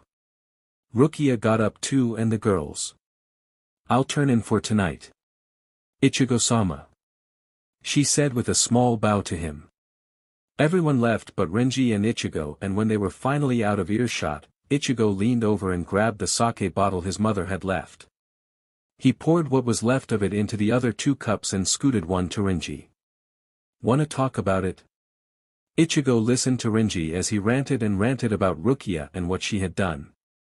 He was pretty well drunk at the moment and was about to be in tears, it looked like. "I've done everything for her and she just. I know, I get it. Why can't she just get it?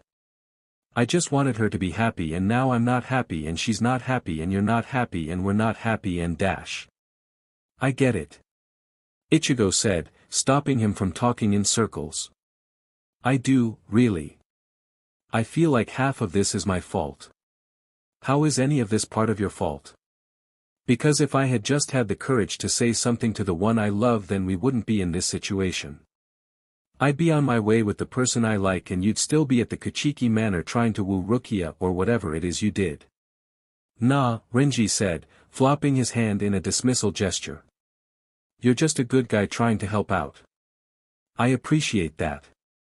Ichigo rolled his eyes, although half of it was true. He did want to make things right between them and he knew that keeping the fact that he was now an eye hollow was going to put a major strain on them. "Really?" Tatsuki squealed at the bakery. "You want me to come with you to the Siriidii? I think it would be fun," Rukia said as she leaned on the counter. "Besides, I'll be kind of lonely." "What about Renji-san? I thought you two were getting all nice and cozy." Rukia rolled her eyes. "No. We're not. I'm not talking to him right now." "What happened?" "Nothing really, it's just. I said some things and then we got really mad at each other and now I'm not talking to him. I don't want to talk to him." Tatsuki frowned. "That's a bummer. I hope you two make up." Rukia smiled sadly. "No, he's going to apply for a transfer when we get back. I think he's going to actually go back to the academy and get assigned as a Soul Reaper. It's where he belongs. He doesn't need to be a guard to me." Tatsuki frowned. "You two are being dumb again. I'll have to rectify that if I'm coming along. Also, I know you don't really like her, but Orihime is coming too." "Aw man, really? That dampens things. I can't really help that." Ichigo invited her. "I'm pretty sure he likes her. Wouldn't surprise me." Tatsuki sighed. "Well, if that's the case, I'll just have to play double matchmaker. Please don't get involved." "I already am." Rukia made a face as Tatsuki grinned. Besides, I was this close to getting you two together the first time. I think with some help I can still get that done. You're beating a dead horse, but if you think you can resurrect it, then be my guest. Tatsuki grinned. Challenge accepted. The day finally came when everyone was off to go to the Siriidii and meet the Kuchiki family. Misaki kissed Ichigo 100 times until his usually messy hair was even more messy and he pulled away from her. "Ma, stop." He growled. "I'm just going to miss you so much and worry constantly. Do you have your tea? I brought the whole thing just in case." "Good.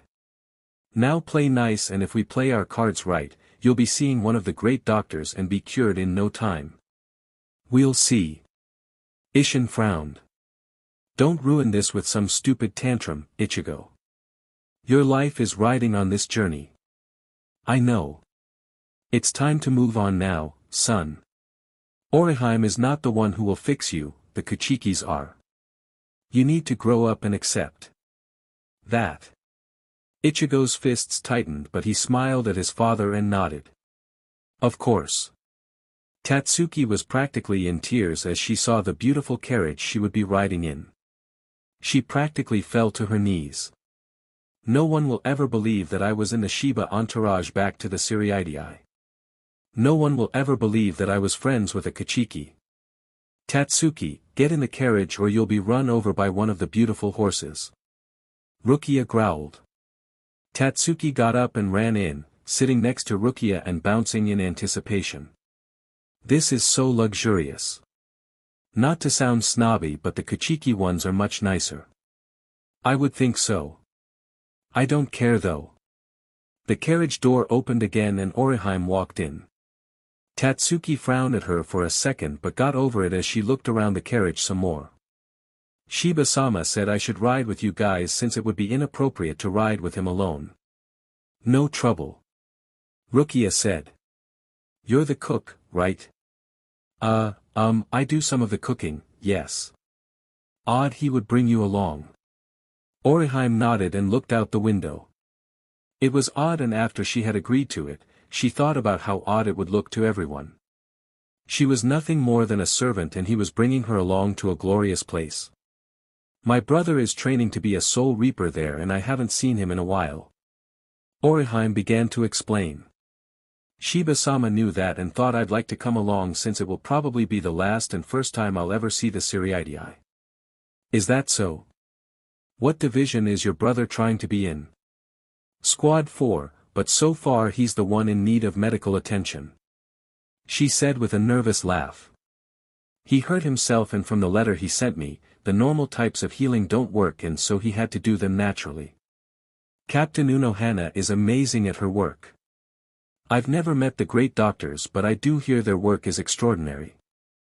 I've never met any of the captains, truthfully, except my brother and the few he may have over." Rukia said, thinking about the small gatherings Byakuya had hosted. "Is everyone here?" someone asked. Rukia looked away as Renji looked in and Tatsuki smiled brightly. "Renji, it's good to see you. You're looking well." "Tatsuki, I didn't know you were coming on this trip. Rukia invited me." "I see. Shiba-sama wanted me to make sure everyone was in their carriages before we headed off. Don't to leave anyone behind." "How kind." Rukia snipped. Renji ignored her. "If all of you are doing well, I'll let him know." He walked away and Rukia breathed in deeply as she tried to regain her composure. Tatsuki and Orihime looked at each other and then at Rukia as she looked over at them. "What? Are you alright, Kuchiki-sama?" Orihime asked. Rukia looked down in her lap and tried to keep her composure. She gripped her knees to keep it all in but it just wasn't happening and tears fell onto her lap. No, I'm not." Renji went back to the carriage Ichigo was in and found him massaging his chest, looking like he was in a lot of pain. "Ichigo. I'm alright. It aches sometimes." He smiled at Renji. "The girls alright?" "Yes, they're all there. The door opened and Ichigo and Yumachika came into the carriage. Ichigo noticed Ichigo massaging the hole and pulled his hand away. "You'll only make it bigger. It's because we're so close to the border," Yumachika said, suddenly being unusually intuitive. "You need to be careful." "I'll be fine." Ichigo growled, but even Renji could see his face as pale. "I'll be alright." Renji touched his own small hole and hoped nothing happened on the way to the Siriidii. The sound of distant hollows woke Rukia up and she went to the window, looking out over the hills to make sure hordes of them weren't going to come and get her. Seeing nothing there, she sighed and leaned against the seat of the carriage. Tatsuki and Orihime were sound asleep in the floor, covered in a thick blanket, but Rukia couldn't sleep. "Restless night, princess." Rukia narrowed her eyes and looked out of the carriage as Renji walked beside it, holding the reins of a horse. "What are you doing here? Despite our fight, your brother did hire me to guard you throughout your journey. Until you are safely back at the Kuchiki home, I'm still your guard. Why are we going so slow? The drivers are tired but not asleep yet. In all honesty, we should have stopped for the night miles ago, but here we are, in the open." Rukia looked up at the stars and Renji fell silent. "You know." Rukia looked back at him. "I wanted you to be happy in every aspect of your life. Everything I've ever done has been to see a smile on your face. I'm not trying to rehash an old wound, but I just want to understand why you believe I don't understand your needs. I'm not exactly the smartest in some things, but at least try and understand that." Rukia sighed and leaned her head against the side of the carriage. "As I was informed by Tatsuki and Orihime earlier today, I was being an idiot. I wasn't looking past my own feelings and seeing how much you were trying to show me yours. Orihime said I was expecting too much from someone who could only do so much. How is that? I was pulled into a world of nobility, away from the hard and rustic but albeit carefree life of the Rukongai. We were free, happy, and doing our best, then I was just whisked away and thrown into a rigid society of propriety and ranks. As someone still only on the outside, you can only do so much to try and show me what I want without getting us both in trouble. Orihime said that's what I wasn't comprehending. Was she right? That kind of hits the nail on the head, I think. Then what do I do? Unfortunately, Kuchiki-sama, it's too far along to change anything now," he said sadly. "This is something we should have figured out before we left the Siriidii, or the latest while we were with Tatsuki. Our opportunities have been lost. So we just deal with what we're given," she growled. Renji looked in with a sarcastic look. "If you would like to deny your brother's wishes, then have it, sweetheart. This far in the game, me doing anything will just have me thrown in prison or something." Rukia knew he was right and sighed when Renji heard a scream from behind. "I have something to attend to." He fell back and let the carriage pass so he could look in on Ichigo's carriage. I found Ichigo scrunched in a ball and sounding like he was trying to cough. Both of his guards were asleep and Renji made a face. "Hey, wake up," he growled. "Ichigo. Yumachika." Ichigo coughed and white goo came out of his mouth and eyes, pooling at his head. Renji beat on the side of the carriage. "Wake up. Wake up," he hissed, trying not to alert everyone else. Ichigo opened his eyes a little and looked to see Renji beating on the side of the carriage. He was about to yell at him when he heard the distinct yell of a hollow near him. He turned and yelped, jumping up onto the seat. He threw his scabbard at Yumachika, who woke up and lifted his face mask. "Can't a guy get some, he screamed, jumping up on the other seat. "What the hell are you guys doing? Fix him." Renji snarled. "Tea. He needs the tea, but we have to boil it and dash. Sheet. We have to stop this caravan now," he yelled, getting on the horse and galloping away. Ichigo was on the floor, arching up as the white goo began to cover his face and trace down his neck. Another eruption of white goo came from the hole in his chest and connected with the goop running down his neck. Ichigo and Yumachika could do nothing. But watch, the only thing in their defense was the tea, that were in bags, and their weapons. They couldn't fight their lord and they had no hot water to make the tea.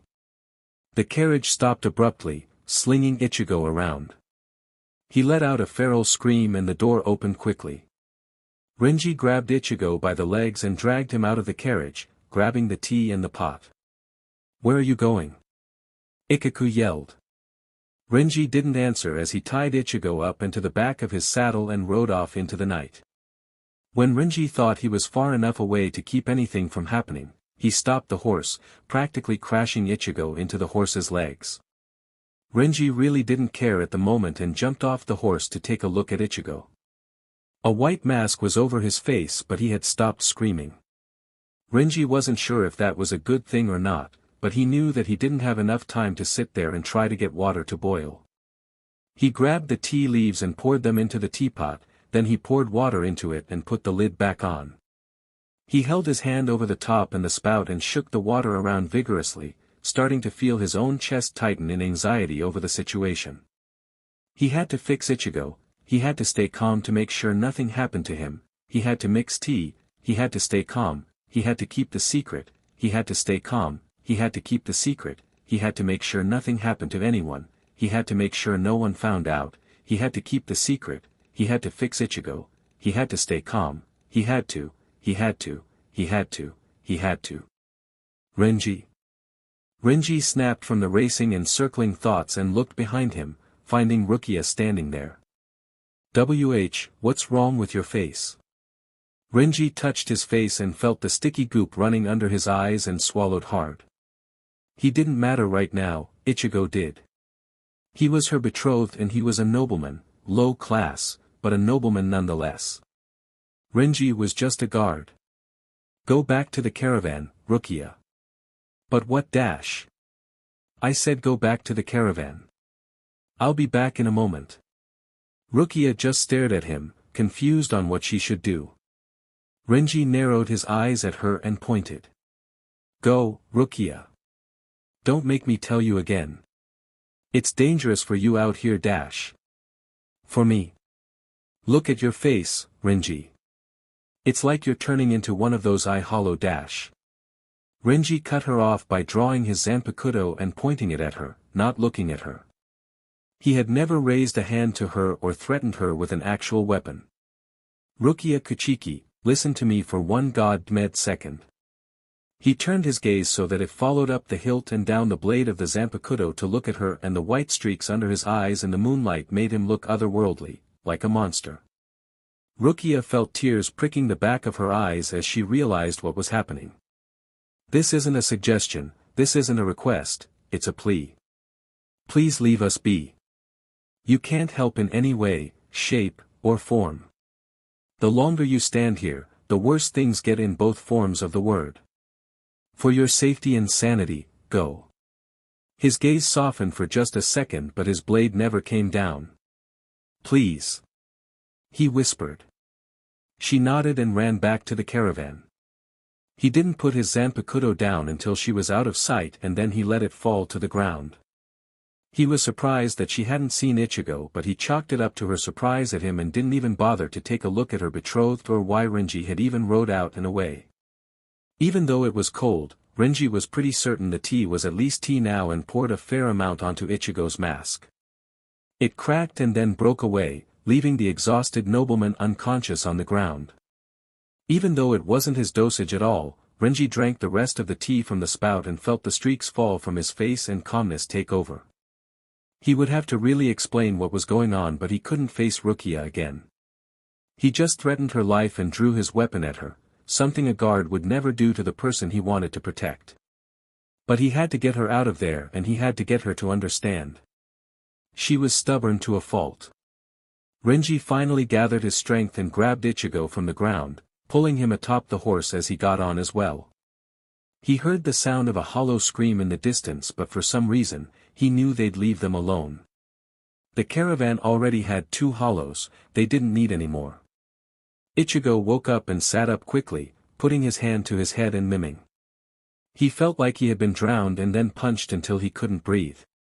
He ran his fingers through his hair and looked around, seeing that he was in a room like at an inn. The door opened and Ichigo looked over at him. Oh, good, you're awake. What happened? You had a really bad attack. I mean, we almost lost you to it this time. If Renji hadn't grabbed you and taken you, you may have turned fully and gone after someone. I got that bad. Yeah. Also, it seems that Kuchiki-sama has found out about Renji. Ichigo looked over in horror. What do you mean? While Renji took you out to try and rectify the issue, it seems she followed him and saw him starting to have an attack himself. Renji had to dismiss her pretty harshly, but he swears that she didn't see you, just him. He made sure she kept her focus on him if nothing else. Ichigo unfolded his heori and breathed in a little in surprise, finding the hole as deep as his chest, almost completely open to the other side. Ichigo finished pouring water in a wash basin and pointed at the hole. It was a really bad attack this time. One more and... Yeah. I got it. What about Inoue? She was in the carriage. Renji was hoping to come and see you when you were up. How did you explain me being gone from the caravan? Wait, where are we? The stress and exertion on everyone was rectified with a mandatory stop. Besides, we should have stopped earlier, but once you reach a certain section of the outskirts of town, you can't stop. Unfortunately, we seem to have reached that part in the middle of the night. The first town we came to, we booked rooms and have been here ever since. How long has it been? About 2 days. We weren't going to leave until you woke up. Ichigo lifted an eyebrow. How are you explaining this to the girls? As in, why I'm the one holed up and such. Well, we had to make that excuse so, Renji just said that when he went to check on the noise, you had come out too. He rode off to try and lure the hollow from attacking the camp, and when he did, your foot ended up getting caught on something and you were dragged. Ichigo made a face. Is that really the answer he gave? Yeah. I'll go let him know that you're awake. He left and Ichigo sighed, looking around. He hoped the sorry excuse Renji gave the girls was going to hold, and he really hoped that Rukia hadn't seen him. Sure, Renji was probably affected, but he had a feeling that his face had been completely covered in a mask by the time she got there. It was all a blur. There was a slight knock and Ichigo said to come in. Renji walked in and closed the door softly behind him. Turning, Ichigo frowned. You look like complete shit. No thanks to you. How is this my fault? You're the one who suddenly went all eye hollow in the carriage, and I was the one who had to take the rap for that. Now Rukia hates me and I have no idea what I'm supposed to do with this issue. Ichigo said that she didn't see me, right? Renji gave him a hard glare. No. You a-hole, she saw me.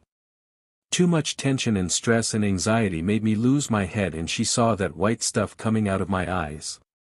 You're DMN lucky that you were on the ground in a shadow. How did you get the mask off? We didn't have any tea prepared. Yeah, I know. Dumb butt. Renji snarled. Who would have medical tea that they don't pre-brew before a journey? I'm pretty stupid, but even I know that that would be a priority. Kind of a moot point. But it's a valid question. So, you're welcome, because I got some pre-brewed and have them in some containers. To answer your question, I shook the tea as much as I could to get it at least mixed together. After spending eternity with Rukia, it finally steeped a little and I poured it on you. Oh, and, how's she taking all of this?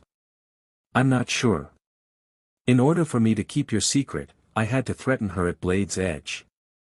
I'm not sure if she's more angry at what's happening to me or me threatening her with my Zanpakuto.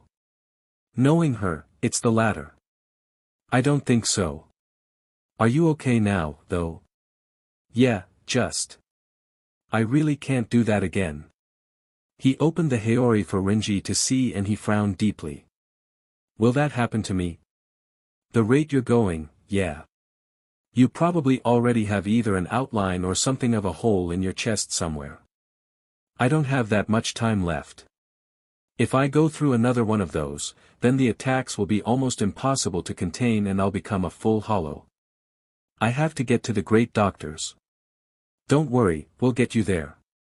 If you're alright, then I'll take my nap and we'll leave at first light. Ichigo nodded as Renji left and he put his hand on the blankets in front of him. Renji actually drew his sword at Rukia. He actually threatened her life. I should thank you in some way for keeping her distracted, even at the cost of their relationship. But what though? Tatsuki cut into her omelette as Orihime sipped some miso. The two were quiet for the most part, but they were both full of thoughts and emotions. Orihime knew that Ichigo had had an attack, but she was completely unaware that Renji had been infected and was going to end up in the same fate as Ichigo. Tatsuki knew that eventually the attack Renji had been succumbed to would start to rear its ugly head soon enough. She didn't believe the story about Ichigo's foot getting caught and being yanked out to oblivion. There was a connection and the only plausible explanation was that Ichigo was also infected. But the chances of that were slim since he had no need to go out into the wastelands of those sectors. Ah, Renji-san. Orihime said, looking up after seeing a flurry of red hair flutter past her. Renji stopped and backed up, looking into the small eating area. Oh, Orihime, Tatsuki. Are you hungry? We ordered food for Rukia but she's still. Renji thought for a moment and sighed, deciding it best to eat before he went and died in the bed. He took Sabamaru from the holster and set it beside him as he grabbed a pair of chopsticks and grabbed a dumpling. They were silent for the most part, the sounds of various munches and chopsticks tapping together, but nothing past that. Finally, Tatsuki couldn't stand it and banged on the table. What the hell is wrong with you? She snarled. Tatsuki-chan. Orihime said, nervous. Renji didn't answer. She was worried sick about you and you just drew your zanpakuto on her. Like she was some sort of enemy or something. I took you for a gentleman dash. Well, that would be your first mistake, Tatsuki. He said casually, eating some rice. I'm not a gentleman. I'm a soldier who took a place amongst the guards of a noble house. I am a grunt. An underling. Garbage. He looked up at her with only his eyes. I'm nothing. You're everything to Rukia-sama. Orihime said softly. She was so upset when she came back to the carriage. Well dash. Not about the zanpakuto. She was upset because you're turning into an eye hollow. It was as if the whole world had the sound SEKED out of it as the accusation hung in the air of the room. It echoed on the walls and blinked flashily in front of Renji's eyes. He had denied it for a while but it was clear that he was infected, he was a monster. He set his chopsticks down and wiped his mouth. I'll be leaving now.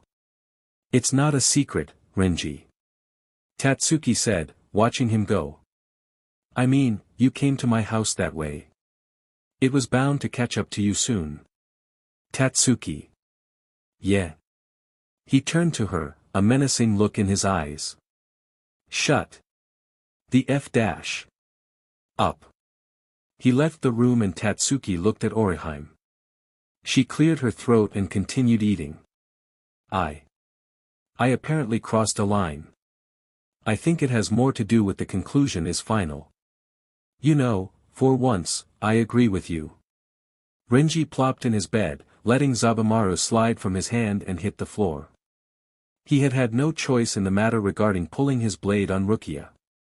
If he hadn't she would have started to look around and she would have seen Ichigo lying on the ground with his mask blaring in stark white against the black of night. It was to distract her as well as get her to understand. He just didn't want her to worry but he was so tired and worn out and beat. Rukia smiled a little as she looked at the origami crane in her hand and then at the various ones that littered the floor. Her smile faded as she realized that it wouldn't be enough. She felt her lip tremble and tears start to build up in her eyes. She tried to keep them from falling but all she could think about was Renji and the white goopy lines leaking from his eyes. She had seen a video of it when she was at the Shino Academy to become a Soul Reaper. During one of her classes, they were shown what to expect if someone were bitten by an eye hollow, and the first physical symptom was white goo coming out of different orifices of the body to which it would connect and wrap around the face to form a mask. A hole would develop in the person's chest, and once the hole was hollowed out, a new eye hollow would be made. The memory made her efforts in vain, and she crumbled to the floor, the paper cranes around her.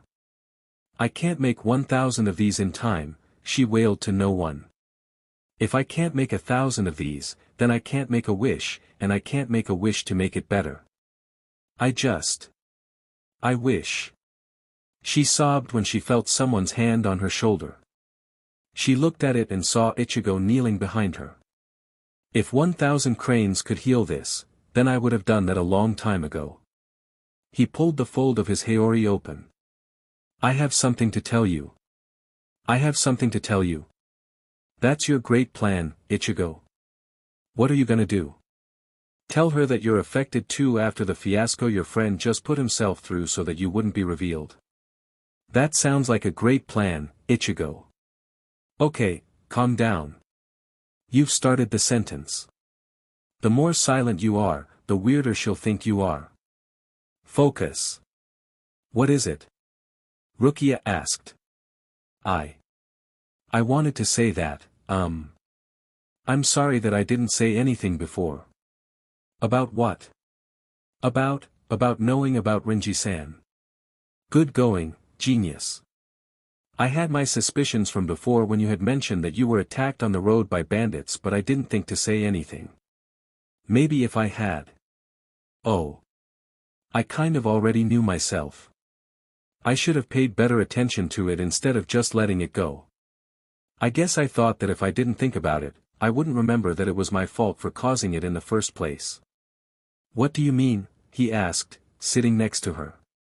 Rukia looked at her blue crane and said it with the others. "When we were on our way here, I made things hard for him because of a lot of misunderstandings, but when it came down to it, he protected me. If he hadn't been protecting me, then he wouldn't have gotten hurt, and then." She sighed. "It's all my fault." "None of this is your fault, Rukia. It wouldn't have mattered who you were or what you had done, the literal path you took was just at the wrong place and wrong time. I guarantee you that no matter what, Renji would have fought 100 eye hollows to keep you safe and suffered 1,000 scratches to boot. What he did the other day. What he did was because he's afraid." Rukia looked up at Ichigo. "He would never say that, and don't you dare tell him I told you that, but it's the truth. I mean, think about it, he's turning into something horrible, but he's trying to fight it. He doesn't know when it will come really, and he doesn't know what it could do. The one person he cares about was getting too close and wouldn't leave. If something were happening to you, wouldn't you want the one you love to be away from you? Safe." Rukia sighed and nodded. "I understand. He's doing the best that he can with what he's got. He definitely wants to get you back home where you belong, fulfill his duty as your guard and escort. I have a feeling he'll probably want to leave your service as soon as you're delivered so that the revelation of his transformation won't reflect back on you or me." "Why would it reflect on you? Our house is next to the affected area and could be cause for complaint." "Oh." Ichigo moved Rukia's face to face him as he looked her in the eyes. "Now that you know this, what will you do?" "I don't know." She moved her face from Ichigo's hand. "I don't know what I could do for him." "What about your great doctors? Do you think they could help?" Rukia seemed to think for a second. "They could, but getting Nisama to let them see him would be impossible." "What if you said that it was for me? A ruse of sorts?" "What do you mean?" "You could say that something was wrong with me and that I needed to see the great doctors, but instead, it would be for Renji. I could have him in my room and stuff. Nisama would want details. He's not the best person to try and fool. And if he found out about Renji, he'd throw him in a dungeon to die or give him to Squad 12 to dissect and do research on." Ichigo tried to hide his gulp at that prospect. He's not really fond of him anyway. "Ah, I see. You've given me a lot to think about though." Ichigo took that as a time to leave and stood up, heading out of Rukia's room. Ichigo. He turned back to her. Thank you, for trying to help. No problem. Although, what should I do? How do you mean? I mean from now on. What about us? What's going on? Ichigo thought for a moment. We have had a horrible fight and are on the brink of calling off the engagement. You have decided to try and hurt me by going back to your former love interest as I do mine. The distance may help us find our bearings. He winked at her and left the room. Rukia looked at the small pile of cranes and picked up a flowery red one, smiling a little. And it was the cutest thing I'd ever seen. I mean, they were destined to be together, but who would have ever known that she was betrothed to Shiba-sama? It's crazy. Orihime smiled a little as Tatsuki leaned on her elbow at the table, sake cup in hand. She drank practically the whole bottle by herself, taking Orihime's when she thought she wasn't looking. Renji yelling at her seemed to have made her feel insecure or something, and so she went into the tale of how she met Rukia and Renji. The tale was an interesting one, for sure, but she was pretty sure Tatsuki wasn't supposed to tell her all that. You know what I think? Tatsuki said, leaning on the table towards Orihime. I think that bullshit Renji said about Ichigo's foot getting caught was a load of phooey. She said, slamming down the sake cup. I think that Ichigo is the one with the hollow in him and Renji was trying to help him out. But he got all stressy and stuff cause Rukia was there and it got all gooey and stuff. You know. That's what I think. Orihime laughed nervously, glad that Tatsuki was too drunk to see the guilt in her eyes. Well, that's an interesting possibility. Really close to accurate. Nah. That can't be. Ichigo's a noble and all smart and stuff. He'd never get caught up in the gooey masks of the eye hollows, nope. He's rich. True. Why don't you ever have an opinion, Orihime? Huh? You just let people walk all over you and don't even try to get what you want. I mean, like Ichigo, for instance. I can tell you like him. Like the real hots. Just tell him. I mean, what's he gonna do? Tell you no. I don't know what you mean. You're kind of drunk, Tatsuki-san. Bah, who cares? Drunk, skunk, magunk. I think I should get you to bed. Yeah, I like that plan. Lift me up, nurse, she yelled, throwing her hands in the air. Orihime smiled a little and lifted her friend up, putting her arm around her shoulders and carrying her back to her room at the inn. And another thing. Tatsuki yelled suddenly, wrenching from Orihime's grip and landing on the other side of the hall. Why do I have to share a room with you? Everyone else gets their own room, but I gotta share a room with you. Ikiko-san and Yumachika-san are sharing a room. It was a last-minute decision. I wish I could have shared a room with Rukia. She's needed to be alone. Ah, whatever. She pushed herself off the wall and landed on the other wall. I got it, man, don't worry about it. Orihime went to help her but figured she would be doing more harm than good if she did. She just watched Tatsuki to make sure she didn't faceplant to the floor. Luckily, she made it to the door of their room, where she faceplanted there instead. She stood there against the door for a minute and then began to bang on it. He. Let me in.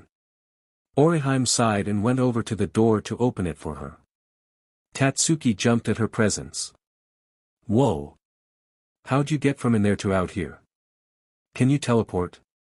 Yes. Tatsuki put her hands on Orihime's shoulders. Your secret is safe with me. I won't tell anyone about it, you can count on me. Of course. Would you like to go in? Yeah, that'd be great. Orihime opened the door and Tatsuki tripped over her own feet and into Orihime's bed. She pretty much passed out immediately and Orihime sighed, not ready for bed. She wanted something sweet. Rukia breathed in and knocked on the door slightly. She knew he was probably dog-tired and wouldn't be up and about. She fidgeted and knocked on the door again. She had to get what she wanted to say off of her chest, and if she waited, she knew it wouldn't be the same, but he had been with Ichigo for a long time, helping him. He was probably dead to the world and she shouldn't take his sleep away from him. Stupid. She said to herself. Selfish as always. She turned to leave when she heard the door open a little. She turned back and saw Renji staring at her from the crack in the door. Oh, were you asleep? Renji just stared at her. Right. Stupid question, ha ha ha ha. She laughed nervously. Did you need something, Kuchiki-sama? He asked softly, his voice hoarse. Yes, well, no. I mean, if you're sleeping and all. Rukia, come out with it, he said a little more curtly. Right. Can I come in? No. Please. It's kind of a private matter, Anne. Renji breathed in. But opened the door wider for her to come in. The room was dark save for the flicker of a small lantern, and Renji leaned against the dresser, crossing his arms. What is it? I just wanted to say that I'm sorry. For what? Rukia looked away and then sat on the floor on her knees. She then pointed her hands, putting her fingers together, and gave a prostrating bow as a servant did a master. Renji was too tired to care and just stared at her on the floor. Get up. He grumbled. No. Why? Because you'll see me and I don't want you to. Rukia, I'm tired and sore, so please don't beat around the bush any longer. Doing this sort of thing is what got all the misunderstandings we have for each other riled up. I'm tired of playing games and guessing you're intense. Rukia willed herself back to sitting on her knees and put her hands in her lap. If I hadn't been so quick to jump to conclusions, I would have seen what was actually happening when I kissed you before we left for the Shiba Clan. You were in shock and confusion, just as I was when you kissed me back later, and then I even said horrible things to you about you not ever doing what I wanted and always thinking about yourself. I am a fool and I should have known that you were never that type of person. You've given up practically everything to be with me and be there for me, and I have never thanked you. Rukia felt tears behind her eyes and tried to keep them at bay. I have never even thanked you for everything you have done for me and made sure came true for me. I've inconvenienced you for years and you've not complained. All I've done is be horrible to you and not even realize how much I was playing with your heart and how much it must have hurt. But now you're in danger and there's nothing I can do about it. I did that too. I made you become one of those things because I didn't listen to you. I caused this and now. Rukia didn't realize she had had her eyes closed while she was talking, afraid to look at Renji and afraid opening her eyes would cause a flood of tears burst open. When Renji didn't say anything, she opened her eyes, the tears she had been trying to keep at bay spilling out. Through the torrents of water, saw Renji had bent down to her level, looking at her with a soft expression. Why are you staring at me like that? She hiccuped. Because the one thing I seem to be unable to stop doing is hurting you this way. I don't know how to stop your tears. Don't say that, she screamed, more tears flowing. This is not your fault. You don't have to shoulder everything that happens as your own personal burden. She felt Renji's hands cup her face and his thumbs remove her tears. She looked up at him as he wiped them away. If I don't do that, then you'll take the blame and the fault, and what kind of guard would I be if I let my princess bear these pains? Finally Rukia gave up trying to be formal and flung herself into Renji's arms to cry in his chest. It was a very unladylike sound and it probably sounded like a mating call of some animal, but she couldn't handle it anymore. She had been horrible to the one person who never left her side, even when she was horrible. He stuck by her and never let her go, and because of her, he was going to have to leave her. What's this all about, Rukia? Renji asked softly. Why are you dredging up these uncomfortable feelings? Because I did this to you and now you'll have to leave so that Ni-sama doesn't find out. He would never let you see the great doctors to try and be cured. That's okay. No, it's not. Rukia pulled back, touching his face. No, it's not. Renji sighed, pulling her hand from his cheek. Rukia, I won't put you in danger by staying with you. As a guard dash. F your guard post. She snarled. I don't care. I've never cared what you were or where you were just as long as it was with me. You're right, and it's getting annoying having to beat around bushes and play guessing games just to say what we want to say. I'm saying what I want to say right now, I love you. I always have and I always will. I want no one else but you, and I don't care how we make that happen. If you leave your guard post, I will leave the Kuchikis. If you leave the Soul Society, so will I. If you leave this world, then so will I. It's not a promise, it's a guarantee. Renji didn't say anything for a moment, and Rukia thought she had blown it again when he sighed and stood up. He went to the window and looked at the darkness. Well then. He just stared out the window. I guess I'll have to find a way to see those great doctors without your brother's permission or discovery of my infliction. He turned to her with a small smirk. After all, the worst thing a guard could do is lose the princess. I've told you that I'm not a princess and you know it. And I thought I've always told you that you're a princess to me. Orihime may have it in her name, but Rukiaheim is what you have always been in my mind. If you truly want to help me, then the only way we can do it is by getting me in to see the great doctors. Rukia stood up and walked over to him, taking his hand. I'll make it happen. I'll tell Nisama what for about this arranged marriage thing and make him let you see the great doctors. We need a plan though. I'm willing to try and fight this as much as possible, but if things get out of hand, I won't stay with you. I won't put you in danger, especially if that danger is me.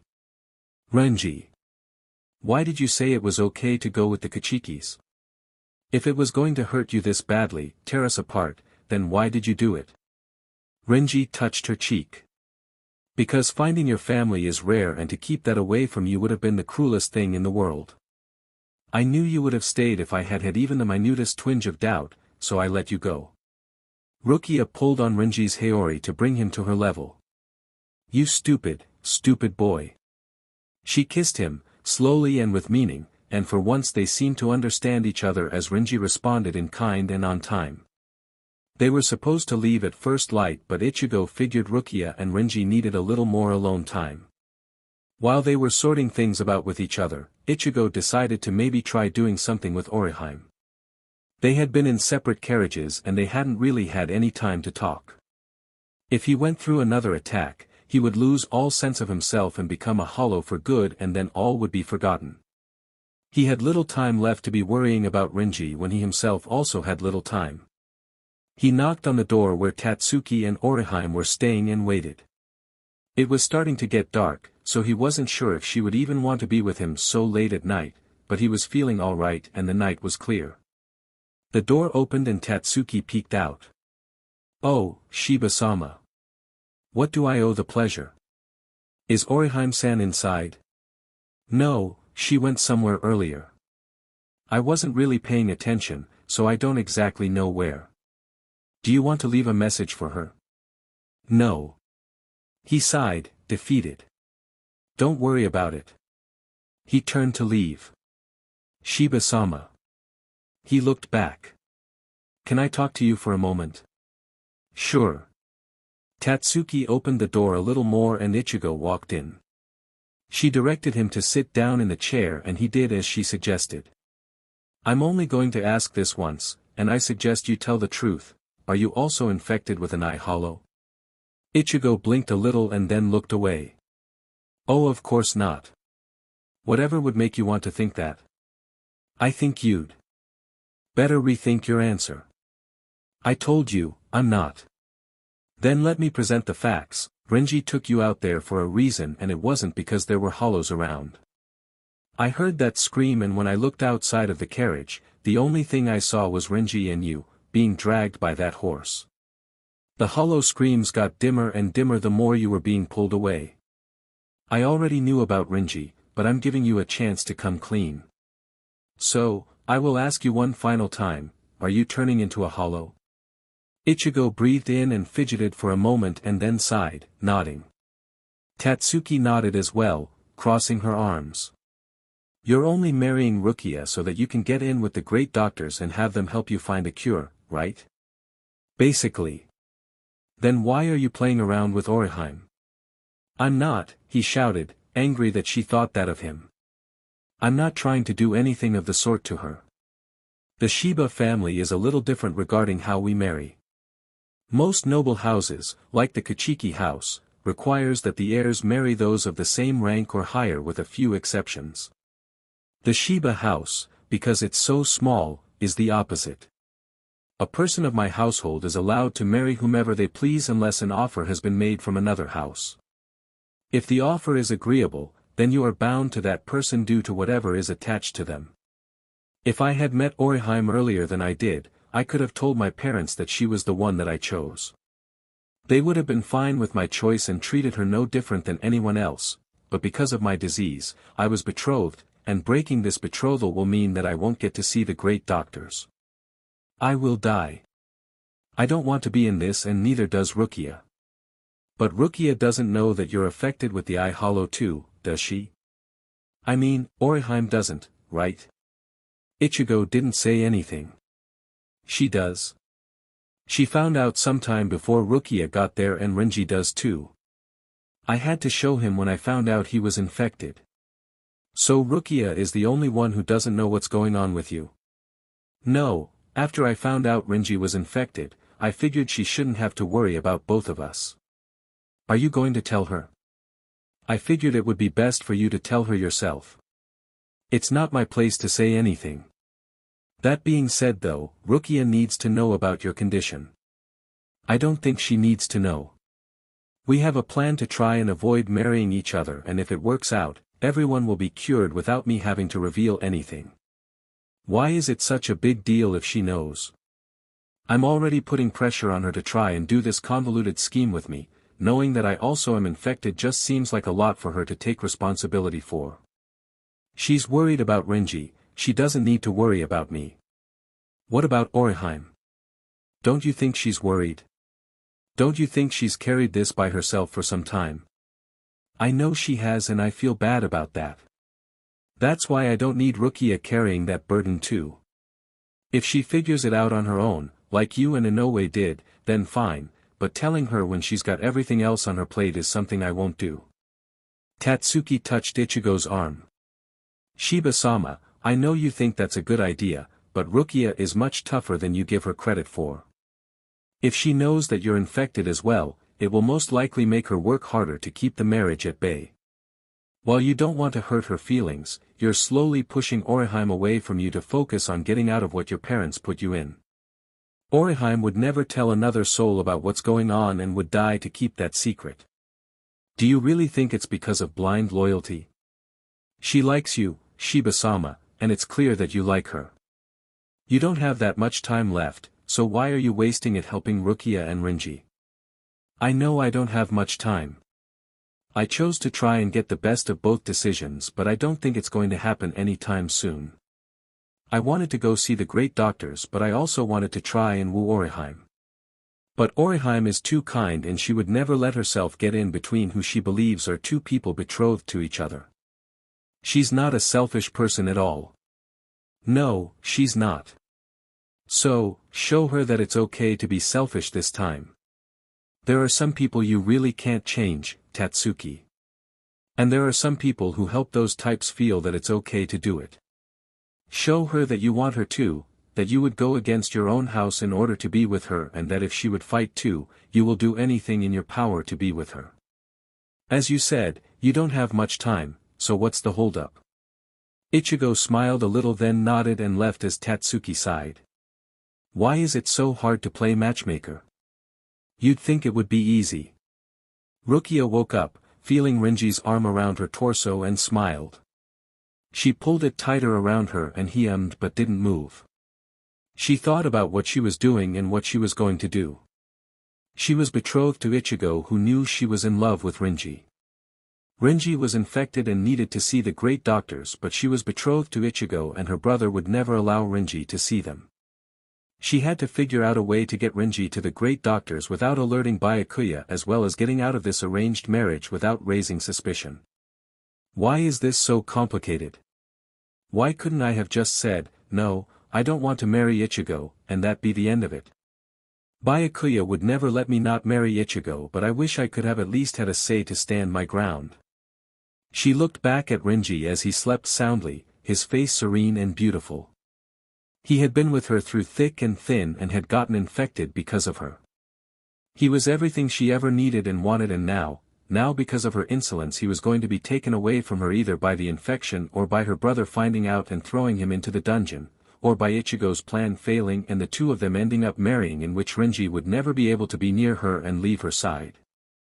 It was a no-win situation. "DMN it," she snarled. "Why are you so mad this early in the morning?" Renji said softly behind her. She turned over all the way to look at him as he stared at her with sleepy brown eyes. "I was just thinking about all the scenarios and options that we have in my head, and none of them seem to be good ones." Comforting. "Seriously, Renji," she sat up and looked at him in the bed. "We need a better plan than what Ichigo thinks we can do." "And what is that?" "He believes that we can make everyone believe we're still betrothed, get everyone cured by the great doctors, and then stage something that makes it seem like we've broken up and we all live happily ever after." "I see that not working." "Then what do you propose we do?" "I don't know. I don't know. I think you need to stop thinking about it by yourself, and the three of us need to get together and figure it out with 3 brains instead of 1. There has to be a better way to do this, and if we play it right, it can be done. We just need to be patient." "You don't have time to be patient. As long as I don't have any surprising emotional stabbings again, I think I'll be fine." He turned his head at her. "I shouldn't plan on having any more, right? Not if I can help it, but if we fail, then I know you'll leave my side and that could cause a problem. For me, not for you." Rukia made a face as Renji sat up, setting his chin on her shoulder as he wrapped his arms around her. "Rukia, don't worry about me. I can figure this part out without you. If you really don't want to marry Ichigo and you want to try and be with me, then that's the part you need to focus on. I can go off and find clues to my predicament, but it's up to you and Ichigo on how you get out of this marriage arrangement. I can't do anything to help you in that regard." "I guess so." "Gosh, I'm so scandalous." "How so?"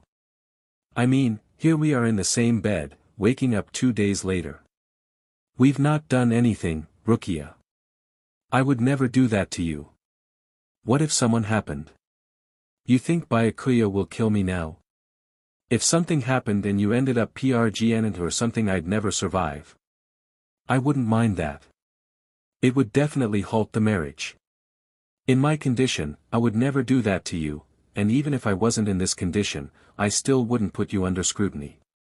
"Bah, scrutiny. I'd be rejected from Kuchiki Clan anyway. I don't know, you might be surprised at the familial loyalty some of these houses have. They look tough on the outside, but on the inside, they'd rather kill the perpetrator and frame them as the bad guy than to let everyone know a member of their family was a sec fiend." Rukia laughed and Renji kissed her neck. "I think if we play our cards right we can do this properly." "All right then. Now, it's not time to wake up yet, so." He grabbed her and pulled her back down on the bed with him as she yelled in delight. "Inoue-san." Orihime gasped and then put her hand over her chest. "Ikkaku-san, you scared me." "I'm sorry, I didn't mean to." "What are you doing out here so late?" "I was just looking at the stars. They are beautiful out here where there aren't that many lights from town." "True. Are you having a restless night?" "A little." "Why don't you ask the innkeeper if they can make you a pot of herbal tea to help you sleep?" "I may do that, thank you." "Where's Yumachika-san?" "Oh, he never takes night watch. It messes with my beauty sleep, he said with a roll of his eyes. Orihime chuckled. "I see. Well, don't get into any trouble, Inoue-san. We might be in a halfway decent sector, but this is still the outer rings of the Rukongai. Don't stray too far from here. I won't.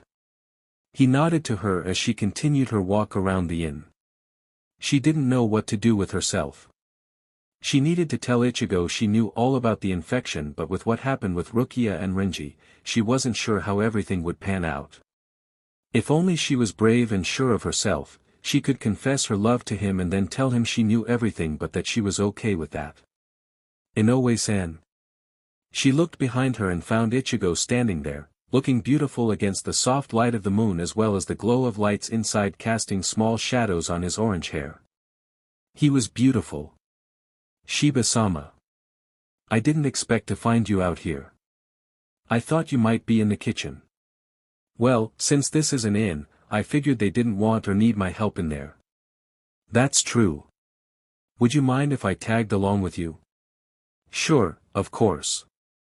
He nodded and walked over to her and they began to walk in step. They were quiet for a long while, taking at least one full lap around the inn before Ichigo finally felt enough courage to say something. I apologize that we haven't been able to spend much time with each other. Oh, it's no problem. I'm sure Rukia-san has been dash. No, that's not what I mean. Forget Rukia for a minute. Alright. Well.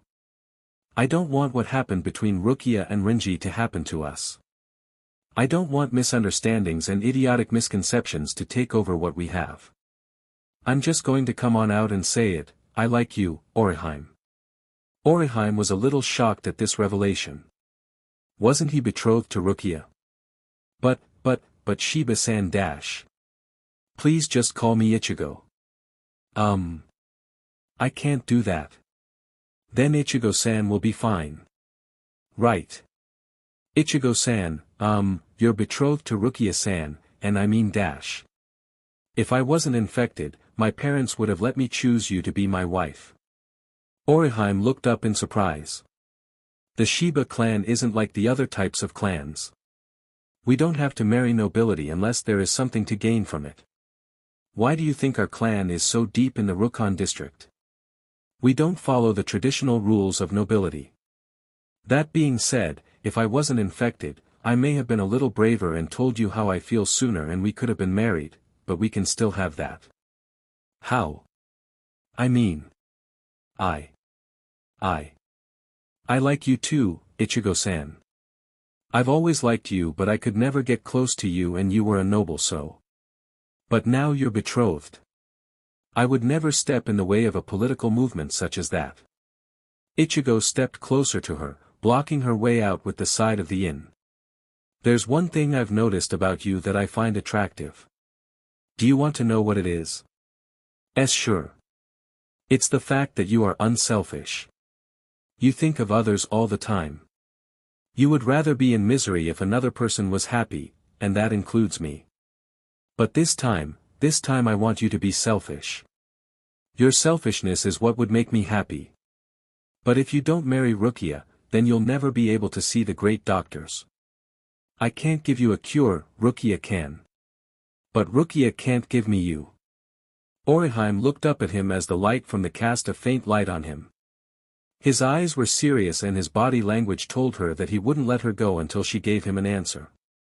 Was this actually allowed? Was she allowed to have something that was given to someone else? She shook her head. She could never do that. Ichigo-san, I can't. You are betrothed to Rukia-san and I won't get in the way of that. I wish I was brave and forward like her, but if you don't marry her, you won't exist anymore. I would rather watch you be with her than to know that I caused you to fade away and become a hollow. That pain, the pain of watching you get worse and worse as you fade away from me would be more than I could bear. At least if you are with Rukia, I know you're safe. You will be cured, you will live, and you will live a long happy life.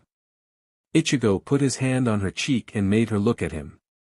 I would rather live a short life of joy and happiness with the person I love than to live a long miserable one with a person I don't want to be with. I have nothing against Rukia, but we are not compatible and we don't love each other. She loves Renji and I love you. We're trying to come up with a plan so that we all get what we want. Orihime pulled her face away and moved away from Ichigo, walking into the clearing away from the inn. Shiba-sama, you are too important to me. I won't do this. Keeping you from the great doctors would be the biggest regret I will ever have in my life. I want to be with you and I wish things had turned out differently, but carrying the guilt of your demise. She looked at Ichigo with a hard expression. I will not watch you die on my account. You get those doctors to cure you in however way you have to. If by some chance, you don't have to marry Rukia-san, then I will be the most selfish girl in the Seriidii, but until then, being selfish will kill you. I'm sorry. She walked off and Ichigo just watched her in shock. Orihime tried to keep her tears at bay but she just couldn't get them to stop. She had to deny him. She had to let him do what he needed to do. Of all the things in the world she wanted, it was that Ichigo was cured and that he was going to be alright. But getting to keep what she wanted, it just wasn't meant to be. Ichigo was just something that she could never have. Renji opened his eyes and looked around, his head feeling like it was floating away from his body and his eyes hazy. He didn't recognize anything about where he was, but he knew he was bound and he knew he was in deep trouble. Are you alright? He heard someone ask him. He turned to the voice and saw Yumachika sitting close to him, looking at him with a worried expression. I'm fine, what happened? Quincy's. Ichigo growled, his voice seething with anger. An elite group of them called Sternritter or something. Apparently they are marauders that patrol the higher levels of the Rukongai. They are spread out and capture unsuspecting travelers. You had said there was something ahead of us on the road and left the carriage to see what it was. You seem to have come in contact with a small band called the Black Buzzards, led by some mohawked guy. Then some weird skinny dude with a curly piece of hair shot out some small little bubbles and knocked everyone out cold. I assume it must have happened to you too. Where's Ichigo? Ichigo and Yumachika looked at each other and Ichigo seemed upset. Renji frowned, narrowing his eyes at him. Ichigo, where's Ichigo? He got angry and tried to fight to protect the girls. They activated the virus and, well. Last I heard, they were going to sell him. Yumachika said, looking away. We failed as his guards. We couldn't keep him from turning and we couldn't keep him from being captured. The Shibas will kill us. And we deserve whatever punishment they want to inflict on us. Are you telling me that Ichigo is in hollow form? Renji said, still in disbelief. The two nodded.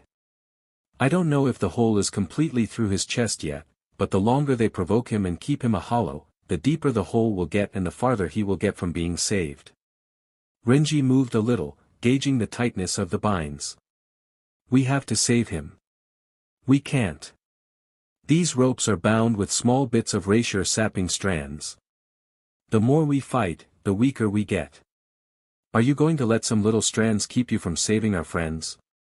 If that's the case, you really are pathetic. Renji began to focus on the binds and how to get out of them. Orihime, Tatsuki, and Rukia all huddled together as they tried to keep their distance from Ichigo in his hollow form. The leader of the marauder band, the Black Buzzards, was behind Ichigo, sending small streams of flames towards him to keep him anxious and angry. We'll catch a pretty penny for this one. Not only is it a true blue contaminate, but it's also a son of a great house. Wait until they hear about this. The red mohawked man looked over at the three girls. You all seem quite calm about all of this. You must have known. The girls didn't answer and the man sighed, stepping away from Ichigo as he tried to strike him. He knelt in front of the girls and looked at them one by one. Which one of you girls would like to tell me why you're traveling with a known contaminate? If I actually cared, I'd say you were planning on using him for something. You've got the wrong idea. Orihime said. Do I? Please elaborate. You tell us who you are first. Tatsuki growled angrily. You knock us out, take us captive, torture us and our friend, and now you want to ask questions. Ah, yes, how uncouth of me. My name is Buzzard Black, but most everyone calls me Bazby. I'm the leader of the Black Buzzards. Regarding why you're here, well, 3 pretty ladies of nobility, 3 soul reapers with interesting Zanpakutos and a nobleman who is a contaminate, I think that's enough money to gain in a lifetime. You keep saying, contaminate, why are you calling him that? Well, I guess the poor people term is eye hollow or something to that effect. The I means, infected if I'm not mistaken. The problem with that explanation is that it indicates a hollow was infected, not that a person was infected. Contaminate is the name we use to describe those contaminated by people who have turned into hollows regarding the virus from long ago. But the slow progression of this one indicates that he was infected a long time ago, possibly direct contact. Ichigo growled and Bazby smiled at him as he stood just inches away from him. Ichigo was pulling the chains to the brink of their length, his arms bulging with taut muscle, and although he was mostly hollow, his face had a bit of humanity left in him for an angry glare to be seen. Bazby smiled a little. Either way, I can fetch a pretty penny for everyone here.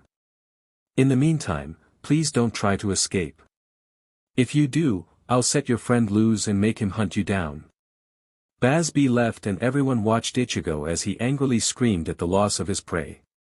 Rukia looked over at Orihime, who looked the most distraught. You knew, didn't you? She asked. Orihime turned to her and sighed, nodding. I did. I'm sorry to have kept it from you, Rukia-sama. But why? She asked. Why wouldn't you say anything?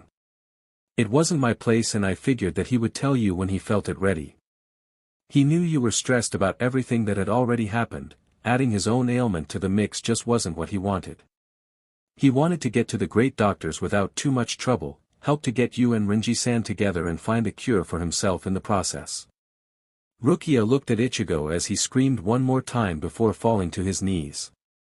He leaned forward on the chains, using the tightness to just hang.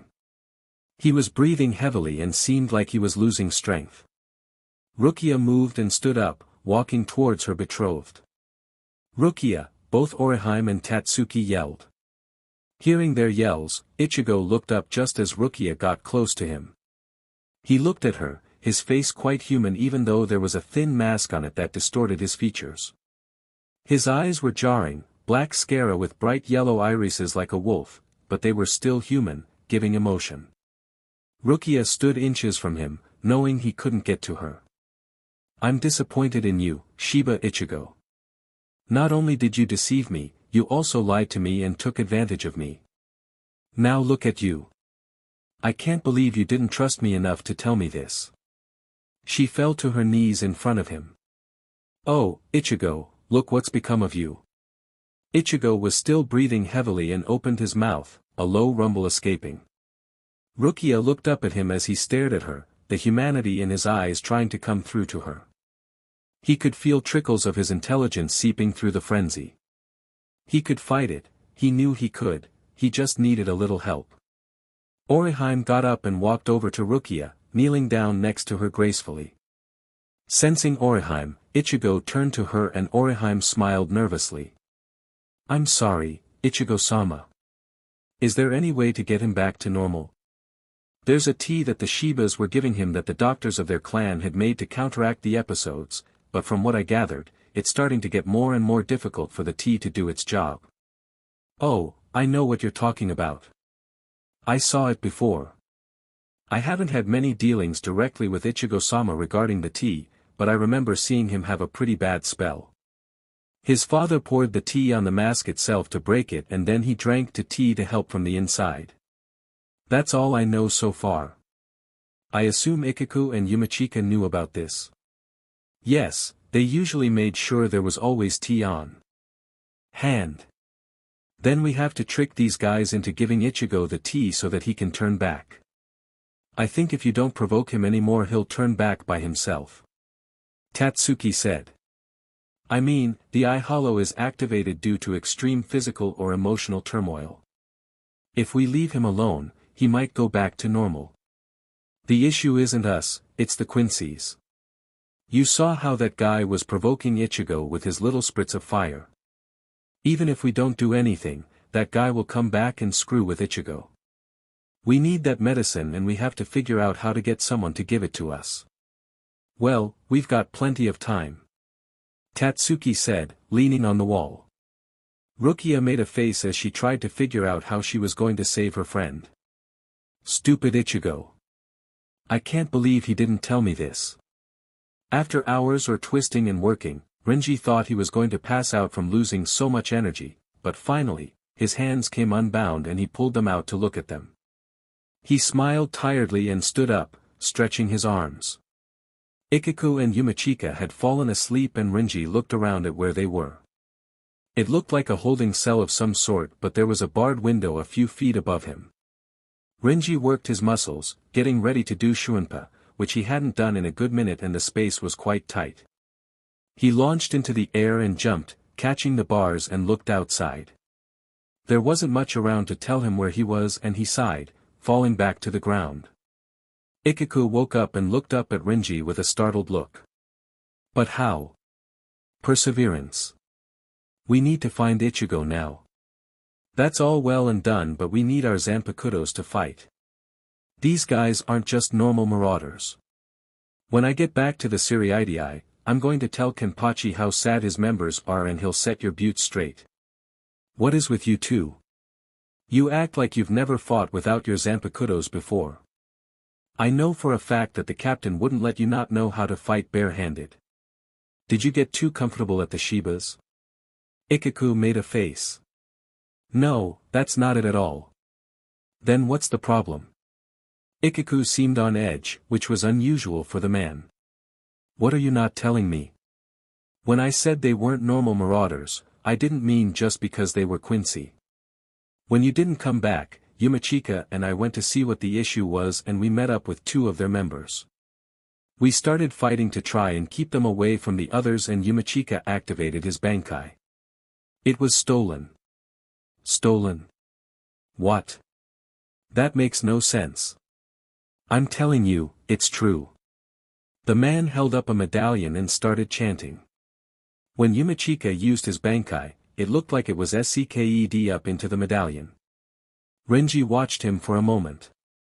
Then why are you trying to get back your Zanpakuto? Because I don't use my Bankai, it takes too long, I use my Shirkai, but with powers like that, I don't think a good fisticuffs is going to do anything.